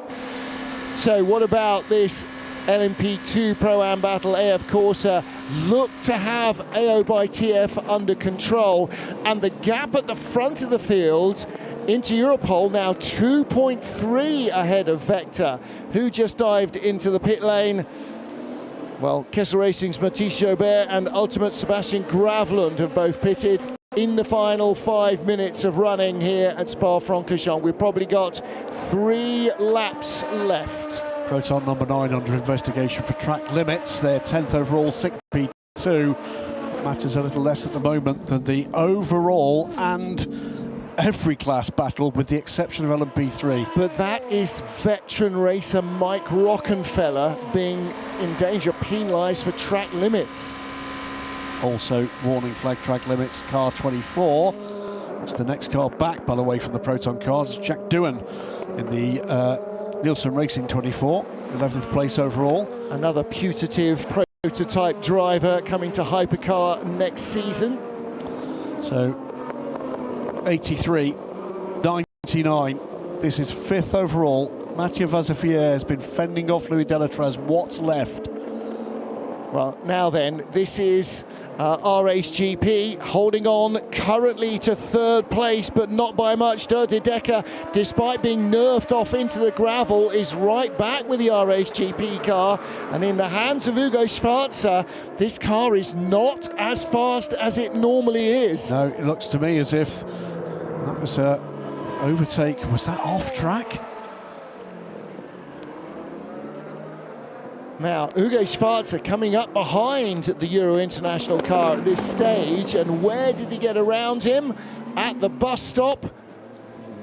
That was a good move. Was a good move. Euro International car was in 2nd until it got nudged off. 2nd place now, and of Luis Iglesias of CLX Motorsport and Euro International's David Decker off the podium. So here we go, Schwarzer did get by him. That was an important move. Now look at this, side by side for the lead in LMP2 in traffic. Louis Delatraz got right there. That's Rinaldi racing car in front, the white car with the yellow fin. That is our LMP3 leader. And this is the LMP2 Pro-Am lead battle. Yep. Right with him. And inside him comes Louis Delatraz. He's determined not to let that piece of elastic between the two cars stretch out too far. That was Delatraz turning the wick up in traffic to see whether I could force the error. Both get good run up Radion. Behind them, right behind them, by the way, Ben Hanley has caught this pair for overall position, if not for class. Well, that could put a real fly in the ointment for Louis Delatraz. What he doesn't want is somebody on the back door. There's contact between them. They both go off. Delatraz spins, but it looks as though the AF Corsa car has survived. Louis Delatraz rejoins. All sorts of dramas. That looked to be the move to block from Mathieu Vazevière miscalculated where the AO by TF car was collected, but in trying to duck out of that sent Delatraz around. Yep. Where is Malte Jakobsen? Well, Tom Dillman is racing away from Pietro Fittipaldi at the head of the field. The gap now out to 4.7 seconds. Forestier in third. Let's take a look again. Watch the nose duck. No, he moved under braking. That infamous phrase is exactly what Louis Delatraz will have been saying. He moved under braking.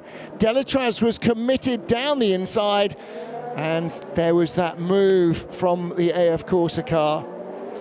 That is, by the way, but Mathieu Vazevière retains the lead for the moment. There might be a question about that, but moving up to second place is Malte Jakobsen. Any penalty for Vazevière now hands Algarve Pro the win. Yeah, the stewards will look at that incident and they will have a lot of data to look at. There's first and second going through shot into Europol ahead of this car from Vector Sport.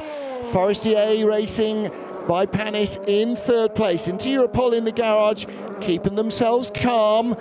It's the final lap. We haven't won it yet. I'm going to give you one further drama, and that surrounds the leader in LMGT3, a warning flag. Lorcan Hannafin, track limits.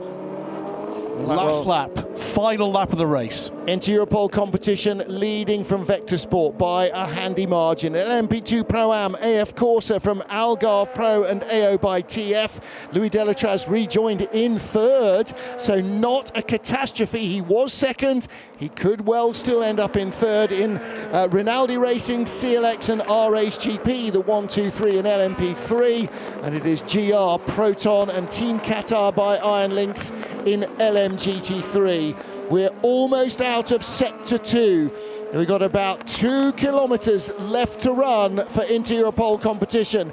Car number 43, Tom Dillman, started really well by, as ever, Kuba Śmiechowski. His teammate got in midway through, and then taking over from him, Tom Dillman, to round out the job that Nick Yellerly had done. Final previous win for the 43 cars. It comes through to the bus stop now, the Castellet in 2024, but it's going to be the win for the 43 from Inter-Europol competition as Tom Dillman brings it to the line. Well, the only time they've won since the Castellet 2024 was Le Mans 2026, and they win the next race for the car. GR Racing are going to win in LMGT3. What a fantastic result for the crew. It's been a long, long time coming, but GR Racing, Mike Wainwright, Mex Jensen and Lorcan Hannafin take victory in LMGT3. The black and orange Ferrari in LMP2 Pro-Am. It will be 83 from AF Corsa, potentially under investigation from Algarve Pro and AO by TF. And here's the Rinaldi racing car that has led the second half of this race in LMP3 without dramas. They take the win. Luis Iglesias brings the car over the line, fittingly enough, ahead of CLX Motorsport and RHGP in third. Well, to win, you've got to be clean. You've got to make as few mistakes as you possibly can, and that's been the story of the day, without a shadow of a doubt. We'll wait to see what happens here with LMP2 Pro-Am. There are questions about that move, there's no doubt about it. But GR Racing, tight-knit little team. Look at the crew on the fence. They will be beyond themselves with delight. What a great start to the second half of the season. Well, their first ever European Le Mans Series win. And winners at Le Mans, winners now here at Spa-Francorchamps. But let's make it clear, I'm pretty certain that's GR Racing's first win ever in contemporary competition. That could well be the case. Great stuff, well done. All three drivers, Mike Wainwright, whose project this is, Lorcan Hannafin. He'd want me to mention the Irish Racing Drivers Club would be proud of him today. But Max Jensen as well, that trio just kept it clean when others didn't. Yep. That's what won them that race, no doubt about it at all today. Don't hit stuff, stay out of the pits. And unfortunately, that might be slightly the issue for the AF Corsa car. First to the checkered flag. Well, we're calling the winners as they are at the moment. We're not being told. There is an investigation that's already been flagged up for that incident in the last final minutes. For another racing, well, they did everything they needed to do and more, raced away from the field to win it from CLX Motorsport and RHGP. And again, we barely mention them other than to document the fact that they were still leading in LMP3. Yeah, congratulations as well, by the way, to Vector Sport. That's a fine second place. They didn't quite get to their first overall win, but they were there all day today, and stuff from Pietro Fittipaldi at the end of that race. Esteban Masson brings that car home in third place. Well, this car, the number 43 Europol competition machine, started second. They only had to pass one car and had 4 hours to do it. And that's what they did. They ended up in first place. In fact, right behind them there in that last shot was the number 18 from EDEX Sport that started on pole, courtesy of Valerio Rinicella's fantastic qualifying efforts. They finished just off the podium, a fourth consecutive fourth place finish this season for number 18. Car 24, by the way, gets a post-race drive penalty. That'll be converted to a time penalty. 47, by the way, gets yet another drive-through penalty for 7 track limits. 24 was the Nielsen car. That's been in the wars with Edward Pearson and Roy Nissany, and now clearly with Jack Doohan as well. So none of the 3 drivers can go to the team. Well, wasn't me, Gov. Keeping an eye on the overall positions here. Of course, are still tagged as the race winners here. Well, that investigation will happen after the race, so we will have to keep our eyes peeled later in the afternoon. But as the shadows lengthen here at Spa-Francorchamps, well, yesterday's rain and the cooler temperatures today, a blessed relief, I think, for an awful lot of Europe that's had an absolutely flaming hot summer, literally as well as metaphorically. And for the rescue works and the forces that are out trying to fight forest fires, probably still in a lot of countries. Again, congratulations to them for doing such a good job and keeping so many people safe. And for our marshals as well, we heard Eduardo Freitas thank them early on, and we will do the same as well, because they have had another busy day here at Spa-Francorchamps. 2 hours that just wouldn't get going, and 2 hours that absolutely caught light to finish it off. We saw both sides of what motor racing can be here at Spa. Eminently frustrating the first couple of hours and constantly electrifying in the second couple of hours. So Parc Fermé at the outside of La Source, as our 4 class winners will come beneath the podium. A number of cars being sent straight to the scrutineering bays, as always the case. Car 3, by the way, another car that's got a drive-through penalty. That one was way out of it, though. Decar Engineering brought to, that's track limits for Julian Andler at the end of the race. But here comes GR Racing and into Europol. Europol be quite familiar with this feeling nowadays.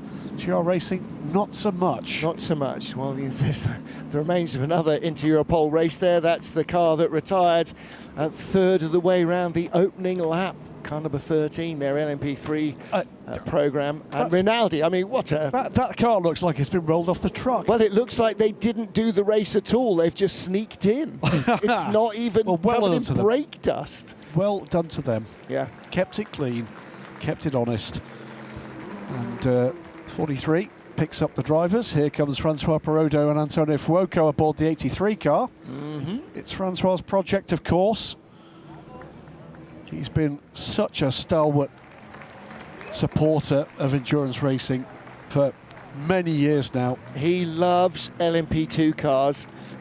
Went and raced and won the title in GTE Pro in the World Endurance, but just can't get enough of LMP2.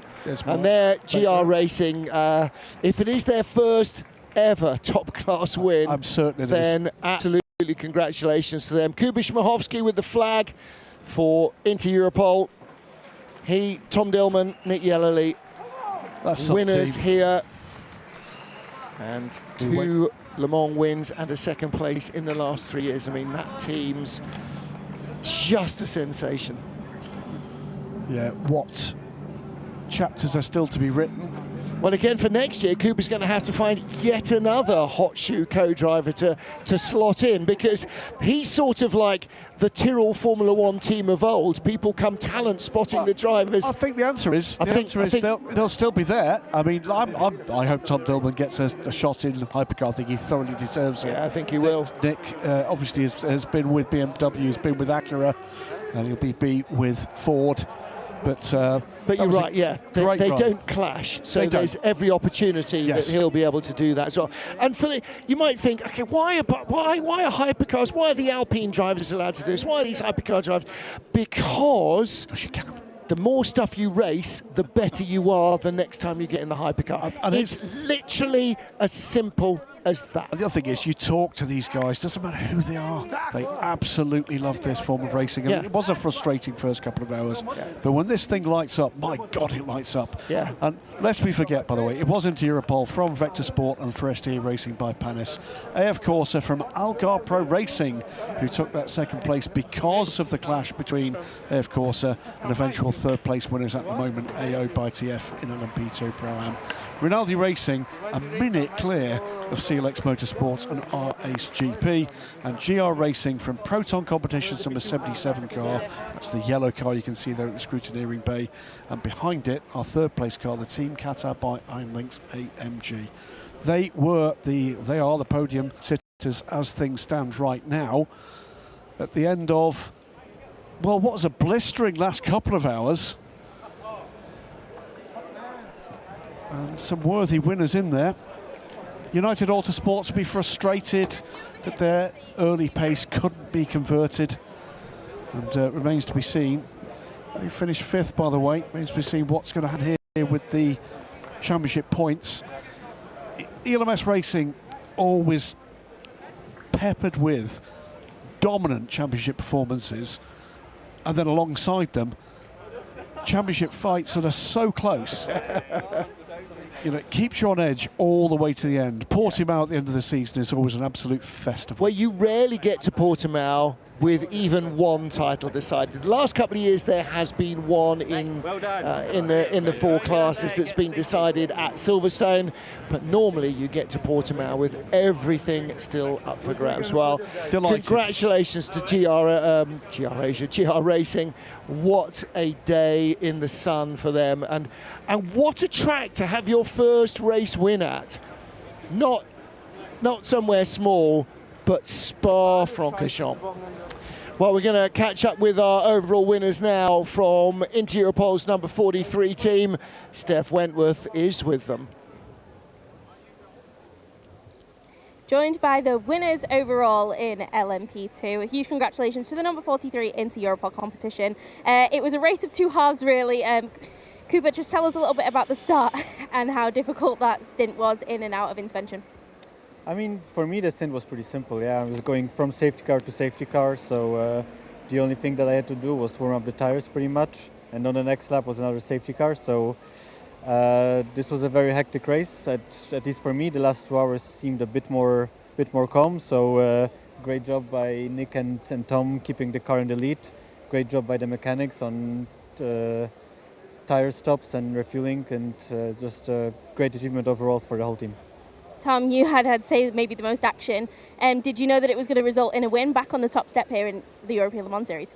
Yeah, we didn't have a really great start to the season, really unlucky basically, but always a lot of pace, and I'm really happy that today we managed to execute. We had a good pace and managed to execute. For me, it was about managing my last double, making sure I had tires left for the end, especially with all the safety car. You never know if you will have another restart coming, so you had to keep a bit of tire life. But so, yeah, I'm really happy to have a win also in this championship. Now we won Le Mans, we are winning in IMSA, now we win in ELMS as well, so really good. Enjoy the celebrations. Thanks, guys. Congratulations. Well, Nick Yellerly missing out on race 2 of the series, so he is not going to be part of their championship challenge. But from the first corner, it all got very busy with BJ Garg running into the back of the number 22 United Autosports car and leaving Griffin Peebles with some damage as BJ Garg dropped down the order. Into Europol's day got off to a very bad start. The LMP3 car out at the very first time up to the top of the Kemmel Straight. Alexander Bukantsov safely out of the car, but definitely out of the race. BJ Garg also in trouble after that collision with the 22 car, but at the restart from the safety car that was caused by car 13, he managed to go, Griffin Peebles managed to go ahead of our pole sitter and take the lead of the race. In LMP3, RHGP and CLX were battling for supremacy. CLX getting the early nod after RHGP started in front. Another safety car for contact in traffic between the 25 car from United Autosport and the Porsche from High Class. More contact at the pit lane and penalty then handed to the number 14 car. Yet another safety car as once more a restart brought cars too close together, and those two needed rescuing from the gravel. The safety car spent more time on track in the first couple of hours probably than it did in the pit lane.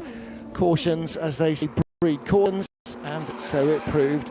And once more a car in the gravel at Piff Paff after being piffed and paffed. This time Matthew Richard Bell managed to escape the clutches of the gravel and kept the Euro International car in the race. Restarting from another safety car and trying to get the race to settle down, but with all the cars once more pitched together in close quarters, it was always tough as they didn't start necessarily in class order. 33 Corvette chasing the lead for LMGT3, and in the LMP2 Pro-Am category, the TDS racing car moving up the order. Trouble for Custodio Toledo after the tiniest of brushes with the car that was going by him for Ferdy Habsburg, and a heavy impact with the wall. Toledo was okay, but the car was wrecked. And following another safety car back to green flag racing. All of this still in the first 2 hours. Contact between Vladislav Lomko and Horst Felix Felbermeyer nearly took out the race leading United Autosport car, but somehow it survived. And through the pit stops with a number of cars on an alternate fuel strategy, it was always going to be tough to figure out who was coming out on top. In the second half, as it settled down to more green flag racing, we saw some of our potential candidates drop by the wayside, and some less expected names maybe work their way through. Never count out into Europol. In the second half of the race, they looked increasingly strong. It was the 22 United Autosport car that led the first hour and more, dropped down out of the top positions. In LMP2 Pro-Am, AO by TF always in contention. And the number 10 car, Pietro Fittipaldi, at the end of the race, keeping Vector Sport very firmly in the hunt for the win, but being chased down by the 43 car of Tom Dillman. Dillman taking on the last couple of stints, and then the final rounds of pit stops. Drag racing in the LMP2 Pro-Am class off the pit lane. AF Corsa getting in front of AO by TF. And then a change for the lead. Into Europol going ahead of Vector Sport in LMP2. The 43 car out front. It was always in question right to the end. A little move under braking from the AF Corsa car. Was that enough to take AO by TF out of a challenge for the lead? Victory went to Inter Europol as they raced away from Vector Sport. A strong second place for Vector Sport ahead of Forestier Racing. A first ever win for GR Racing as they take victory in LMGT3. AF Corsa, the winners in LMP2 Pro-Am, and in LMP3 it was Renault Racing who came out on top of the pile after a race so clean the car barely looked like it had turned a lap. Well, congratulations to all the podium finishers, all the race winners, and from 47 starters, 44 running at the end of the race, despite half a dozen safety car periods. Almost everybody kept going to the end. Great stuff. When we said a race of two halves, we're going to get to podiums pretty quickly, and plenty of people waiting to watch that. Some real results, and just been doing a little bit of calculations. Park Ferme there. That is the overall result. 93 laps completed eventually. 3.4 seconds between the 43 Inter Europol competition crew, the 10 from Vector Sport, Forestier Racing a little further back, and it's the 29 crew, the Forestier Racing by Panis crew, that's not that happy by the look of things with their third place finish. Louis, Ollie Gray and Esteban Masson. Here comes the trio from the number 10. Ryan Cullen it was that started that car. But it is going to be Kubish Mikowski, Nick Yellowly, Tom Dillman at top the podium today. And we will hear, this is quite traditional nowadays, the national anthem of Poland.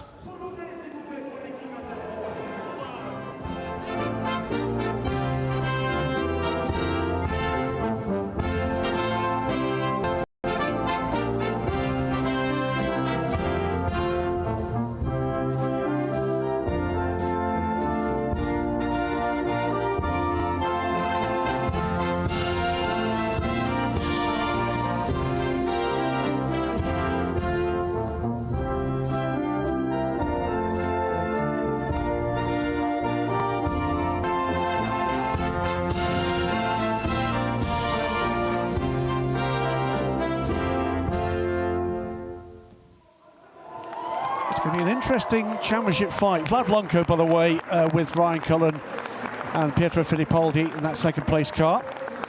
93 laps completed today. You might think, oh, that's got to be quite low, hasn't it? Last year, 88. Was it really? 2024, 95. So actually, we're sorting batting average for races here in the last 3 seasons of the ELMS, as the trophies are handed out to our top 3 overall. Yeah. That's where the money comes from. Absolutely. It's not actually. The money comes from bakery, not from little fluffy doggies. Inter Europol, Europe's largest baking conglomerate, I think. Mayor Stavlo is sending out the trophies for the overall. I remember seeing Kubish Michalski starting in things like V de V as this sort of bespectacled young kid with ambitions to sort of move up and do things like LMP4 and LMP3. Oh my goodness. Two Le Mans wins. You know, this LMP2 team, Inter Europol, particularly this car, by anybody's definition, is one of the most successful in the last 5 years in LMP2. By the way, with a different choice from a multinational manufacturer, could even have been a WEC hypercar team. You know, what could have been with Honda? That was right there. Here we go. That is the reminder of the overall. Into Europole from Vector and Forestier Racing by Panis. Top LMP2 Pro-Am in 6th place overall. AF Corsa ahead of Algarve Pro and AO by TF after that incident on the penultimate lap. Further down, just outside the top 20, are LMP3 front runners. Rinaldi winning it from early race leaders CLX and RHGP. They battled in the first couple of hours for dominance. Rinaldi came through, and in LMGT3, 30th overall, GR Racing, their first ever win from Proton competition. Not their first ever podium by any stretch, and Team Qatar by Iron Lynx, and just 3 cars not making it. 1350, which was heavily wrecked, and the number 57 car as well. This is the LMP2 Championship. Astonishingly, United Autosport retained the lead by a single point from Forestier Racing. Edex Sports 18, it's way off, but Vector Sport right in there, 4th place, a point ahead of the 34, and the 2 Europol cars separated by 2 points. Well, that's a 3-point spread, 4th, 5th and 6th, and in fact it's only a 7-point spread, 3rd, 4th, 5th and 6th. But the top 2 consistent scorers are starting to run away a little bit. Huge congratulations. I'm now joined by the winners in LMGT3. It's the 3 guys from GR Racing. A huge congratulations. A first win in the European Le Mans Series. Mike, tell us what this means to yourself, all 3 of you and the team. It's actually the 2nd win, first since 2015. So look, it's amazing for the team. Great drive, bit of a crazy race. First 2 hours, very difficult, and then these guys basically drove brilliantly. Mechanics did really, really well, and fantastic to be here. Huge congratulations. Off you go to the podium. Enjoy the celebrations. Thank you very much. Well, I'm not going to argue with Mike Wainwright. I know Graham's immediately looking for results, but 2015, 11 seasons ago. He's completely correct. Of course he is. He's Mike Wainwright. Yeah. It's his crew. Of course he is. But apart from him, who else at GR Racing today was in that crew 11 years ago? I mean, look at them. Most of the faces team management, most of the boys and girls in that garage I've known for years and years and years. I didn't look that far back, I'll be honest with you, but it was Adam Carroll, Phil Keane and Mike Wainwright at Silverstone in 2015. So a 2nd win. Wow. My apologies, but a first in GT3. To the podium, decade. To the podium in LMGT3, and 3rd on the podium. It is that Team Qatar Iron Lynx, Abdullah Al Khalifi, Julian Hanses and Maxime Martin. The 77 crew, 2nd on the podium, Martin Berry, Hoover Eindhoven, Alessio Picariello. You saw the championship standings, Proton competition, the leaders. The first win in 11 years for GR Racing. That's just fantastic. Big grin, by the way, picked out of the crew at the bottom there. Sarah, their team organiser. She'd be particularly delighted to know in there at TM at GR. And we'll be getting the anthem of the United Kingdom.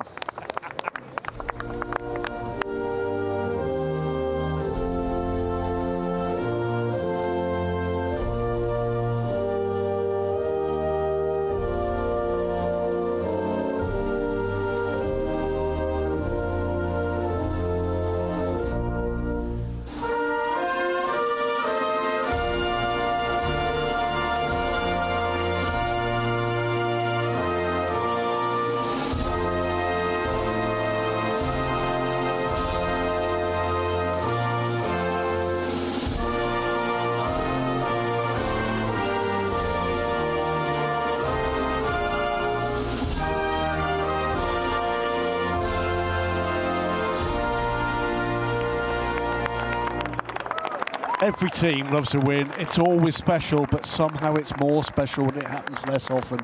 And high emotions, I think, there. For the most part, absolute happiness, but sometimes the tears come with happiness, don't they? Yep. Just saying, that's not DJ Spoonie, surely. No. So, Goodyear's senior legal counsel, consumer. Tio Simiano from Goodyear. Handing out the trophies to Team Qatar by Iron Links. They started at the front of the field and an absolutely heavy lifting first stint from Abdullah Al Khalifi. Tough old race in LMGT3, up and down the order without a shadow of a doubt. And yeah, Mike Wainwright making sure Tio gets with the programme here with the Proton competition trio. Alessio Picariello, Martin Berry in the centre, and Hoob van Eindhoven. Yep, so they'd be a happy crew here. Yep. And it will be GR Racing to complete this podium.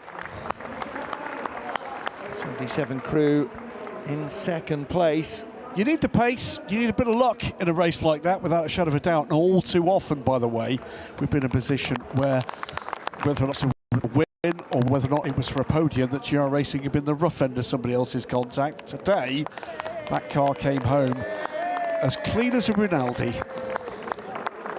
Well, Hoob van Eindhoven, the only one of those three drivers at Proton who've done all 4 races now.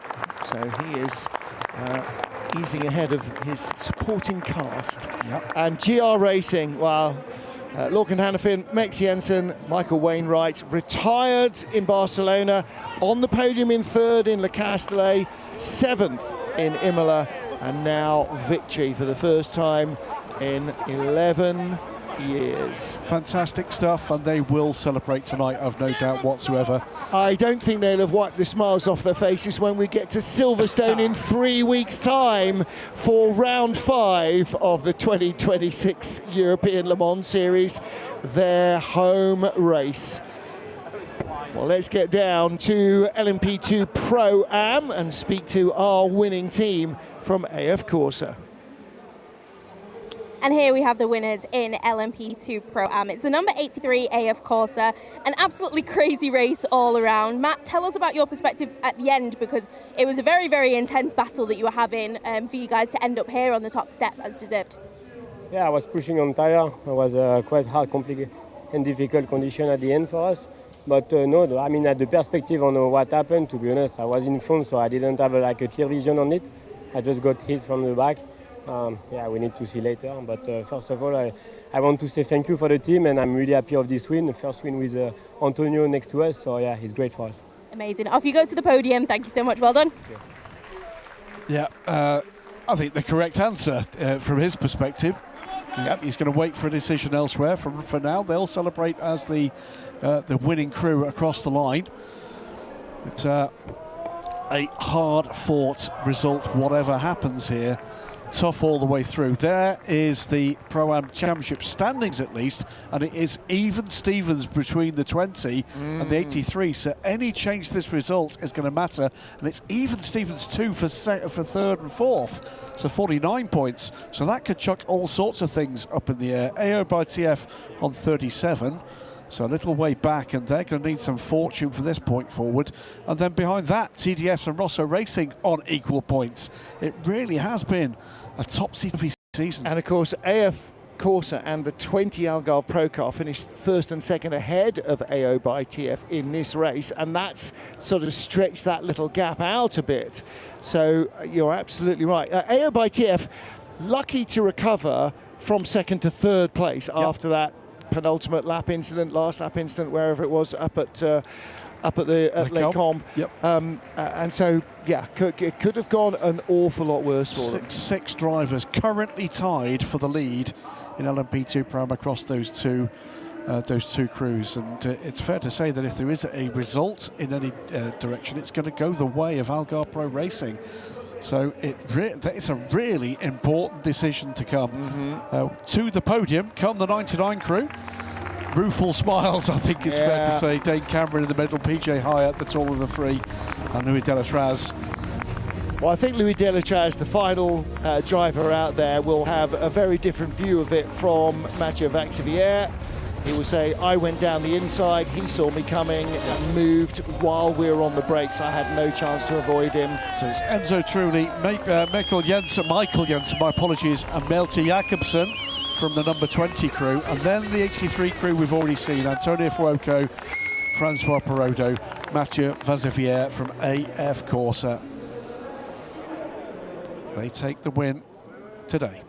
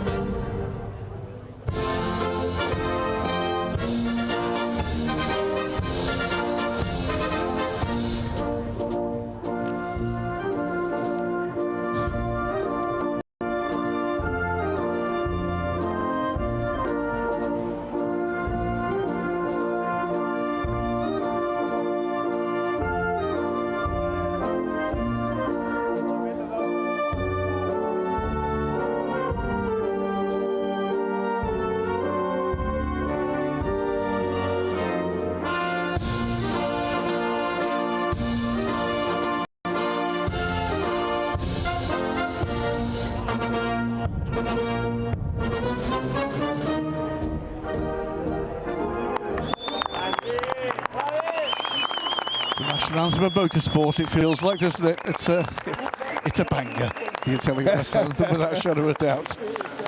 But, trophies coming out for our LMP2 Pro Am podium. Big shot in the arm for AO by TF. They came in here only 9th in the standings, Dane Cameron and PJ Hyatt, with just 22 points, a second place finish in Le Castellet. And now they are definitely closer to the leaders. Very close. Gives out the trophies. Algarve Pro were the points leaders, tied with Vector Sport coming in here. And they leave here as the points leaders tied with a completely different team. With AF Corsa, indeed. AF Corsa closed a 7-point gap. So AF Corsa, Antonio Fuoco, Francois Perrodo, Mathieu Vazevière. The trio have been together all season long. They were second behind Marco Jakobsen, Michael Jensen and Enzo Trilli in the season opener in Barcelona.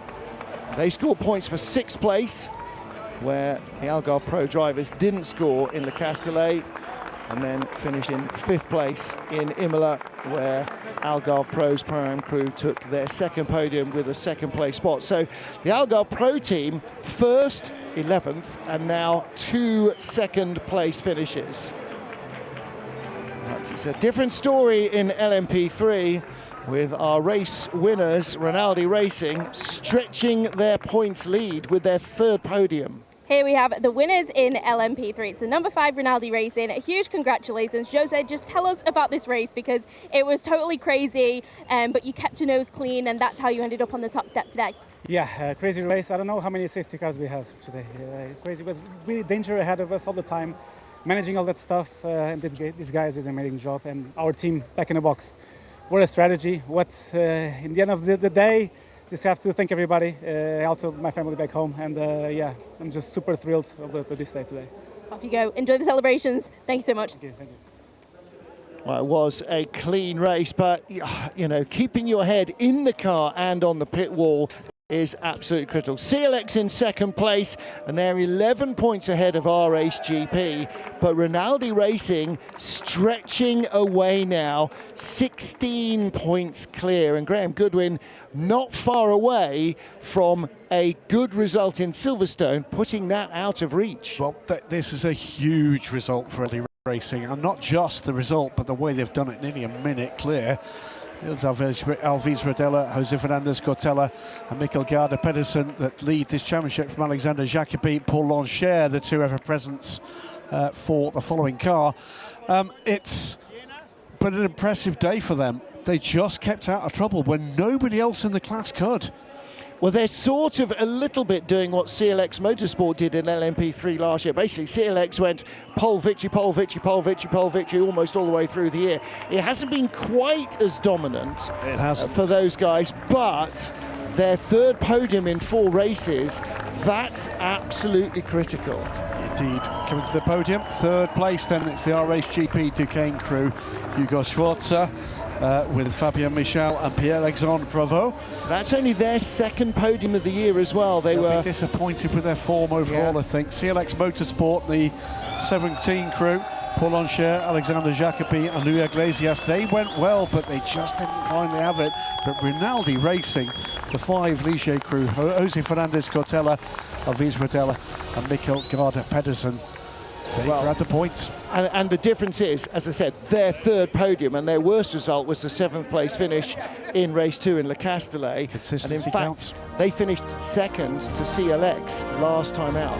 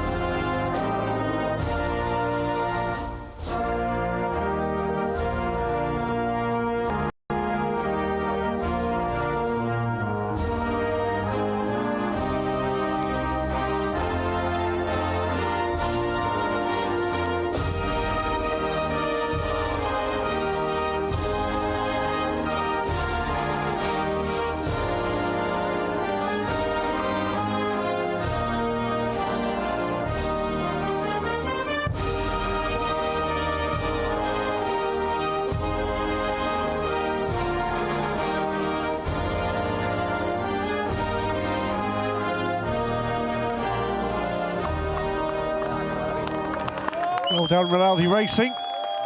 Pretty much faultless. And well done as well, by the way, to CLX Motorsport's LMP3 crew there in second place. The only one of the CLX cars that didn't get reported to the stewards for anything in the entire race. No incidents, no contact, no spins, no dramas, just cracked on. Alexandre Cabot from our other tyre partners, of course, who look after LMP3 from Michelin. Bib on the podium with the LMP3 crews. That's how you do it. You know, just be quick, consistent, trouble-free, make no mistakes. I hesitate to use the word because it's the wrong word, but it sort of is. Be boring. Well, don't attract attention. Yeah, you know? Exactly. Not for the wrong reasons, anyway. For the team that came here just 8 points off the lead in second place, into Europol's Alexander Bukansov, Chao Chin Tung of China, pretty much and disaster. Henry Kubadizalata. No, not pretty much, utter disaster. They didn't do one single lap. They go away with a big fat 0, and so unfortunately they not plummet down the championship order. CLX were only 1 point behind them. They outscore them. Rinaldi Racing, clearly they outscore them as well. So. And RHGP, they were 9 points behind. They will accelerate past. And so for into Europol's 13 crew, well, they might have ignored the unlucky numberness of 13, but it came to bite them today, and they've got a lot of work to do in the final 2 races of the championship. And that will be at Silverstone and Portimão. Silverstone in 3 weeks' time, Portimão the 2nd weekend of October. And don't forget that you can still get tickets for both of those events. And Silverstone last year produced some absolutely spectacular action. We'll say it again, by the way, before we get to the final podiums, the Wingfoot Awards to come. Coming to Silverstone, and you are going to have the potential to be there on the Friday evening. Do take a look at the additional £10 ticket for the charity run around the full Grand Prix circuit. You're more than welcome to come. That buys you a ticket to the run and a commemorative t-shirt in aid of the Luca Quintoli Foundation, charities to support the families of children with cancer after the huge success of last year with a similar run in honour of and support of Sir Chris Hoy's cancer charities. Sylvain, his dad, a Michelin Le Mans Cup racer, a storied motorcycle racer, and still a great commentator on with Two Wheel Sports. I'll be there taking part in that. Please do join us. If you want to run, you're welcome. If you want to walk along with the fat old guys like me, you're more than welcome. That is our overall classification as we work the way Wingfoot Award. It's a win for the 43 Inter Europol competition. Those tickets, by the way, available for the run and for the race through the Silverstone Circuit website.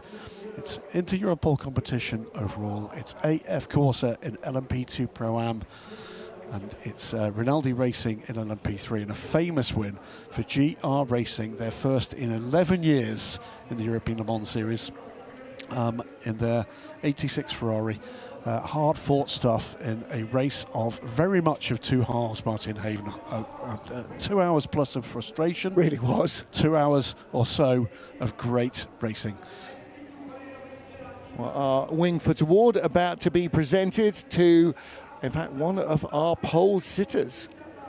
It's going to be the LMP2 Wingfoot Award. Setters. Yeah, it's Valeria Ancella, Abdullah Al Khalifi from the Team Qatar by Iron Lynx, and it is Louis Delatraz in LMP2 Pro-Am.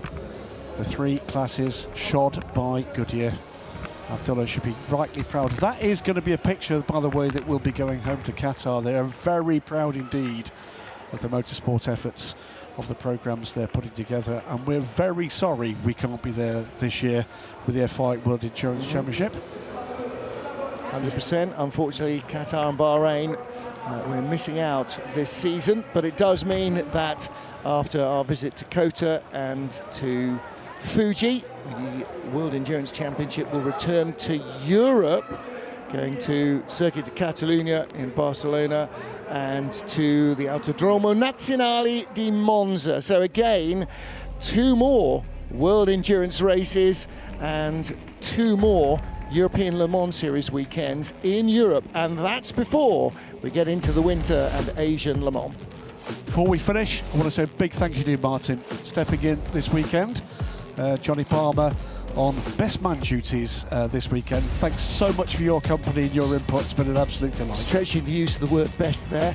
It's been a delight. Looking forward to the action at Silverstone. We'll be there. Hopefully you will be too. If you can't be in Northamptonshire, Oxfordshire, argue that one amongst yourselves. You can always catch all the action online, FIA WEC+. Until then, from Graham Goodwin, me, Martin Haven, from Steph Wentworth in the pit lane, and the whole ELMS TV crew here, it is goodbye, au revoir from Spa-Francorchamps. We'll see you in Silverstone.